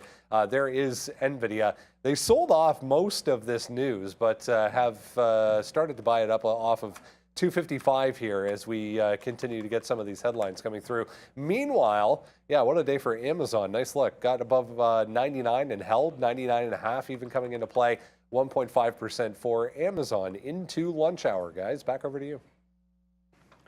Yes, sir. Amazon having a move. You were looking at that. Amazon having a good move. Tesla, Google, they've all been up into the right kind of charts today. Yeah, I'm also looking at the chat talking about Coinbase. Up into the right. We just broke 80. Yeah, we were just at 80.20, and then I flipped over, and then I flipped back, and it's almost at 81. Goodness. Yeah, Coinbase is going to be a move. This is one of those technical breaks, too. It's a nice one at 80 even. I was just giving it a little bit of time. Seems like you can give Coinbase a little bit of time because it just takes off on you when it does. So I do like the idea of a potential long here. Let's see if this one can actually come back a little bit. Maybe like 80.20 something. I'm willing to price that in against this low. What is this low here? Just south of 79. They got as low as 78.88. Let's price that in a little bit lower, maybe the halves. As much as I don't like the halves in this situation, I think it's just an extra little bit of slippage south of 79 just to give it the space. Let's see if it can get us back to 80 and maybe catch a bid there. Futures market in the right spot to catch a turn. If it wants to catch a turn, let's see if it does. But it is sitting closer and closer, or getting closer and closer to that 4,000 mark. We were just underneath that 05 not too long ago. Now we're back at 08. Let's see if that holds up. And potentially, the way they're moving it too is not, it doesn't give you too much excitement. It's like, oh, maybe I want the long, maybe I don't. You can go either way. So we're going to be a little bit more patient with that one. Coinbase is definitely setting something up here. We just got to figure out how to price this one. We're still looking at AMD potentially turning at 95 and then maybe Microsoft turning at 272 as well. They're all in downtrends, so you are going to be going against the current trend, but we're looking for that bounce off the much bigger chart. So the longer term chart, that's the play here. Let's see if we can get that move and rotation we're looking for in AMD. Arun, Yo, it is an absolute print factory over here on this Metalon, bro. you got the right trade, man. You got the right It's a trade at the print right factory. price. Yeah, we're held for that day's lows. I got cut up on it earlier. I'm not going to sit here and pretend like I had it right first time around, but that 198 defend was absolute money.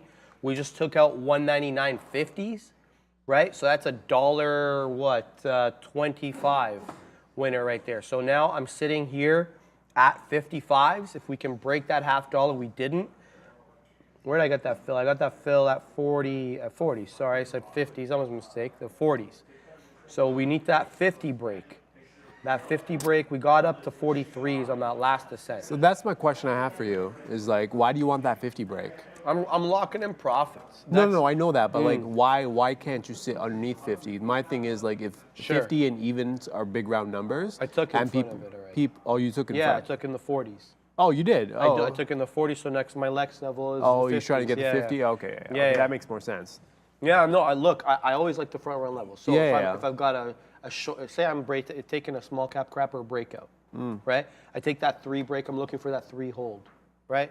I'm not going to put my stop at 3. Yeah. I might not even put it at 298. I'm gonna try to hide it. Well, it depends. Yeah, I Depends mean- on where you're at. Well, exactly, right? Yeah, I don't like to take whole dollar. I don't like to sit at the whole dollar if I'm doing a dip trade. So, for example, if I didn't take 198 and a quarter, I'd be sitting at 198.01. I wouldn't sit at 198, right? Anyway, guys. Oh, someone wanted to ask you, what do you feel about Ford? Ford apparently had a nice move today. What do I have feel a about chance to Ford? look. Shout out to Momo. Momo's been, he's been letting us know in the chat how he feels about Ford, and now we're gonna get to it. So shout out to Momo, a friend of the show. There are a few names that like are horrible intraday trades.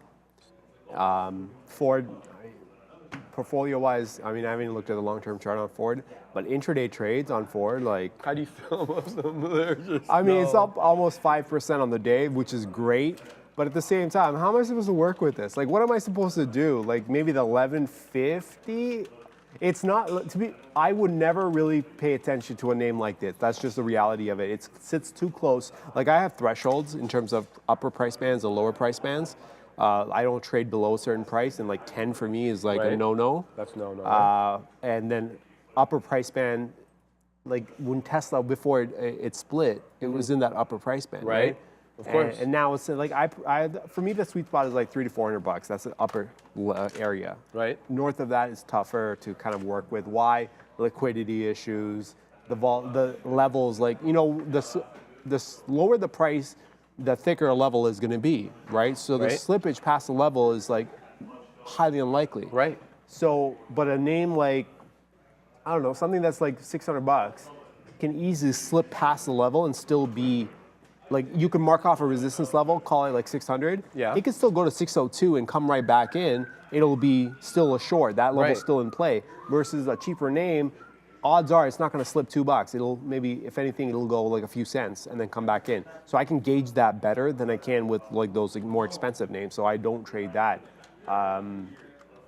That's kind of my preference. And then the ones that are just like super low priced, it's a different game. The way you trade that is way different than the way I would prefer to trade. Right.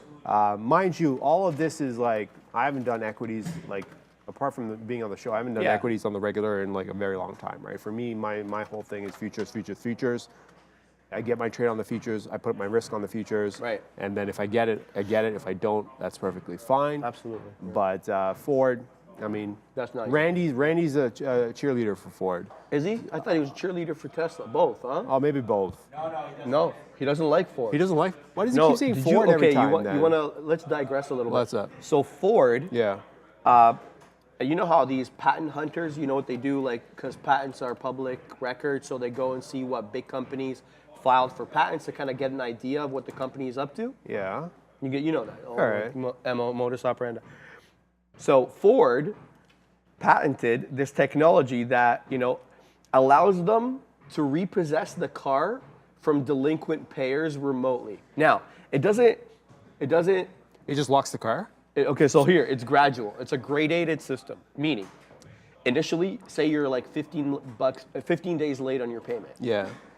They take off radio privileges. Then, you're 30 days late.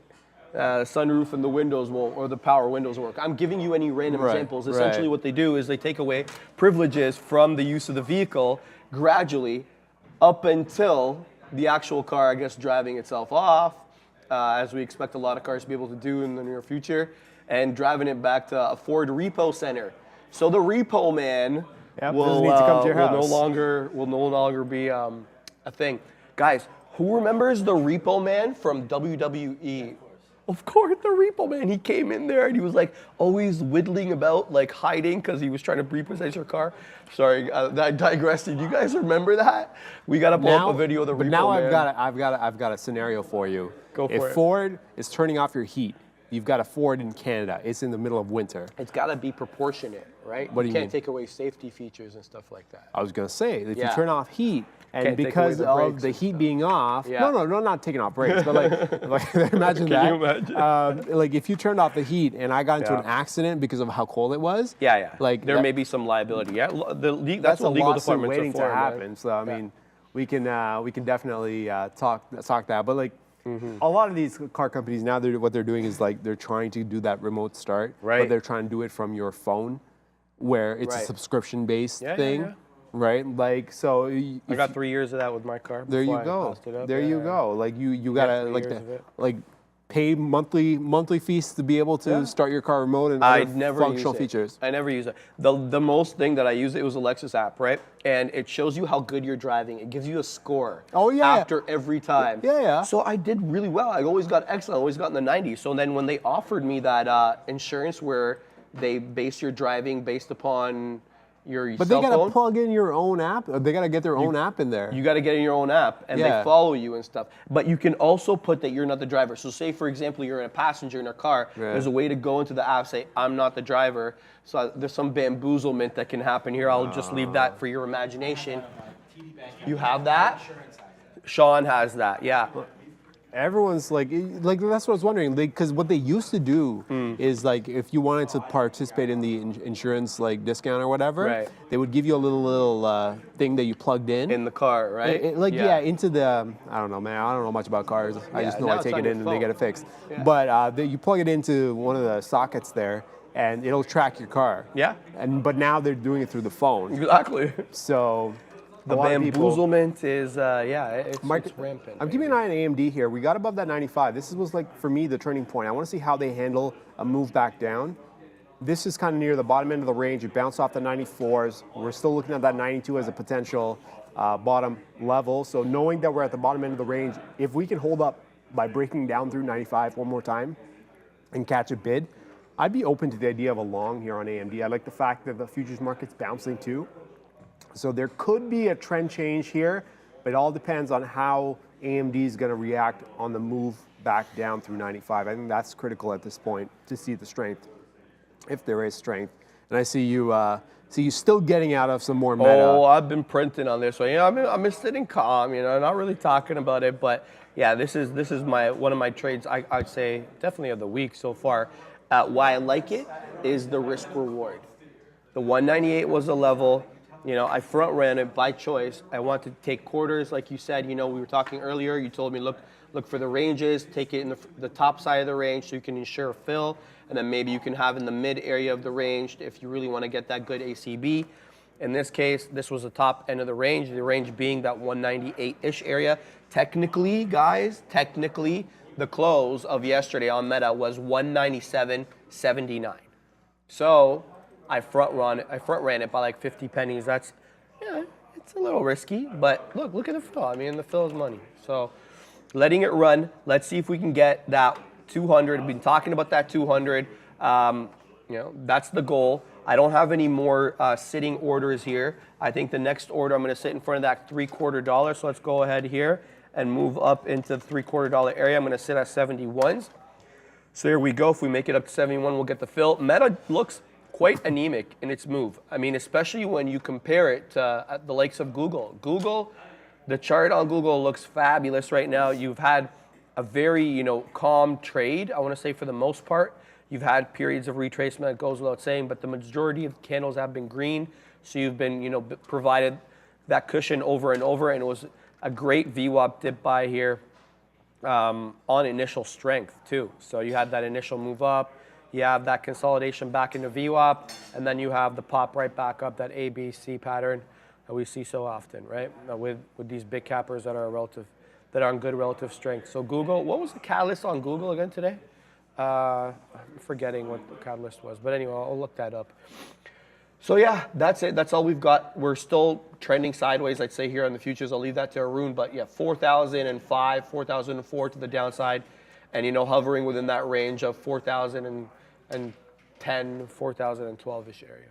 All right, I think I like what I see on AMD here. We're going to send a bid in, see if we can't get a fill on AMD. I'm just not going to pay 30 because we're already paying close to, like, in terms of risk, we're putting up like $3 in risk to play the bottom end of the range. But the space is there, right? We're looking to 99, 98 and change into 99. So me paying close to 95 is all right. I don't mind this. So let's see if we can't grab a long here on AMD against that low. We're playing a double bottom, or not even a double bottom range. We're playing an actual, I don't know, 3 days going back to the 16th. So we're playing a few days worth of action here through the bottom, see if we can't catch a bid. It is coming back in. So if it comes back in a little bit more, I might be able to get this fill. And we'll put that on the table for a potential trade on the long side. Let's check back in with Microsoft. What does Microsoft have?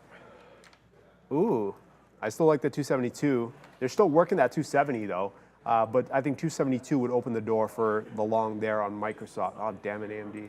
Damn it, AMD. Yeah, right? It came down and then just bounced right back up. So if we can get back north of 272, there could be a trade there against the low, or whatever that low is going to be.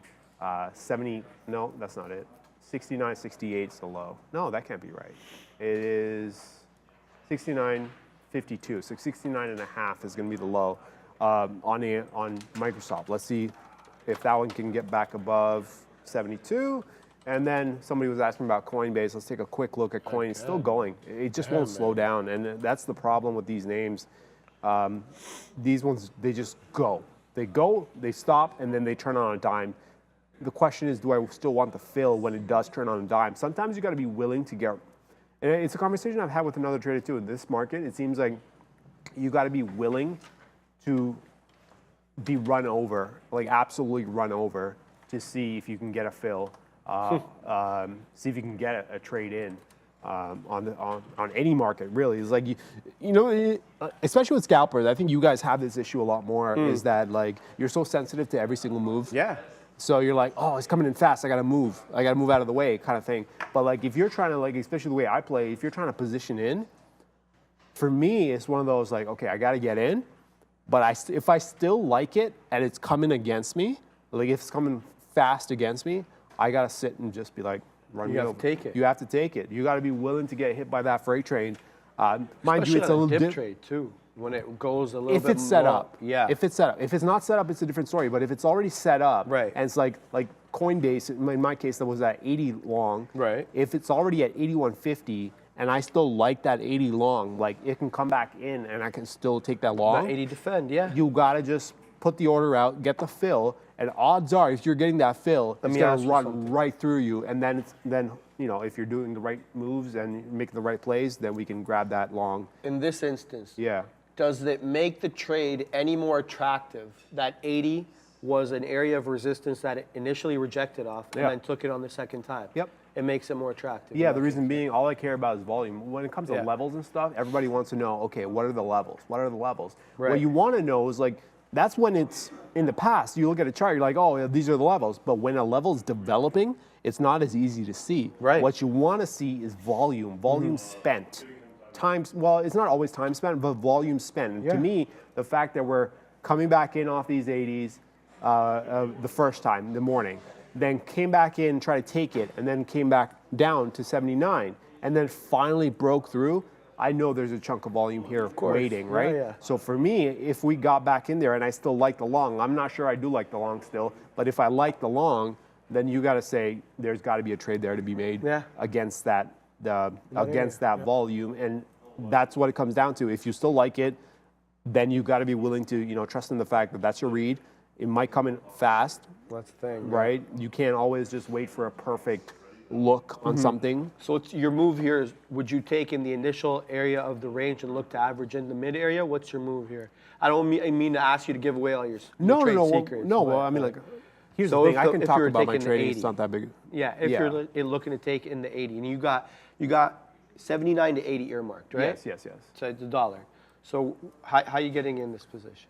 If What you I were want to take see it? is because of how we're stalling out and how fast we ran through the 80s. Right. I want to see, now we're going right back into that that scenario I was talking about earlier where you play the bigger chart, but you want the smaller chart to kind of turn a little Right. bit. So for me, if we're coming back from 81, seeing how this moved, I wanted to kind of slow down a little bit. I wanted to come back to 80 and slow down a little bit. Right. Then I'll just jump on board. Okay. I'm not going to be willing. Is this the type of trade? Is it the quality of trade where I'm willing to leave the order right here and get filled? No, it's not. That kind of trade, okay. This one, on the other hand, AMD, I am long on this one. This was the quality trade I was willing to take. So it came back in, and now I'm in the money 6-7 cents. But this is just the beginning of a trade that this is going to happen. Like, I'm just getting started with this trade, right? Right. It's Yeah. got a long way to go. We're just getting started with this trade. This might be out of the money for a little bit. It's not like the odds of me being in the money as soon as I get in. That's not your move, yeah. It's very, very unlikely you're a I get level-based filled. guy, I'm a level-based guy, and Yeah. I give a lot of flexibility. And I give a lot of got it, time. I yeah. let the stocks move around a lot. I respect that. So it's one of those like instant gratification situations. Doesn't happen.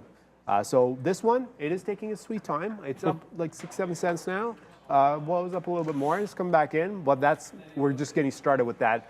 Also, the flip side is also taking a futures. I've started building into a small futures position.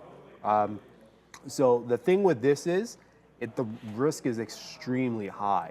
So that's why I'm I'm planning on average, and I talked about this earlier. I'm planning the average on this trade here. I want to participate in the trade, but I don't want everything at these prices. So I'm getting just enough to know or give myself space to start here, but at the same time get this average closer to 4,000.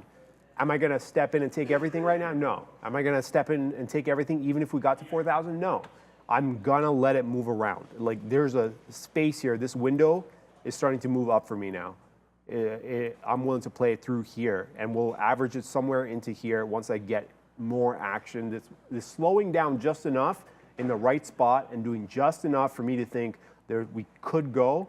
I don't want to put up as much risk as I normally would, but I want to participate, and that means to participate, you got to take something. So I've started taking just a tiny bit there, and we'll see if we can't work with that going forward. So for now, we've got AMD, and we've got a small futures starting position here, just north of 10. See if we can't take it towards the high. So this is what I like. I know a lot of you guys kind of do your own equity side of things, but I like to have the futures in the same direction when I want to jump on board with the equity as well. Yeah, So no if question. If I want a long, compare. if I want a long Yeah. on something, the Microsofts, the Apples, if the futures can actually stabilize too, they may not even be an index name, but I still want that help from the market. Yeah. Whatever help I can take from the equity side, or for the equity side from the future side of things, I'll take it. So that's kind of my take on the whole thing. Like I said, we've got two positions. One of them's on the board, one of them is not, and I can see that Meta is still going. We Meta are is now still going. $1.75 in the money. That was a good trade. Like this trade, letting it run. So I took pieces out here at 86s. Recall the idea was to get to 200. So I think the high on this candle is 92. So essentially we've got up to 200. I'm holding 35% of a full position, still on board. I'm definitely looking for that knock on 200, no question about that. And then I'm looking for VWAP. I think both may be areas of resistance. VWAP currently on my chart anyway is showing at 230. So about 30 pennies above, that whole dollar level. We're coming back into the high 80s here, so we are knocking on the door of 200. It's just a matter of I don't have so much that I can start scalping more out at these levels, so I got to get selective as to where I'm going to get out. And I think definitely I got to get out a piece here. There we are at 200. I didn't get the fill. quite yet as we retrace. I think I'm sitting at 99s, so not quite yet, but we are at 98s, 97s. There we go. We get the fill. Yeah, so we'll see. We'll see. Now I'm holding 25% of a full position. I'm going to let this one run. 198.26. So if we can, you know, I think obviously we want $2 in the money, right? So let's go ahead here and sit at 224, and we'll sit there. If we make our way up there, we'll take the fill. Otherwise, you know, we're still holding. So, yeah, this was a good trade. I'm happy with it. It was very, like, you know, just identifiable. All right, what else we got here on some of these big cappers? Amazon continues to pump to the high side, guys. I think we may see $100 today. I didn't even think that that would be the case when we started off the day. We started off the day in 97s. Amazon has been up and to the right. It's been a stable stock to get in at most parts of the day. Initially, you could have had some VWAP retracements here. Subsequent to that, you could have just had 1 or 2 or 3 minute pullbacks and get in on those and then pump back up.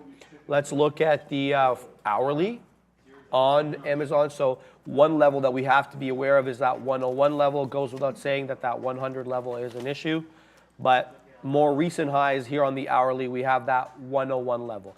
Let's zoom out even further and see what else we've got. Let's go to the 4 hour. All right, the 4 hour. Yes, so now look at this head and shoulders, disgusting V-shaped retracement. Randy calls these Christmas trees. We had this move back, early Feb. I want to call these the early Feb highs, like we call the October and June lows. These are the early Feb highs that we had here. It came all the way up almost into 118, 117 and a half, I want to say, and it's been, you know, down since then. The peak at that neckline, you got to say, is that 104 area, right? So kind of gets a little vague at this point, but definitely that 100, definitely that 101. That's what I see on Amazon. Who knows? We could see 100 today, definitely. If this cooperates back to Meta, we're still knocking on the door of 200. I have 25% position left. So I'm sitting at right in front of that $0.25, but we've been having trouble breaking through that 200. Let me actually see. No, so our exact high has been 200. Is it? Yeah, 200. On 2 successive green candles here. So that 200, the seller is really stepping in, and we haven't printed anything above that 200 quite yet. We're getting mid prints at 99s and even 200s, but that level holding for now. There it goes. It's no longer a level. It got broken, but we retrace right back down. Anyway, let's let this one continue. Oh, nice move up in the futures, retaking VWAP here. So I see a lot of green pumping a lot of these big cappers. So your AMD, how's that going? AMD's coming back in, so meaning like it's against me right now. Yeah, it's still against me, but that's not where the money's at, right? No. The money's over here. That's your, even though it's a starter position, even though it's a starter position, I was trying to average this thing down. It's moving the right way. This is exactly what I need, back towards 40-20, maybe even a little bit higher as we go towards the highs. That's kind of the game plan here on the futures, is that we catch this nice little starter.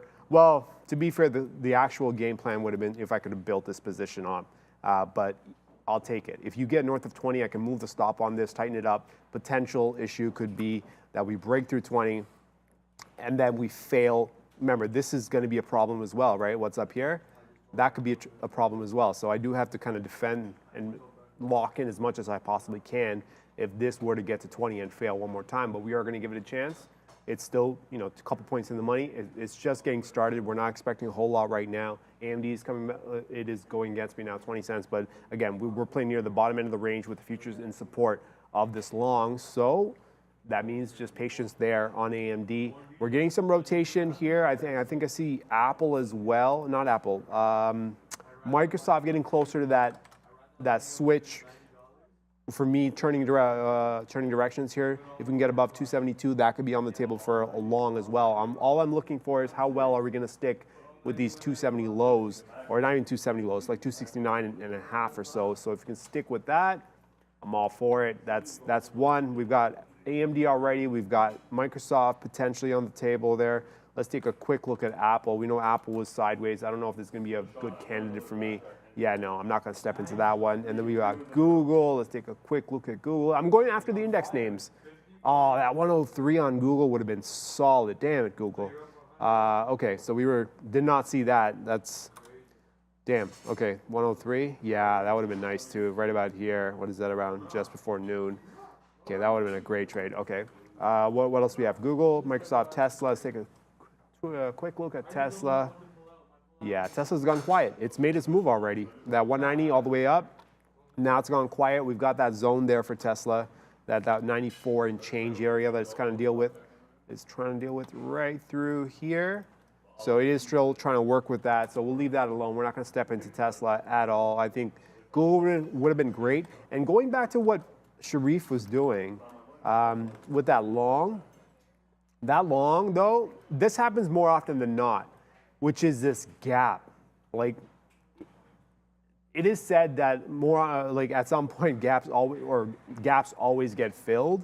Intraday gaps, it doesn't have to happen the day before or the day after or very close to when the gap was created, but eventually does happen. And when you have this gap trying to get filled the day after or the day of that you created the gap, right? Based on yesterday's close and this move back down. Baby. Yeah, so like that's where I was saying this. I'm just like, because you caught it at such a terrific price, that just in front of that 198, I feel like that's a great spot for the trend to change. That 198. Yeah, the 198. No question. It was a gap. It was yesterday's close. Everything the close fits. of the filling of the gap. Yeah. So you usually, most of the times, my data book says gaps usually get filled. Yeah. Most of the time. No, they always. Well, there's a theory out there. Well, I've read it. Let's just say that that gaps always get filled. Yeah. Which is true because stocks will always create similar prices, or Right. they will go back to similar prices, Right. right? So the gaps always get filled over time. If you give it long enough a time frame, it's always going to get filled. That's why that holds true.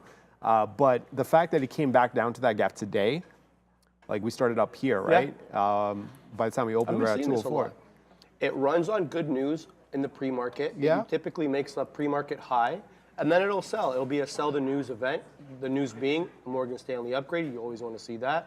Price target upgrade to 225, and then everybody's taking profits. The thing with then you have a there's a question I just quickly looked up, and it's like, what's the logic of a gap fill? Well, There is actually a It's- mathematical logic. there's mathematical, but to me, I'm looking at in terms of like price discovery, right? It's like we know where the closing price is, we know where the opening price is, Right. We know if there's any pre-market activity or aftermarket activity, we know where that is. Right. The hidden unknown is between whatever the lows of the pre-market are. yeah. So in this case, it's this 4 a.m. low, that 200, to the closing price. That's discovery.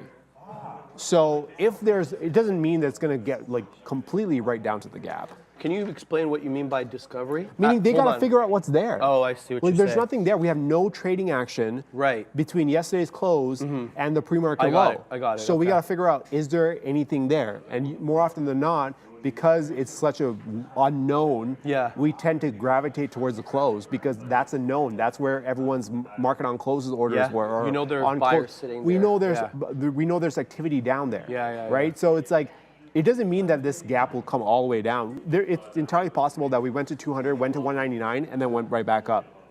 So for now, there goes Meta, there goes the market to the upside. Here comes AMD, and let's go to Brendan. Let's go to Brendo at the big desk.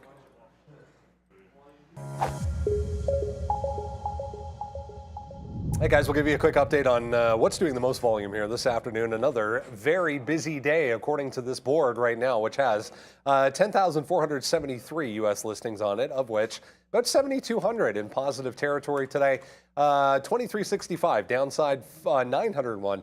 Almost at 501 there. Little change, basically flat on the day. Right now, 143 new lows versus just 66 to the upside. So one-sided type of a trade as we head into the 1 o'clock hour here, or 12:30, I should say. Not quite 1 o'clock. 1, 2, 3 on this board above 100 million so far, including Mullen, FRC, and Credit Suisse. Once again, today it's been on here since last week. FRC and Mullen, 118, 109 for each. Tesla, almost 85 million shares as we head through lunch hour. TQs and SQs on here as they typically are, along with SOXL, the chip ETF, 52 million, AMD XLF as well to round things out. But a ton of volume here so far. Typically this time of day, we do see at least one or two, but busy day, guys. 3 in the 100 million club already. Back over to you. Do you guys remember the pop or like whatever top 40 group in the 90s called the Fun Factory? I do. But this is the Print Factory, baby. This is an absolute banger long on my friend Meta. There we go. Last out, $2.50 in the money, $200.83. The last out, initial long, 198.24. That's all she wrote for that one. I'm taking a picture of this one. This one was a good trade. And I am done for the day on that. No, let's keep seeing here what is going on in the futures world. We just did a VWAP retracement on the ES, and now we're kind of like printing above it. I know Arun's got that. He's got that futures long at that level. I believe he's got like 4,007 or something like that. So let's see if we continue to move here or it's just a bamboozlement at VWAP. But here we are. We're at that crossroads, that inflection point. Let's see what happens. Daryl Finch, let's go Meta, 198 long for me. Good job, dude. You actually got bottom print. I didn't actually, I front ran it, right? So I had the $0.25. Good for you for getting 198. It actually made its way down to 197.95. So you definitely got that print. Good on you. D-Loaf, got long with you, 197.97. Had to take a work call and got stopped out 90 cents in the money. But this boy is printing. Thank you. Appreciate that. Reliable Rudy. Tesla will fill $74-$64 gap. Mark my words. I mean, cool. Maybe. I won't bet. I won't take that bet. I mean, I still think that they're the industry leader. Not for the moment, nobody really can get close to them in terms of production numbers. You just keep seeing that more reinforced every day. That's not going to be that way always, but for the moment, I believe it is. When it changes, I'm glad to jump on board with the Bears, but for the moment, I'm staying put on my opinion on that. Yak, Beard Gang for today's midday. Let's go, Sharif Arun. We'll hit the bang for that. Yeah, my man got his beard done. It looks solid. What's everyone up to? Everyone getting DRMA. Ooh, okay, drama is moving here. All right, let's bring in some drama from the top. Up here, there we go.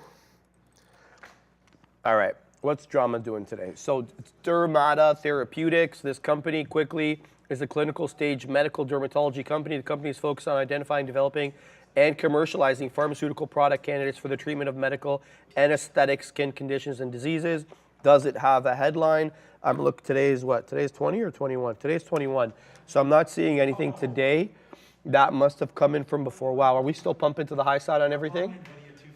Sean is long Nvidia 257. We're at 258.5. All right, so we're busting out there. We're looking for a VWAP possible retracement. I think that's 259.40. Maybe we hit 260. And he's long Google 103.25. 103.25. There you go, guys. And Google is at 104.25. That's the high of day. So good on Sean for that. DRMA. Yeah, you know what? It was a small cap crapper du jour. It's up 62.5 points. It was obviously a lot higher at the peak there at 343. Started the day off, I want to say, in that $1.60 area. That also happens to be the low of day. What's the previous day on this bad boy? So I'm not seeing anything here on my platform to justify this move. So I'm going to steer clear of this. It obviously had something yesterday. Announces closing a $5 million public offering. Okay, so that was yesterday or the 19th. No, that was the 19th. Don't know why it's running today. Not interested in this trade. Small cappers have not been the rave lately. They really haven't been making the moves they typically make, and I haven't been trading them as a result. So we'll trade what moves and. Excuse me. Sorry, I tried to cover my mouth there. The cough button doesn't work on the stream deck, so you'll have to blame somebody else for that. I hope I didn't pop anybody's eardrum. People saying Mullen is moving. Okay, we'll have a look at Mullen real quick. Dan Emmons saying BTC ripping again. Let's have a look at BTC before we get to Mullen. Whoa, BTC's pumping to the high side. 28.5 essentially is the high, 28,497.5. Are we at recent high here? Let's go to half an hour chart. No, recent high was made on the 20th. That was yesterday, I believe, and at 5 a.m., which was a high of 28,554. Let's zoom out. Yeah, that's definitely the high, 28,554, but we're quite close to that. So another possible top coming at 28.5-ish area. Let's zoom out even more. Let's go to the 4-hour. Yeah, okay, so we got to go to the daily if we're going to see anything on that because, you know, last time BTC was up here was 9 months ago. So here we are back in June. The level, we got to look at the obvious level is this high over here was 30,000. That's the obvious level above here. There's really nothing else. It's going to be a 30,000 resistance level should we get there. To me, at this point, it's just a matter of when, man. You know, Bitcoin's got it's been more resilient than the market. That's no question about that. Year to date, it's higher up than the market for sure. I haven't done the numbers, but I can tell you that pretty confidently. Let's have a look at Mullen because I said I'd look at that. Let's bring that in here on the side. What are we going to change here? XBEV, yeah, we haven't been doing anything with XBEV. So have a look at our friend Mullen. What's Mullen up? 1.67%. Why am I looking at this? Right? Low of days, 1250. High of days, 1370. Guys, come on. This isn't it. We've been having big boy moves. You know, we can select something a bit better than this. You know, my style is I don't really trade these sub $1 stocks. So, yeah, I'm going to have to take a pass on the Mullen analysis there. But I wanted to mention something with respect to this VWAP talk that happened on the morning show. Someone was saying to Neil that tell Sharif to take the VWAP long below, to take the long below VWAP. First of all, I just want to make something clear. I don't take small cap crappers long below VWAP. That's what I was trying to say. Okay, and I don't short small cap crappers above VWAP. That doesn't apply for the big tech names. It's a completely different trading strategy. So that's what I was talking about. And PDD, which is a stock you were talking about, which is stock was on, not a small cap crapper. It's just not, right? It's Chinese ADR. It's quite respectable. So I just want to make that point a little clearer there. And I think he was shorting off VWAP. Neil, you got short off PDD VWAP, right? Yeah. He got short. So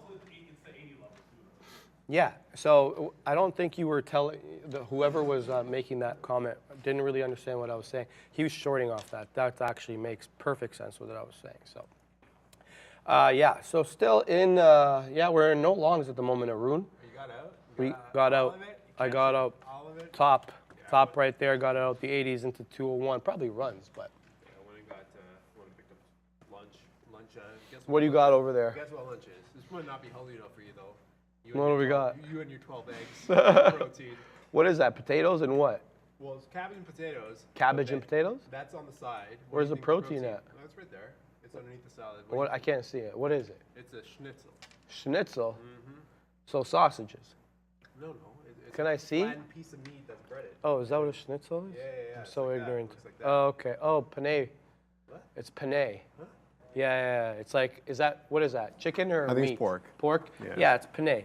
Penne is like when you put like, it's like a batter of eggs and I believe dough. Okay. What's flour? Flour. Okay. Right. Sorry. Eggs, flour, and a little bit of oil, and you put some other spices, and then you put it. You fry it like you. So you just fry bread in a it pan. then? You bread it. Yeah. Oh, it's called yeah, penne. same thing. I mean, this just comes from European side of things. But, Yeah, I don't know. But I We're mean, both it's there. Potato. Potato, it's the same potato, thing, tomato, yeah. tomato. The German schnitzels. So Sean's right. I mean, sorry, Arun's right. Because you get the information of the food, because I always notice that you know what we're going to eat every day. Yeah, so Sean knows what we're getting from the catering every day. This is pork. It's a pork German schnitzel. German schnitzel, guys. You're right, fried breaded pork. Mm-hmm. It's a fried cutlet. Yeah. All right, they're over there talking about schnitzels, and I'm still looking at this AMD Look going, at what is Tesla. going on? Is Tesla going? Still taking a Tesla's break? Going, bro. Still it's going? knocking on the door 195. Oh, yeah. Double okay. top, It was working at 195. 194. Yeah, possibly. it was working at 194, and then I guess they finally had their break, and now they're, this happens a lot. What is this? So TLSA Oh, yeah. instead of TSLA. I put TLSS. This reminds me of TSLS. what happened a while ago when it was another like hot sector, and where people were like getting the ticker wrong, and that stock was running for no reason. Like, why is it running? Yes, oh, just because yes. the ticker was off by one letter. People They are got- awesome, bro. Like, make sure you get your tickers right, by the way. So here They're comes Tesla, so up rational. 6% on the day. Okay, still going Bit of a through. double top, Yeah, 195, they're but going. I don't take that short. They're, I just don't. Yeah, I mean, It's too risky for me. Yeah. Here's the thing with double tops, though. Like, they need to confirm, meaning like they Yeah. actually need to go up there and fail and then come through again. So where would you see the fail? Would you see the fail through the break of 193? No, I think 194. Like if we 194. came back into 194, that probably Okay. puts in a double top, and then we could probably work with that. Interesting. Futures coming back in, and do I have the strength? Like this is one of those situations where, yeah, I don't mind it actually. I don't mind trying to work this long. Yeah, I'll work this long. We're north of 4K. We tried a few times to get through. I'll sit on this one, so we'll keep this one. AMD coming back in though. Damn, they really. I waited for this one too to make sure that this was going to be the area that I really want to play with. Yeah, they're coming back into that 80s now. So that's off a little bit. So we'll just wait on that one. Microsoft clearly didn't get to that 272, so that's not in play yet. Let's take a quick look at Coin. Let's see if Coin came back in. 82s. No, still at that 81.5. Way too far from that 80 mark. So we can't do anything with that. Futures market coming back in. Looks like we're catching an offer here. Is that something I need to worry about? No, I don't think so. Not yet anyways. We'll leave it as is. Remember, we are long right here, just in front of 10, so this is kind of flat at the moment. The only one that's out is AMD, which we're long north of 95, and that's starting to come back in quite aggressively. So this lunchtime sell is what seems to be on the table here for the market. As it kind of takes a little break. You would think that these names that were running hot would take a break, like Tesla. No, they're trying to make a lunchtime move here. That's up 6% on the day. And then FRC, whoa, let me take a look at that. FRC is, mind you, we haven't been trading. I know I haven't been trading this. I'm just like, no, this is not for me. No. But FRC's been a straight rally from that opening move. Now we're kind of knocking on the door of that 18, and the reason the 18 is going to be important is, like, you look at this, where were we spending a lot of time before we actually did that massive breakdown and halts all the way through? That 18 is right there at that 18. That's where the problem was initially before we broke through. So the fact that we're coming up into it and catching some sort of a sell side resistance there makes perfect sense. Let's see if they're going to break through or not. But for now, it seems like FRC knocking on the door of that 18. Is that 1740? Sure, it's far enough short, but at the same time, 18 is going to be the area to watch, I think, as we run to the upside. Yeah, Daryl Finn saying Microsoft making me regret not taking that 272 short. Yeah, it's bouncing off 272 right now. Now it can head back to 270, in my opinion, says Daryl. Yeah, you know what? That 272 kind of also coincided vaguely or, generally with that VWAP rejection. But, what I see here on Microsoft, yes, we are down 0.3% on the day, and we definitely were decidedly down. This could be a VWAP rejection. Fantastic. But what you have here, possible double bottom and a continuation, and you also have a higher low. So yeah, it's not a bad level. Look, don't get me wrong. And yesterday's close is in and around that area. So that's probably a bit more confirmation. I want to say that yesterday's close was 272.20. So you got VWAP, you got 272, you got 272.20. All kind of pointing to, hey, reject me. It's down 0.3% on the day. I don't know. Just not an A+ setup, but, viable. I mean, what if you get a turnaround here and then you get a test and you make a higher high, right? You get out at the 272, where would your out have been? 272.25, yesterday's close. So that's why. I mean, I don't want to guess. I'd rather take the trend, right? Anyway. But hey, I see what you're saying, man. I mean, all the power to you. Tesla does not care about anybody's feelings or what anybody wants. I was looking for a 195 double top. It has other ideas. 195.38, it's pumping to the high side. Go, Tesla, go. Now up, how many points are we up on the day? 6.63 points. Could we see 200? Jeez, this one's going. No, I think 200 is probably a little bit ambitious, but wow, what's a low on Tesla? The low today, guys, is 188.04. But the pre-market, Arun. Tesla. 4 a.m. Damn, Tesla. 4 a.m. saw some 184 action. Forget that 184. It was for me. It was that $11 ago. It was at 187. Like we could have gotten 187 around like 8:45, 8-ish. I think I was talking about this earlier when we were looking at the Tesla chart, right? That was a trade. It was that multi-day high around that 186, which gets confirmed around 8 o'clock, and then from there on out, 187. If you're paying attention to it, that's the multi-day breakout that you want here to the upside. I think that was the window. Damn, if you still have it, this would have been hard to manage though, because like, yeah, 194 was the target. We're still in the resistance level, but the initial push would have been to 192.5. Depending on how tightly you manage it, you had to be willing to let it come back down to 190, even break 190, and then for them to catch a secondary bid and then take it all the way up to your target point. For me, 187 long, most likely, if I saw that at 192, I would take some off. I'm like, close enough, I'll take some off, and then I wouldn't move the stop, I'll let the rest go, and then secondary target right here, 194, then you take some off, and then from this point on, you just trail it, right? 192 break should kind of end this whole thing. But it is still working through resistance, still moving strong. We could be making quite the move here on Tesla. You look at the daily. Let's take a quick look at the daily, because when you want targets that are more important, you look at the daily, right? We're looking at that 200. I mean, that's pretty obvious, right? 198 into 200 as a potential target. Yeah, that's obviously a target that you want. That's a big round number as well. They're consolidating, but I think the bigger story here is if Tesla ends up north of 220, that would kind of set up like a massive turn, right? This is still adjusted for all the splits, but we struggled south of 190 before.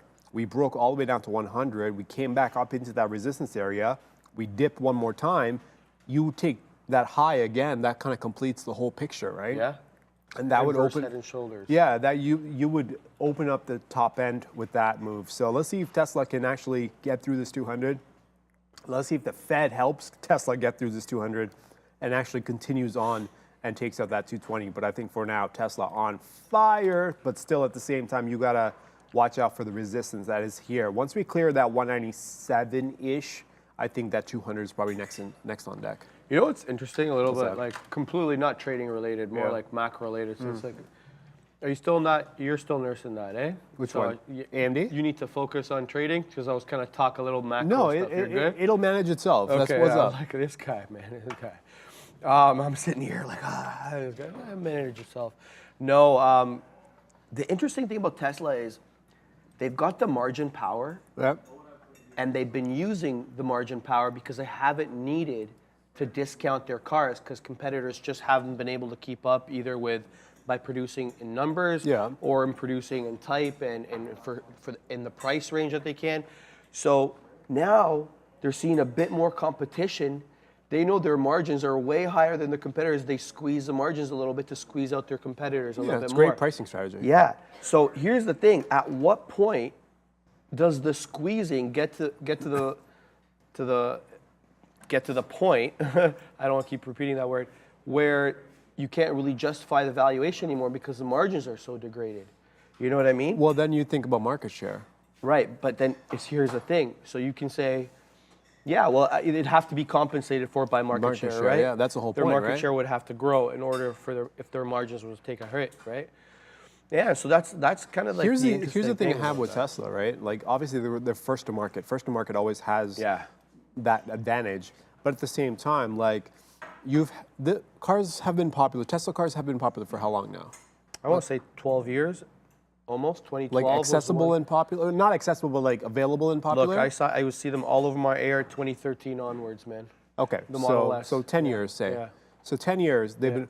Have they changed in the way they look? No. So that's one of the like things they talk people about. want stuff that looks more modern, right? Yeah. So obviously they're going to need a redesign at some point. Yeah, yeah. They're And that's talking about the Y and the 3. that's just the surface of Yeah. it, right? That's not that big of a deal. But the problem is, while everyone's waiting on Tesla to redesign their cars, you have all these other companies that are coming with more futuristic designs that are also battery and that are also like brand established, maybe not in the EV space, but already existing, right? So I feel like while you're waiting for Tesla to kind of look a little different, Because you know it's going to be like an iPhone, right? As soon as they Yeah. change something, everyone's going to jump on board, get a brand new Tesla. If you've been driving a Tesla for 5 years and you have a redesign coming, you're It's like, good oh and yeah. bad. It's good and bad in a way. Can I tell you why? Yeah. So you're that guy, you spend $100K on a car, 5 years later, Yeah. they change the design on you and you're Yeah. gonna go spend. But in this case, right, like they've had that brand loyalty, right, where Okay. they've said to them, all right, you're gonna spend $100K on our car, well, we're not gonna really change the design on you. That's probably not a good business strategy because that customer is not buying a new one, right? But they have had that kind of design loyalty where I don't feel like I'm outdated just because mine is a 2016. You can't really tell. Interior, you can tell because they've gone from like the tablet style to the That is a obnoxiously big tablet. Yeah, yeah. That is like imagine like you have a malfunction with like this is software on the just the operating system Oh, for yeah. that. It's like, oh, I can't turn. It's like I know. Ford. It's like turning off your heat. I don't but hear too much about that though. I mean, and they I don't haven't hear had too an much issue about just that, yet. no. Clearly, the tablets are working just fine, Yeah. or their big console is working just fine. But it's just one thing I wonder is just like, okay, well, touch sensitivity, all those Yeah. things that can go Yeah, wrong it's- with the everything's tablet, right? there. But I mean, for now, they've got that advantage. Everyone's on board. Everyone's doing just fine with Teslas. And someone brought in the chat brought it up too, is like, well, like pure EVs versus hybrids. And I wonder if like, in terms of the overall picture of Yeah. everything, right? Is pure EV gonna like great at $100,000 cars? Great, 60 grand cars, fine. 40 grand cars, maybe. But what about everyone who's at the 15, 20 grand I don't know, cars? that's like, what Tesla's trying to do with the Model 2. You heard about this Model 2 no, coming no, up? no, what's up? Yeah, it's supposed to be like that, But like entry level, 30K okay, so car. with the smaller car means Yeah. a smaller battery. Well, yeah, but they're using something called an LPC battery. Okay, so its durability is not as good, Yeah. and its range is a little shorter, but Yeah. it's a lot cheaper. They're using it actually in the Shanghai facility, and they're shipping those to Europe, selling them at Europe Model Y prices. Model Y is way cheaper in China, way Right. cheaper, but they're selling it with the cheap battery to Europeans at European prices. So they're doing a whole bunch of stuff. The chat has all sorts of opinions, and I love how you guys all have opinions about like what's going on with Tesla, because it's just one of those ones you can talk up a storm talking about this stuff. Tesla's market share cannot grow. It just can't, says Greg Moore. At least not in the EV space. Competition used to be near zero, so market share is going to go down. Fact. No, absolutely. But, it's not about having a market share of, okay, so say, I'm giving you a random figure. Say in 2016, the total EV market was 500,000 cars. I'm just giving you a random Sure, figure. Okay? random number.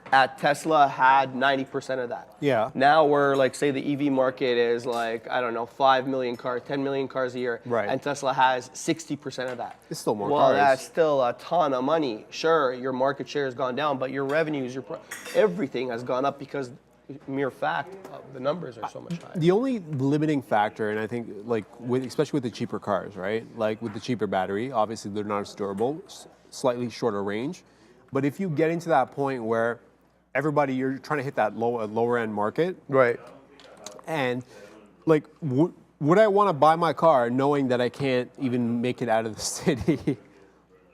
Like not out of the city, but Yeah. like I got to think about like, can I from here? it's very I gotta rethink. No, it's very good. It's very good. Like, even in it a plots your entire route for you, tells you exactly how much Really? you're going to spend at every station, tells you how fast the charging pretty cool. station is. Is it a fast one? Is it a slow one?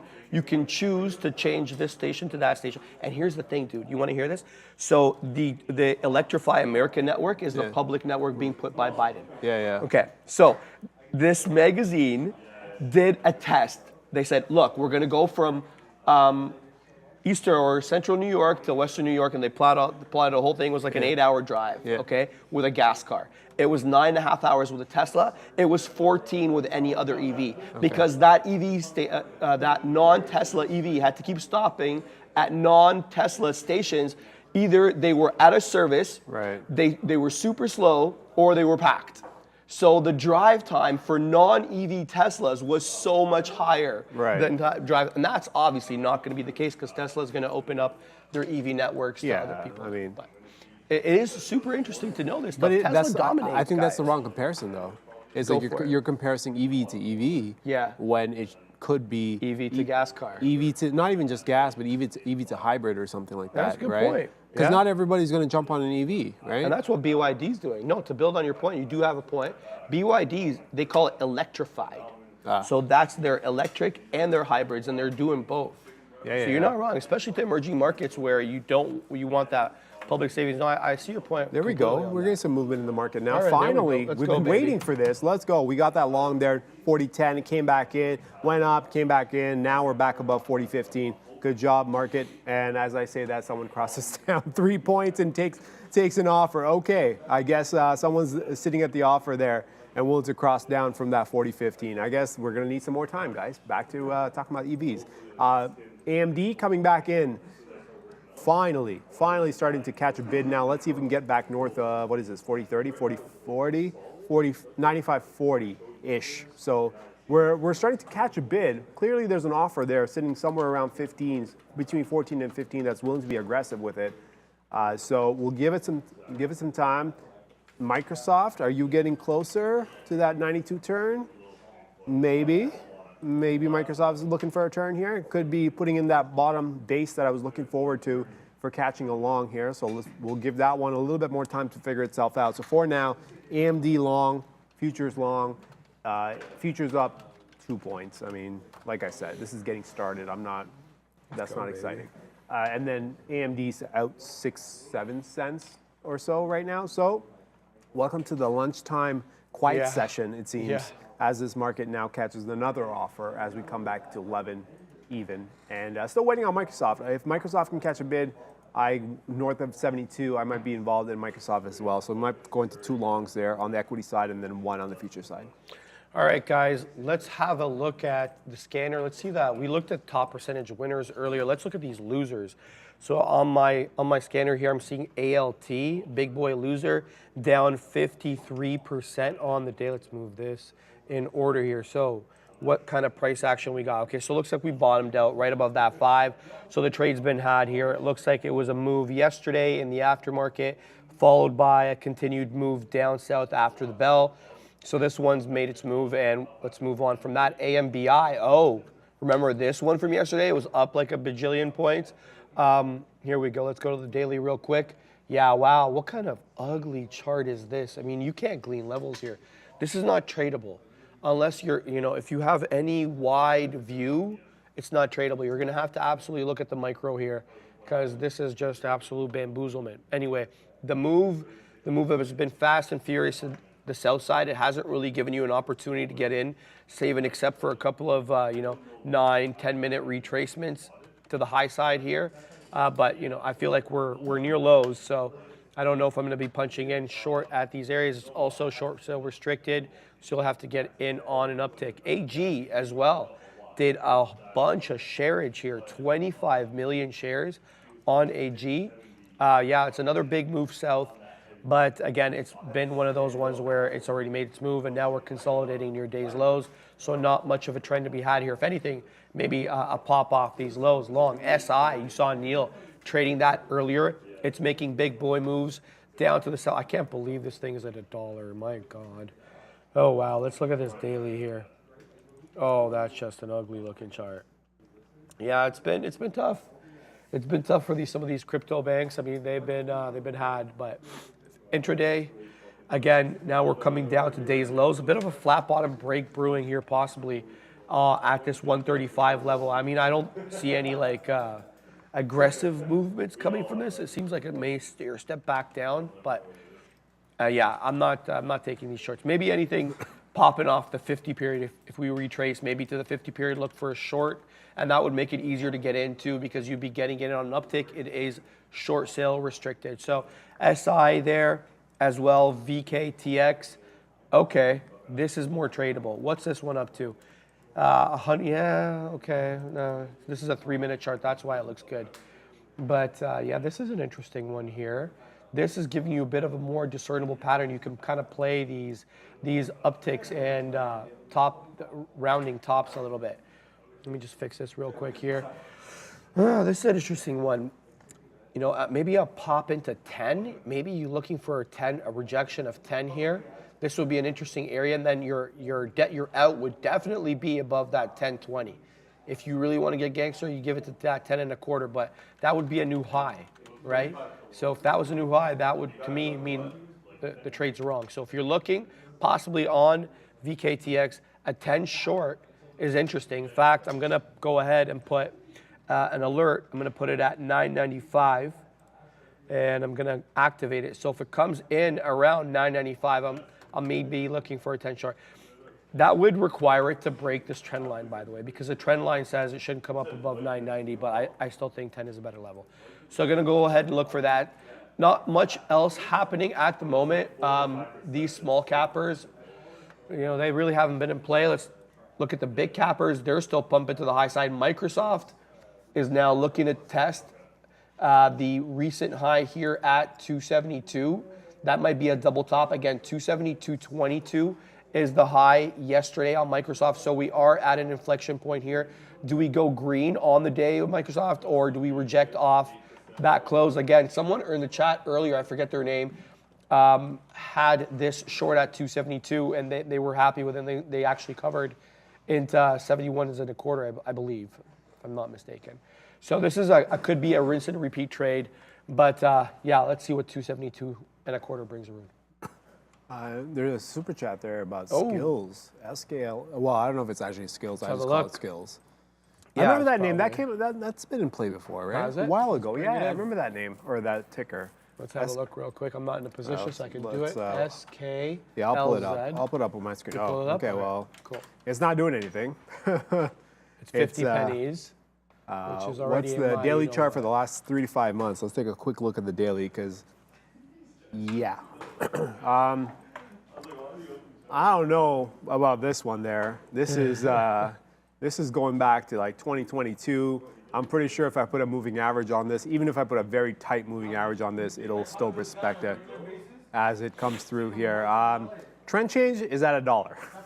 So yeah, let's see if it's a no-go. It's a no-go in terms of movement, volatility, all that stuff. I think you got to get it to $1 before it gets exciting. Obviously, once it gets to $1, it could turn very, very quickly, but it is not exactly the best of charts. It goes back to what you were saying. Like, when you were saying that too, it made me wonder. It's like the bigger chart is a no-go, so you definitely have to go to the smaller chart. Yeah. That kind of situation. Oh, yeah, but I think that's got to be your decision to filter out.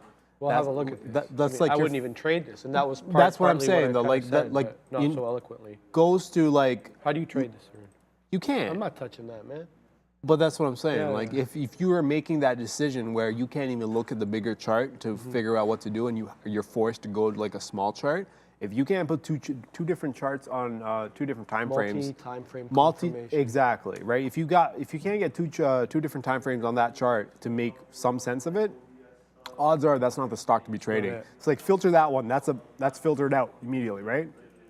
So that's kind of the way I would go about filtering stocks. And I mean, we're in AMD. Oh, update futures. I'm walking away from this one. No, this is not the right risk at this. It's gone quiet. And I don't like the fact that there is an offer sitting at 15. Remember, the risk on this is meant to be a building type of situation. But if I know that there's offers that are 15 that are willing to be aggressive, then why should I price it at 10? And you're basing that on the fact that it wicked up. There was a. It's not even wicked up. It's like you got to pay attention to it, right? Okay. All right. I mean, you don't see it on the one. Maybe it is on the one. I was paying attention to the level 2. Yeah. It was right here. It was off the bond results there. Oh, okay. Going in, as of right there. As soon as I saw that, I was like, no, I don't want it. Yeah, because you gotta. I mean, that's the thing too, right? When you get into 1 o'clock, you gotta keep an eye on the bond results too, because they can move the market. Yeah, especially now too. For sure. Oh yeah, right? They have been lately. I think Dan Emmons was mentioning. Dan always talks about he's always on top of it too. Yeah. He mentioned it. He said gold was falling and 2-year notes. So like you have bond action, and if I'm starting to see that kind of selling, I'm like, no. I'm already putting up the risk just to get in, just to start building. But if you start showing me that, then I'm gonna walk away from it. I walked away, covered the cost of the trade, made a tick on it, and now I can price it lower. If let's just say, for example, that I don't actually get a chance to get a price lower, and it just continues up, you pass on that trade. It's a risk to reward situation. You were initially putting up the risk because you thought you had the space, and then the market's showing you that you do not have the space. No. Yeah. So you pull the order out, you go back to flat, and then you reprice your trade, right? So essentially now I'm thinking if we can get it close to 4,000 or 39.90, that's kind of the game plan here. So I don't need to hope that we get through that 15. Forget that. We're just going to walk away because we can adjust. It's this, trading's all about adjusting to new information as it comes in, without adjusting too quickly. Yeah. Right. So you don't want to micromanage your position, but at the same time, you want to be smart about it. So I think for me, seeing that, I was in that trade for how long? About 40 minutes. I was in that trade for about 40 minutes. That was enough time for me to figure out that I don't want to price it here. So we walked away from it. AMD, I'm okay with AMD. AMD is doing its own little thing. I'm not that sensitive to AMD, so we'll leave that one as is. That one's out 30 cents at the moment. We got a lot of stuff going on here, guys. I'm not in any of these. FRC is moving to the high side, 1809. It's at day's highs. Microsoft is also just broken through yesterday's close. We talked about that, 272.22. It's gotten up now to 272 in the 40s. Google is at day's high, 104.45. We're right there at Google. We're likewise there on Stresla, 196.15. We're at 195.80.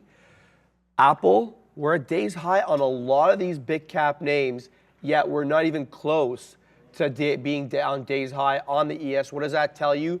Tech, more relatively strong than the overall market right now. It's been that way. It's been the banks and the other sectors bringing down these indexes, and tech kind of having a secular rally. We've seen that all through last week when the banking crisis started, and it's a trend that's continuing this week. So a lot of relative strength in tech and not being reflected on these, and especially more, I would say, on the S&P than on the NASDAQ. As we looked at earlier, the NASDAQ has outperformed the S&P. But here we go. We're moving again here on these futures. 40.15 is where we're moving to. I also want to mention that we are up 5%, 5.5% on the 2-year today.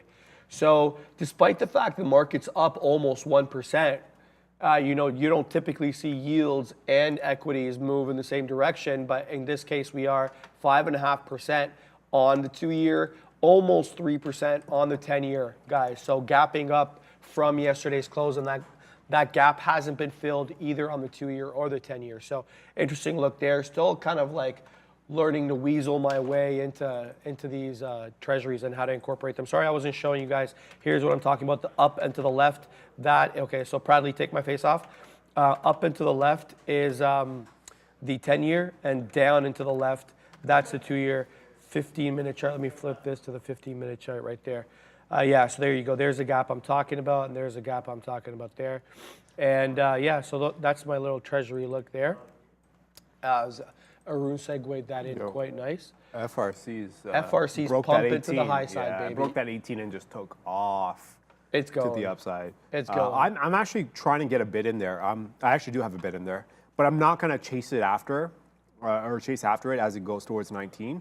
I'm going to wait for that pullback towards that 18. So is that one of those situations where you got to be willing to get run over? We were talking about it earlier, where you got to be willing to get run over. This will run you over. Technically, I like the trade. It's gone a little too fast for me. So we're going to wait for that bid, see if we can't catch a drop here. They were bringing it back down to 40, and I was like, oh, maybe this is the time to do it. No, they're still going. I do like the idea of FRC. We left it alone when it was gapping. Right, when it was all over the place, it was in the 30s and it was just gapping all over the place. This is more structured. I can work with this. This is a little bit easier to work with. So the fact that it's actually willing to break through that 18 and hold up well, I think that's a shot that we can actually take to the upside. I'll leave that bid in there, see if I can't get a fill. I think if we get to 20 before we get to 18, at that point, I think the trade's gone. But until that happens, I'm going to leave that bid, see if we can get a fill on a swipe down. On a move, and then put up $1 risk on that. See if we can't break it through 17 to get out. But there you go, nice little swipe, not swipe, but a move down towards the 1850. Maybe there's a chance we get this fill. Entirely possible that we get this fill. And there goes AMD right back to flat now after taking a nice little ride. Someone said earlier in this chat, honestly, this is how I feel as well. Wake me up when the ES does something. I know. Exactly, man. I'm in the same boat. Wake me up when the ES does something. You don't put me on the show, you know I'm on Netflix. Yeah, I can vouch to that. I or- look over. or I look something. over on the right when you're over there. You've got your headphones on already, and you're like, you're knee deep into the show. I'm just like, no, it's one of those things like you got to be smart about when you're active and when you're not, right? Yeah, mental capital too. Yeah, it's You're exactly spending it that too. mental It can be capital. exhausting, right? So like the day leading up to Fed is like your calm before the storm type situation where these are the days where it's a little bit quieter. You might get a little bored, but you take your time with it because come 2 p.m. tomorrow, this market is gonna have some fun with it because all of a sudden they're expecting no rate changes on the table. This is the day. This is the day we should be looking at like the Fed rate tool, right? I'm gonna do it right now. I'm gonna pull it up too, because like checking like well in advance is one thing, but checking the day before kind of gives you a pretty good expectation. Yeah, we're up there on that 25 bips. We're about 83. What are we at? 84%, 83.4%. We were a little bit lower. I got we it were here. 80 Let me see something this here. morning. But what are you doing? You got it yours? Where'd it go? No. 83.4 on the quarter. Yeah. You can come to my screen there, Fahad. 83.4 on the quarter, and then 16 on the none or the flat. So clearly the expectation is here, and this is where you get to set your like expectations here. Okay, 83.4, right? What happens if we end up with flat? Well, we're pumping to the high side. If we don't get a beep, if we don't get 25 beeps, Yeah, we're moving up. but here's the counter argument to that. Okay. Why is it not being moved up? Like, why is there no quarter point rally? Is that because the economy is not strong enough? Is there a financial issue that we need to worry about? Like, that's the thing that this market will digest. Yeah. Like, once you get that, the initial reaction is, oh, yeah, we didn't get what was expected. But then the flip side of that is, why didn't we? Yeah, I can see that being a talking point in the subsequent days. No, I but see that's that what I'm being saying. bought up but aggressively. that market, like, Yeah. that's the type of situation where you go into 2 o'clock, you get that release, you're like, oh yeah, it's positive because we were expecting a quarter, we got nothing. We get the notes, right? We get the notes. The algos read the notes. The algos read the notes. So we get to see what they think Everything's about- great Yeah. for a good half hour. Yeah. And then at the press conference, it's like, oh, why didn't we do this? It always it's a wild card. It's a wild card. Yeah. So yeah, yeah, it's yeah. like you can always, like, the whole thing is the expectation, the initial reaction. That's why I try not to trade the initial reaction. I don't trade the initial reaction. It gets very, very messy because that's a counter argument that goes Yeah. on. It's like, oh, we were expecting this. Great. We didn't get it. But then it's like 5 minutes later, it's like, why Yeah. didn't we get it? Oh, is there something else that we need to be worried about now? Yeah. That whole thing. So that's why the Fed day gets very, very messy, especially right after like the 2 o'clock until like 2:15, like a good 15 minutes. The algos are just all over the place with it. I think I've seen one Fed move. This was a while ago where it came out. It was Fed day. It came out. It was a straight rally. Like there was no like whipsaw action. It was Okay. just straight in one direction. Yeah. And it just went. It never stopped. Okay. It was love like those days. from like 2 p.m. into the close. It just took off. I was probably trying to short it. No, I don't I'm think you were. kidding, I'm I don't think you were kidding. trading. Yeah. This was like years ago. Okay, I'm kidding. Right? This was like just one move. That's the only time I've ever seen it where it just goes in one direction. That's not a common thing. It's Okay. usually just like a whipsaw back of and course. forth. Yeah, no question. So it's gonna be interesting to see how this market handles, even if you get a flat move or no move, how the market digests that, as interesting. whether it's positive or if that's actually a concerning thing, right? I don't know. I think the market's priced in 25 bips too. So if we get 25 bips, if we get what's expected, it'll just be kind of market data dependent. Like, what did the market do that day? You got to assume because there's not going to be a reaction to the 25 bips that's priced in, right? So we seesaw. Well, I mean, if we get flat and they're changes? priced in a quarter, if they priced in a quarter and Yeah. then we get nothing, then yeah, the rally would make the most sense. But then, like I said, it's that question of why, right? That's the concern. I'm also looking to see what they say. Like they're probably going to have an explanation for their stuff tomorrow in the notes. And a lot of the times they They give indications as to what they're looking at for the future rate hikes. FRC's pumping. You guys can see that on my screen. That's why I got it up. Just made a new high of day 1915. It's all sorts of risky though. Look at that size at 19. Just get eaten up. Here we go. That's just getting wiped off. There it goes. 25, 28s. Now here come the 30s. This is pumping to the high side here. I feel like an auctioneer with these small cap crappers. I love it. Just like profits. Yeah. So now we'll see. Do we hold 19s here? We looked at the macro. 20s is obviously a level on this that goes back several days. So if we make it up to 20s, get ready. It should be quite a volatile area, but we'll have to stay above 19s for that to happen. Flushing now below 18 and 3/4 holding for the moment. It's now going to have to be 18 and a half that holds. We'll see. What was I saying quickly about? I want to see what the Fed is going to say I think everybody wants to see that. about what they want to do going forward. Some of the market participants are pricing in rate cuts up to 3 for this year. I mean, You know what I'm saying? So pauses make sense. Rate cuts that aggressively, that's but you got to assume it's like probably that in the kind latter of part of the that year. kind of U-turn though is like All of a sudden, it's everybody bad if you're doing everybody's that like kind of a U-turn. of the opinion that the Fed raised too quickly. All these like the Monday morning quarterback, the armchair quarterbacks, right? The banking system breaks, so you find a crack in parts of the banking system, and all of a sudden, it's the Fed's fault because they raised too quickly. And everybody who's pounding the desk saying, you got to raise. We have 8-9% inflation. Now they raised too quickly. And these are the They same can never be on the people right too. side though. Yeah, you can never. They will never be on the right side because the banking system has an issue. It's never their fault that they screwed up. It's always the their Fed's fault. Yeah, it's always. It's on the Fed. Why we would have been just fine if they hadn't raised so quickly. Yeah, because they were completely keeping their balance sheets clean, right, and doing all the right accounting. Like, it's they have not a our- lot to blame, and that's what the Canadian system. No disrespect to like American brethren, we love you guys, but I feel like your banking system.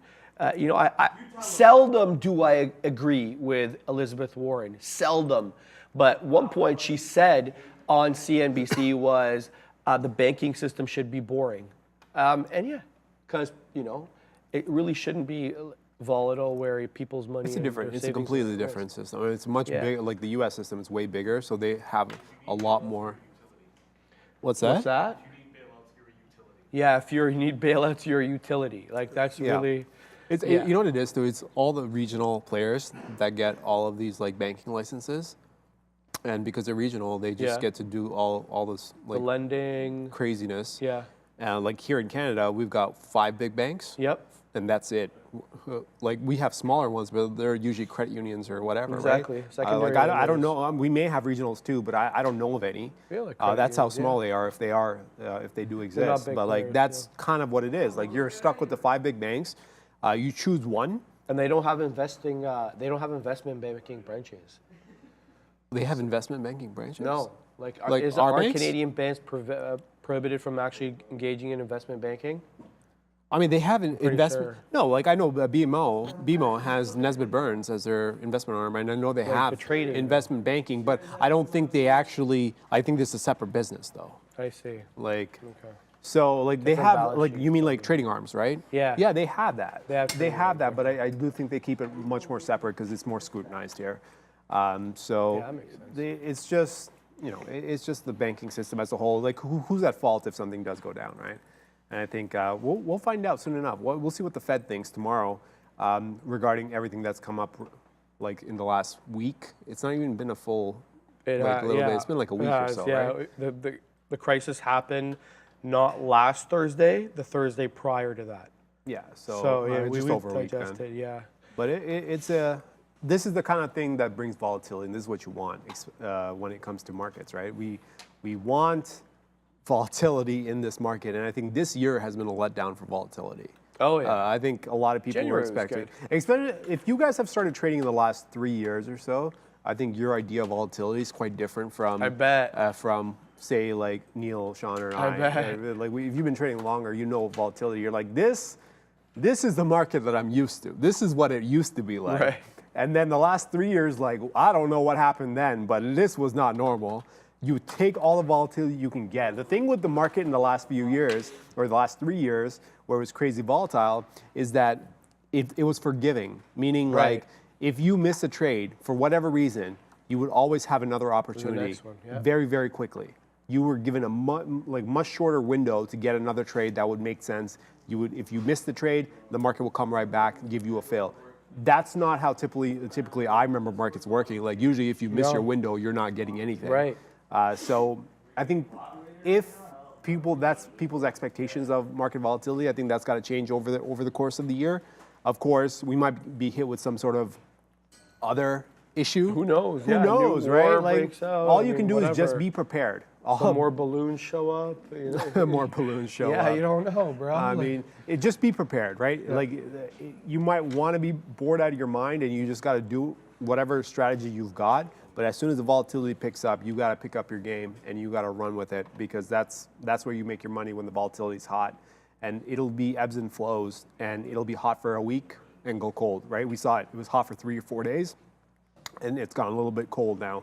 So let's see if this holds up, and if it comes and goes in a few days at a time. But definitely be prepared for the volatility when it does show up. All right, Mohammed Al-Barash asking me to look at Run. Let's have a look at Run. Sure. So Sun Run, having a good day, 11.92% to the high side. Say that again, Neil? Coinbase is moving, guys. Wow, what a rejection off that 83.54. It is moving to the downside. Here comes that 83. This is the 3-minute chart on it. Let's go to the 1-minute chart here real quick. Yeah, so nice 83. rejection there. Woo, it is This going is ridiculous. south. We're looking at an 80. Wow, hold on. Where are we here on the... Okay, so Bitcoin is, it's at 28.3. High is 28.5. So this is secular. I want to say a little bit here on Coinbase. That's almost $1 now. Close to off the high. So we'll have a look at that. We'll keep that on Coinbase. We've been keeping that on watch. Let's flip back to the 5 on that one. Yeah, ugly topping tail candle coming in there on the 5. Barely stays green, but look at that body, much nearer the low than the high. Sunrun, okay, Mohammed, here, let's have a look at Sunrun. Here's the 5. It's up, like I said, 11.6% on the day. We saw CSIQ do really well, CSIQ Canadian Solar. Sympathy play, let's have a look at the whole sector as a whole. Look at that. So everything is decidedly green. CSIQ is up 15.75%, 6.5% after the bell. You're getting a lot of sympathy plays with Nova, Run, FSLR had a good day, ENPH, Sedge. Wow, everything's up. Yeah, so solar absolutely flying today on, I guess, some good catalysts coming in from some earnings there. So good trade. If you had it off the bell, if you took it off the VWAP retracement here at 11, also a great trade. I think it's made the move. Let's see where it goes. Let's have a look maybe at the 4 hour to see if we've been up here lately. Sure. Looks like that 1950. You got to say 1950.20 is going to be the top here. Most of the price action took place at that 1950. That goes back to March 16th. Then obviously 20 is that level. But we'll see if this is a sustained market move, because it's not a catalyst on its own regard. It's a catalyst off CSIQ. So, typically that's a little short-lived. I got into a GameStop long here, guys, okay? I'm excited about GameStop. I'm in a quarter position. GameStop has earnings coming up. I believe it's after the bell today. Is it, Neil? Yeah, it is. So GameStop earnings after the bell. Looks like there's obviously some volatility and some volume coming in as a result. It's got a nice little move. I'm buying at highs. I realize that. I'm looking to defend into 18s. It's a small position, and the meta trade has just been absolutely humongous. So it can kind of take a little bit more risk and have a little bit more fun when you've got a bit of a cushion. So let's see what GME brings, if we can get anything interesting going on this. But my goodness, Google up and to the right. We could have just punched in at any point in the day on Google today, man. You would have made money.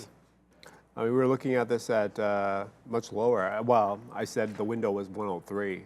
It just never stops since 103. It's one of those, like, you don't expect it, and then it does it, and you're like, oh, there it is. So huge move on Google. Obviously, futures market has stabilized a little bit. I'm not even too bothered by the fact that I got out of this one. Like, this is not the kind of action I want to be playing in, especially if I'm putting in the risk because if I'm taking it there, my risk is much lower, much lower. So I was trying to average it down, but when you give me this kind of action, I'm trying to either get the average lower or I'm just going to walk away from it and see if we can. There you go. Nice baby. little pop up to 18s. We've got 43 cents on AMD. Finally, AMD looking like it wants to turn a little bit. Oh, there we go, AMD. Yeah. So finally making a move north here, taking out that initial kind of drop spot there around 95.40. Now we're at 50. Okay, futures market helping the case. AMD doing well. I canceled the order on FRC, by the way. I don't think I'm gonna. That coin reverse. Coin is. Jeez. Yeah, but coin is the problem. With coin is just like there. I don't know, man. Coin does this though. It's the way it moves. It's just ridiculous. It does a topping tail candle, then just absolutely gets bought up like that. But here we go. We're knocking on the door of day's high. I think we are printing day's high. Yep, we're coming into the 60s. That is day's high on our friend coin. What a move. This is the 5-minute chart. Let's look at a more micro view. This guy's got me using 5-minute chart. He shows up for one day. Almost I'm punching 5-minute chart. Do you feel better about it though? Right, yeah. Well, you know, I kind of forced myself to use a 3. And I never really wanted to get up. Okay, so here's my setup. This is my home setup over here. And so this is how I have things at home. I've got 2 of these. I've got 4 monitors, right? So I have 2 trading stations. One's on the left and left. Here it is. So I always have the 1, the 5, and the daily on my setup. I can't duplicate that setup in this case because I have the chat and stuff like that. And so I've got different gimmicks going on. So I'm always getting a macro view. And I'll switch between the 5 and the 15. And I'll always, you know, these are variable, but I've always got multi-time frame on my thing. I'm always looking for multi-time frame confirmation. You start with the daily, you go 5 or 15, and then you ease your way into 1. Here's the problem. The only problem with having all this right in front of you is that overload? No, I think you can handle it. It's just like when you use the 15 or the 5, Yeah. and then you're using the 1 to time the entry. I assume that's what you're doing. Yeah. Right?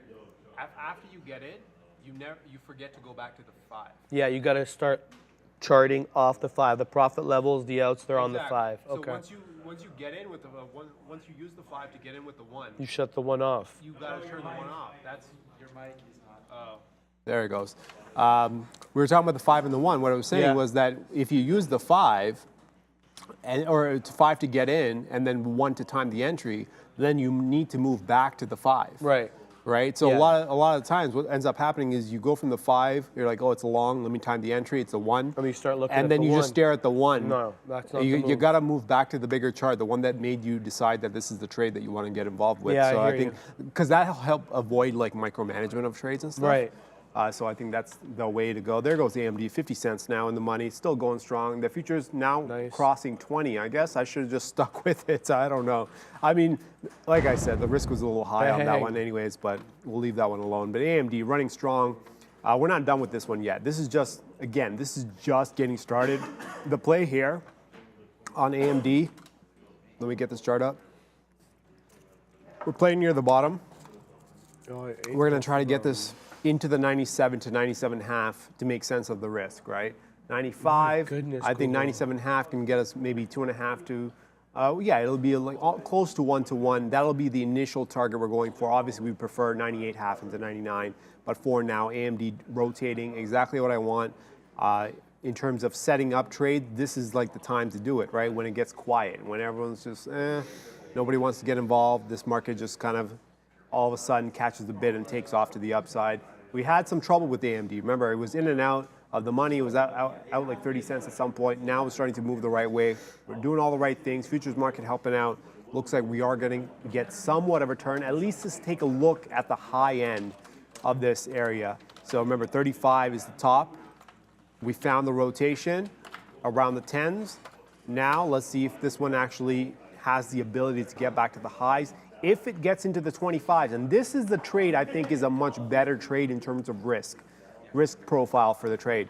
If you get into the 25s and you start to get an offer, I think the offer against that 35 high is a much better risk profile for a trade versus the one that I had initially around 10 going on down. So for now, it looks like the rotation is going to hold up. We are playing it in some fashion with the AMD.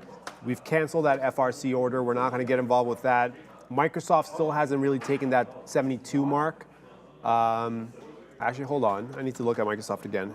It did get above 72. I don't know. That wide tick is screwing it all up for me. But let's see if Microsoft is actually catching that 72. Okay. Let's see if Microsoft can get back above that 72, 272 area. If we can, there could be enough for a long on Microsoft. But for now, I'm pretty happy with AMD as the only trade to go off of, as the futures market has finally gotten above 20, is staying above 20. Let's see if we can catch an acceleration bid towards that 25 mark. Google doesn't care about your feelings. Look at this, bro. This is just, wow. Hindsight's obviously 2020, but what an up and to the right move Google has been all day. I mean, it's been steady Freddy, baby. 105, where are we knocking? We're knocking on the door of 105.10 right now. So the future's pumping, 40.21 now. So this is a hurdle that we had earlier. That 40.21 level was an area we retraced off. So I'd like to ideally break above this, obviously, and then you look for that 431. That's the take that we had earlier in the market. That was around 10 o'clock, and then we get that retracement down. So here we go. Let's see what we do. Mohammed Al-Barash sending 20 Swedish, what are they called? Kroners, Swedish kroners, 20. I think SPY 401 is an easy short today if we reach. 401. I don't look at this. Well, okay. You're talking to the futures guy. So, No, well, I mean, here's the thing. I also don't it. know what the prices are on the spiders. Neither do I. Yo, if we reach 401 today, wow. I mean, I can see why you would think that. I mean, that's also a massive expectation. Yeah. That's a good. It's a big boy move. I mean, okay, so every 10 cents, every 10 points is $1. You're pricing in a 40-point move from here, which puts you north of 40.50. You're essentially saying the futures is going to get to 40.60. Never say never, but I can see a reasoning for thinking that's a little too far. So yeah, it's entirely possible. I see the resistance between 401 to 402. I see the reasoning for that. It's just a matter of, are we going to do? Does this market have the juice to go 40 points from here to even get to that point in time? That's the question I think this market's going to have to answer, because right now, as much as I thought we had some strength north of 20, we are catching an offer here. So we could be stuck, temporarily at least, right here on the futures, which is about 21, 22 high. It makes sense. We've stalled out here earlier around 11 o'clock, right? Just before the European close, around that 21.5, we did stall out. We might be stalling out again, remains to be seen, but I agree. If you get to 401 into 402, there's a chance that's a good short. Let's see if this futures market actually has like 40 points in it, because your target expectation is right about there. That's what you're looking for that 401. So let's see. We're going to let this one go. Obviously, we do have AMD.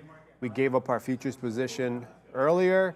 Let's see if Microsoft's still not above 72. Let's see if I can get myself on some other index names. What do we got? Apple. Let's get a bigger chart on there. Apple. What do you got, Apple? Ooh, Apple 58 hasn't stopped. Okay. Amazon, have you stopped? No, you just keep going towards 100. Risk is gone there. Let's go with that. Apple, Microsoft, Tesla. What are you doing, Tesla? Let's see if you're still in that resistance area. Okay. So anytime there's a trade where the market or the stock's gone into a resistance area that I already want to watch, I can't find a way to get along. I would think, okay, I'm just watching out for shorts at this point. Let's see if maybe we break 194. That could be a potential short. But for now, it does look like Tesla looking strong inside of resistance zone. So we're going to leave that one alone. Tesla's out, Google's out, Microsoft's out. What's the only one? Nvidia. Let's go. Let's more index names. Nvidia. What are you doing? Range bound, looking towards the high end of the range. I think that 65 break is going to be something to watch. We mentioned that earlier, so that's going to be in play as well. Let me see. Okay, so I've got a scanner out here. So this is like the e-signal scanner that I'm using. This is like a hot list based on volume, right? Actually, no, let me change it. Based on volume rate. Usually it just tells me what's got hot volume on it right now. So looks like PAA. Let's see here. That hasn't done a whole lot. Mullen, FRC we talked about, Tesla. What else we got here? AMD. Well, I'm in AMD, so we already know. FFIE, I don't know, that's 50 cents. Not going to look at that. INFY is down 77 cents. Not a whole lot there. Coinbase, we talked about Coinbase. It's on its own little world. It's on its own little thing right now where it's at almost at 84. What else is big right now? SoFi up 5% on the day. Okay, it's a $5 name, not my cup of tea. Spiders obviously is there. Nike up 2.5%. What do we got? Nike breaking through that 124. Not exactly the best chart to work with. Okay. Schwab. Okay, Schwab's approaching 60. 60 could be a big round number to work with. I'm not a fan of that 60 break. Why? We've been here before, and that 60 break has not held up. So between 62 and 60 has been a problem. So for me, that 60 break is like, I think the better trade actually on Schwab is if it breaks and fails that 60. So you break the 60, you hit some stops, and then you fail, and you come back in, then you can play the range top with the short against 62. I think that trade makes a little bit more sense to me in terms of risk profiles for Schwab. What else we got here? Key Corp, obviously the small banks are in play. PACW, that's another one. XLE, Energy. Oh, I haven't seen Energy yet today. I haven't looked at crude. How is energy doing? Crude is up, it should be up, yep, 2.3%, looking strong. Still stuck in a damn range, damn it, crude. Still looking a little sideways here against that 70, it seems. So crude has gone somewhat quiet. We did crack that 65 yesterday, and Can I then ask you we something real caught a bid and then came all the way back. What's up? For crude, Yeah. do you use the continuous contract? Are you trying to trade it or no? No, just the base levels. Like if you're looking at key levels or things Okay, that are so important. I use on eSignal, I go CL pound F, which is a continuous contract. So it gives me a consistent picture. Right. To trade it though, obviously you're going to execute on the continuous contract. The issue with trading crude, I don't know how many of you guys out there trade crude, but the expiration is a weird one. Okay. So it's not like the ES futures and NASDAQ futures, which is like every 3 months, you know it's the third Friday, yeah. expires. The Thursday Right. before that is when it rolls over. May 23rd. Yeah, so random. cruise expiration schedule is like every month on the 25th or something like that, and then 3 days before the 25th, it expires or rolls over, Okay. unless the 25th falls on a Saturday or Sunday. That's some and stuff. It's some stuff, right? So every month you're changing contracts. Okay. So it makes more sense to have the continuous chart up. Right. But if you are trading crude contracts, you got to be aware. Any commodity contract, actually, So you got to be typically aware. you'd be looking at the continuous, and if you're trading, you got to be on the monthly, or you should be. Well, So no. like What in I'm this saying case- is like be on the continuous for the On the chart's sake of continu- it. For the charts, yeah. But like when you're trading it, you need to know the expiration schedule. Right. Got it. Yeah. Like I mean, obviously, it's a little bit more forgiving on the futures side of things, or the equity index futures side of things, Yeah. because like it only happens 4 times a year. Right. With crude or those commodities, it happens every month, Right. and it's a weird one. So like crude's like that, and then nat gas rolled over as well. Nat gas was having a day as well today. It kind of got through that 215 and then snapped all the way back to 225. It's actually, I don't even know why I talk about nat gas. I know you guys look at it, but probably don't look at nat gas as a contract, so I'll probably go with UNG. That's the ETF there. Same chart, just different scale. And it got close to 7 and bounced right back. Let's see what nat gas does. UNG specifically does when it gets close to 8. I think that's where the interest is going to be, somewhere between 780 and 8. That's going to be the hot spot for now, UNG on the upside if we do come in, because there is a downward trend, right? So we got to respect the downtrend. At the same time, we're going to put some respect on that 8 even level, see if we actually get through there and make a move. Is there a nat gas contract, futures contract? Yeah, it's NG. NG, excellent. Because I'm making a whole futures thing here. Like Thank you. a Appreciate it. equity or the commodity or energy? The futures. So Henry Hub natural gas. Yeah, right? yeah. It's not NYMEX. All right. So we'll go continuous. Yeah, I'm just making a future. So I Just got be aware, you got to roll that one every month, huh? even on the continuous. Oh, okay. I'm never, on the no, no, no, continuous. never mind, Yeah. yeah. So yeah, I just want to have these always, man. And always end up learning something new, man, every day. All right, this GameStop position, we're having fun with this. We're using really small shareage here, guys, just to kind of like say, we traded GME on the day, initial long 1830, retracement into the 20 period planned 1810, breaks 18, I'm out. So that'll be the end of the trade there. This was a 25% position. This was a 10% position. So in a 35% of what I typically call a full position. Again, break of 18, I'm gonzino. Look, this is what I'm looking for here is like a 5-minute pullback and then a continuation forward. If I don't get that here, I'm wrong at 18. So that's the plan. And then we'll see what else is going on. Google has found a bit of a top, at least for the moment. It's kind of dangerous saying that on a day like this, where it's just kind of been up and to the right. But 105.10 is the high on Google, and now we're trading at 104.83. So let's see, do we get continuation here, 105.10. Where's a daily tell us we'll end up here?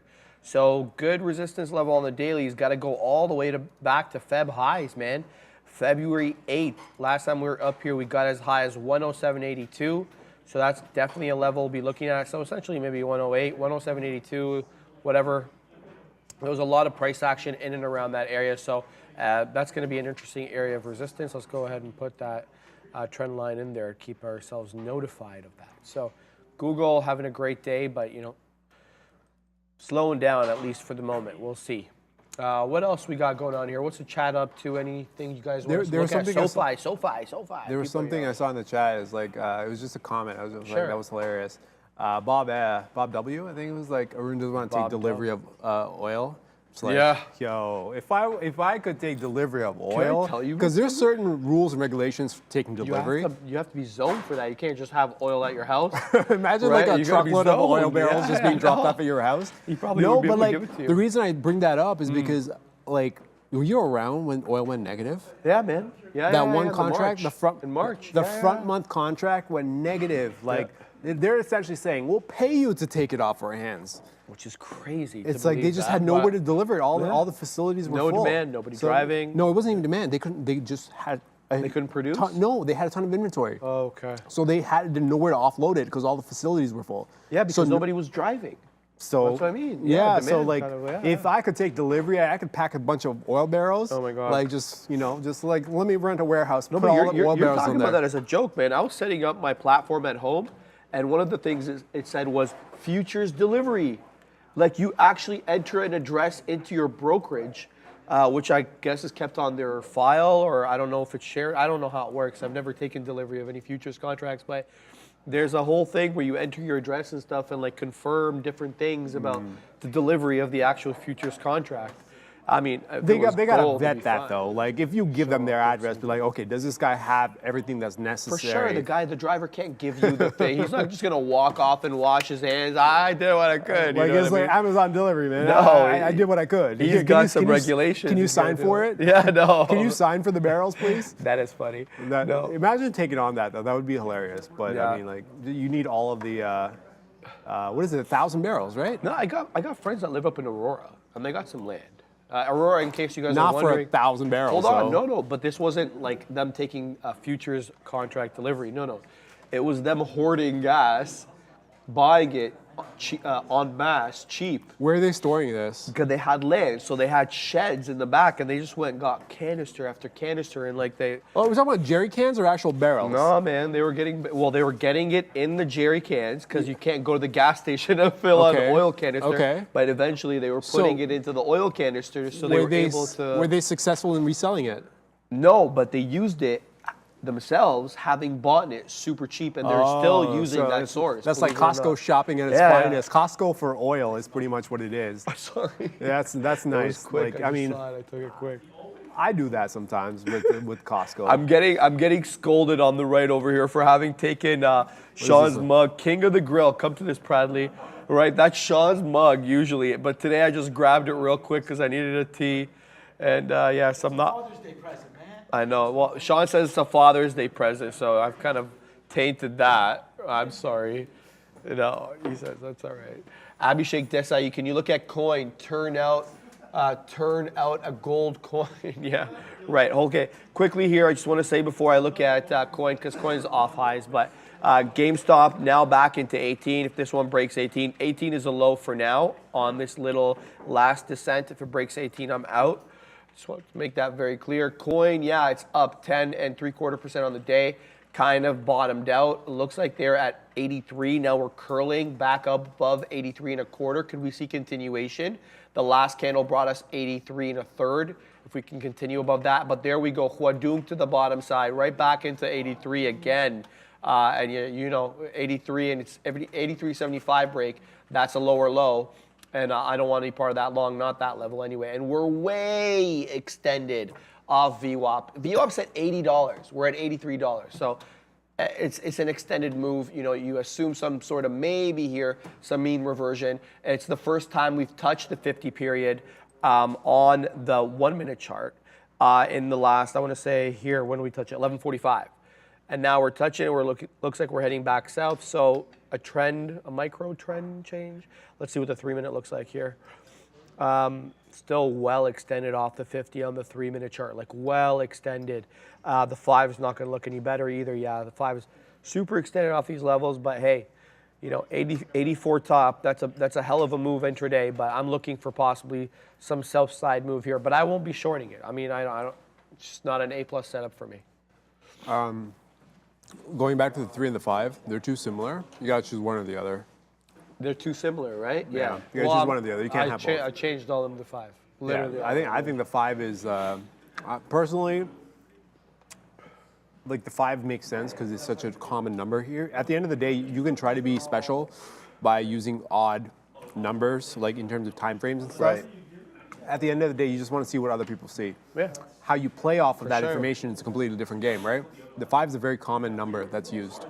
One, obviously, for the scalpers as well. Right. But like the 5s, the 15s, the 30s, like you can get in there and be like, you know what? I'm going to be different. I'm going to use a 17-minute chart. No one's looking at that. No one's looking at that. Yeah. Like you can see what you want to see, but at the end of the day, even For sure. regardless of the chart you use, the chart even doesn't it doesn't matter. I think that's what you got to get past is that the idea of the chart is to see the structure of what you're looking at, not necessarily specifically what each candle does, because all you have to do is go from a 30-minute chart to some weird chart. Let's actually zoom this in. I'm going to go to some weird chart. Let me see if I can find something to do with the weird chart. Let's zoom this all the way in. Okay, there. That's the 30-minute chart on the spiders. Maybe I'll be different. Let me use a 23-minute chart. Can I find a trade? Oh yeah, there's a nice little top-end failure. Well, even maybe if go you see the short 23, here. you know that that's a level. You can see that that's clearly But that's a level. the point. That's what you want to see. You want to see multi-time frame confirmation. Yeah, but multi-time frame confirmation, but also at the point where it doesn't really matter what the chart is. It's obvious. It's obvious. Yeah, I got Those it. are the easy trades. Those are the trades where you put the risk on because the levels are so easy to see. I get you. Like it doesn't matter what time frame I go to, right? I can go to a 30-minute chart or I can go to a 13-minute chart. It's all going still looks the like at same. the end of the day, all I care is like, oh, there's a level there that I need to respect. That's what matters. So it really doesn't matter in terms of charting. I think a lot of people get caught up on the idea that, oh, this time frame works, that time frame works. I'm bringing up good points. I mean, you just got to see structure, right? I think Frank Jones, I don't know if he's in here, but still, but he does a lot of this, you know, where he puts like reminders for a lot of the newer traders, and I think he talks about it too, or he mentions that it's like it's about seeing the waves and the structure of the whole. He does it on the 1 minute chart, he says, but at the same time, all that matters is the structure of where supply and resistance is, right? And you see it in the ebb and the flow. Something personally that I have developed. So if you're used to seeing a double bottom on the 1 minute chart and you recognize that you know, that's what's easy recognizable to you because you've been using it, you end up looking at the 3 minute chart or the 5 minute chart and looking at that same double bottom, and it's not a pattern that you would recognize. So a lot of it, you have to actually practice using that time frame if you're looking for chart patterns. I'm talking about on that time frame, because I've noticed, I'm like, oh wow, this looks like a fantastic entry with whatever pattern developed there on the 3 minute, and then I'll look at the 15 and it shows me the same thing, but for my eyes, for my pattern recognition eyes, I didn't see it on the 15 as clearly as I saw it in some other time frame. So practice. I think that's been a very practical thing that I've actually had to come to. Nando's Art thinks he disagrees with you, but in fact agrees. An individual by the name of Nando's Art. I disagree. I think analyzing the charts and seeing how it looks on different time frames We moved up here. Allows you not only to view the structure, but perhaps more in-depth view the way the structure changes. Absolutely. Yeah, Wait, so I don't think how's you that guys different are from what I said? Yeah, so that's what I was miss trying to something in say. that? No, there's no. It's an agreement, just kind of lost in translation there. Oh, but okay. Yeah, I definitely agree with that. Yeah, People are- 100%. You do want to see different, like the structure, but from different views, right? You want to see the macro view, so you use the bigger time frame, and then whatever your bigger time frame is, it doesn't matter if it's a 30 or a 60. What I'm saying is, it really doesn't matter what the individual time or the minute chart you use is, as long as you see the structure. So the 30 to 60, if that's your big time frame, that's your big time frame, whatever you're comfortable with, and then you go to a smaller one, right? So the 5 or 15 or whatever it is, and then you have a big one and a small one. You see the structure, one confirms the other, and then you're going, and there goes AMD now, 60 cents in the money, still moving to the upside. It's true. This is what you want. In a trade like this, it's going to take its sweet time. And when you know you're structured, again, we'll go through this. This kind of fits right into what we were doing. AMD, we were trying to play that bottom. We got the confirmation off the 5. We went for the long, and now AMD's in the money, 70 cents. So still going strong. We know where our targets are. We're going to let it work into the target while at the same time managing the trade. So the 30, in my case right now for AMD, is the big picture. The 5 is the smaller structure. That's the one where I kind of based my decision and went long right here. Actually, you'll see it on this one better because that's our actual internal chart. I went long right there, right? That fits right into the whole use the big chart to time your entry, use the big chart to see the big scope of things, and then use the smaller chart to time your entry. Yeah. That's a great example of a trade that's actually, I came into this show with no trades, right? No. And then this was the only equity position I took on, AMD, and it's up 80 cents or so. That's a kind fantastic reverse head and shoulder. I mean, that's, forget the name of it. You I'm call it a head and excited. I like shoulders, it. you call it a handstand, I don't really care. All I know is I wanted it along down here somewhere. It looks great, The bro. confirmation where the smaller chart turned for me was about 95. I went long when it turned, waited a little bit, and now it's in the money. So this is kind of the whole process of how do I find trades, right? Yeah, Sean from the side here yelling, Nvidia is pumping to the high side now, 261.40. Not surprised. You see Arun printing on his AMD long. It's just a matter of time until the duetto of AMD and Nvidia started pumping to the high side. Here we go on Nvidia now positive on the day, up almost 1%. Looking to knock on the door of that 263.50 high. That's how high we got. I believe right off the pop there at 9:30, testing actually a pre-market high. So 263.50, the high of day on there. Daryl Finch, Sharif, lost on the first try on 272.25 short. I'm assuming you're talking about Microsoft, but got it again when it broke on the downside. Can I get $1? 271.25 cover. Let's have a look what Microsoft is up to here. Well, it looks, I mean, look, you obviously have a bottom. I mean, I don't want to say obviously, but you do. There's a clear bottom here at that 271.25. A lot of buying coming in around there. You got that defended initially at 12.45 and all throughout, basically 130 onwards. But, it looks like it's fiending to break here, especially if we get a move down on these futures. We're at an inflection point of the futures. We're back at VWAP 40.15. Could we get a flat bottom break here on Microsoft through that 271.25? We'll definitely knock on the door at 271. You got to assume if we break it. But, we got day's lows as a possible target. Microsoft has been weak. It's down a third of a percentage point. 269.52, the low of day on Microsoft there. That was made about an hour after the bell as we kind of, we immediately sold off on Microsoft. It was down and to the right on Microsoft. So we'll see. Here we go. We break that $0.25 level on Microsoft. So Daryl, here we go, baby. Here comes 271. We're knocking on the door, 271. Could we see Sean's short meta? So here we go. All the bears rearing their heads out at the moment. 271 on Microsoft. Possible here break, Arun. Yeah. All right. All right. Okay. I'm looking at this. There goes futures. Somebody was saying. Yeah. Somebody was mentioning that regarding my trade futures earlier, where I paper handed the trade apparently. So my whole thing with it's like, I'm not trying to be a hero, man. I'm not trying to hold on for the sake of holding on. If I get information that says this trade is not at the right spot, if I need to move risk because of what's happening, I'm a mover. I have no problem. I am not attached to the idea of this trade, right? So like, if I'm long and then I get information that says I should not be long at this price, I walk away. You're not gambling. You're working with yeah, the I system. mean, like, sure, paper handing, the definition of paper handing, I mean, if it's just getting shook out. Yeah. But if I have a reason to get out, define it. I don't you really go. care how it's defined. I just know that this is how I control risk, right? I will take the risk necessary when it needs to be done, and then I will remove risk off the table if I don't like what's happening.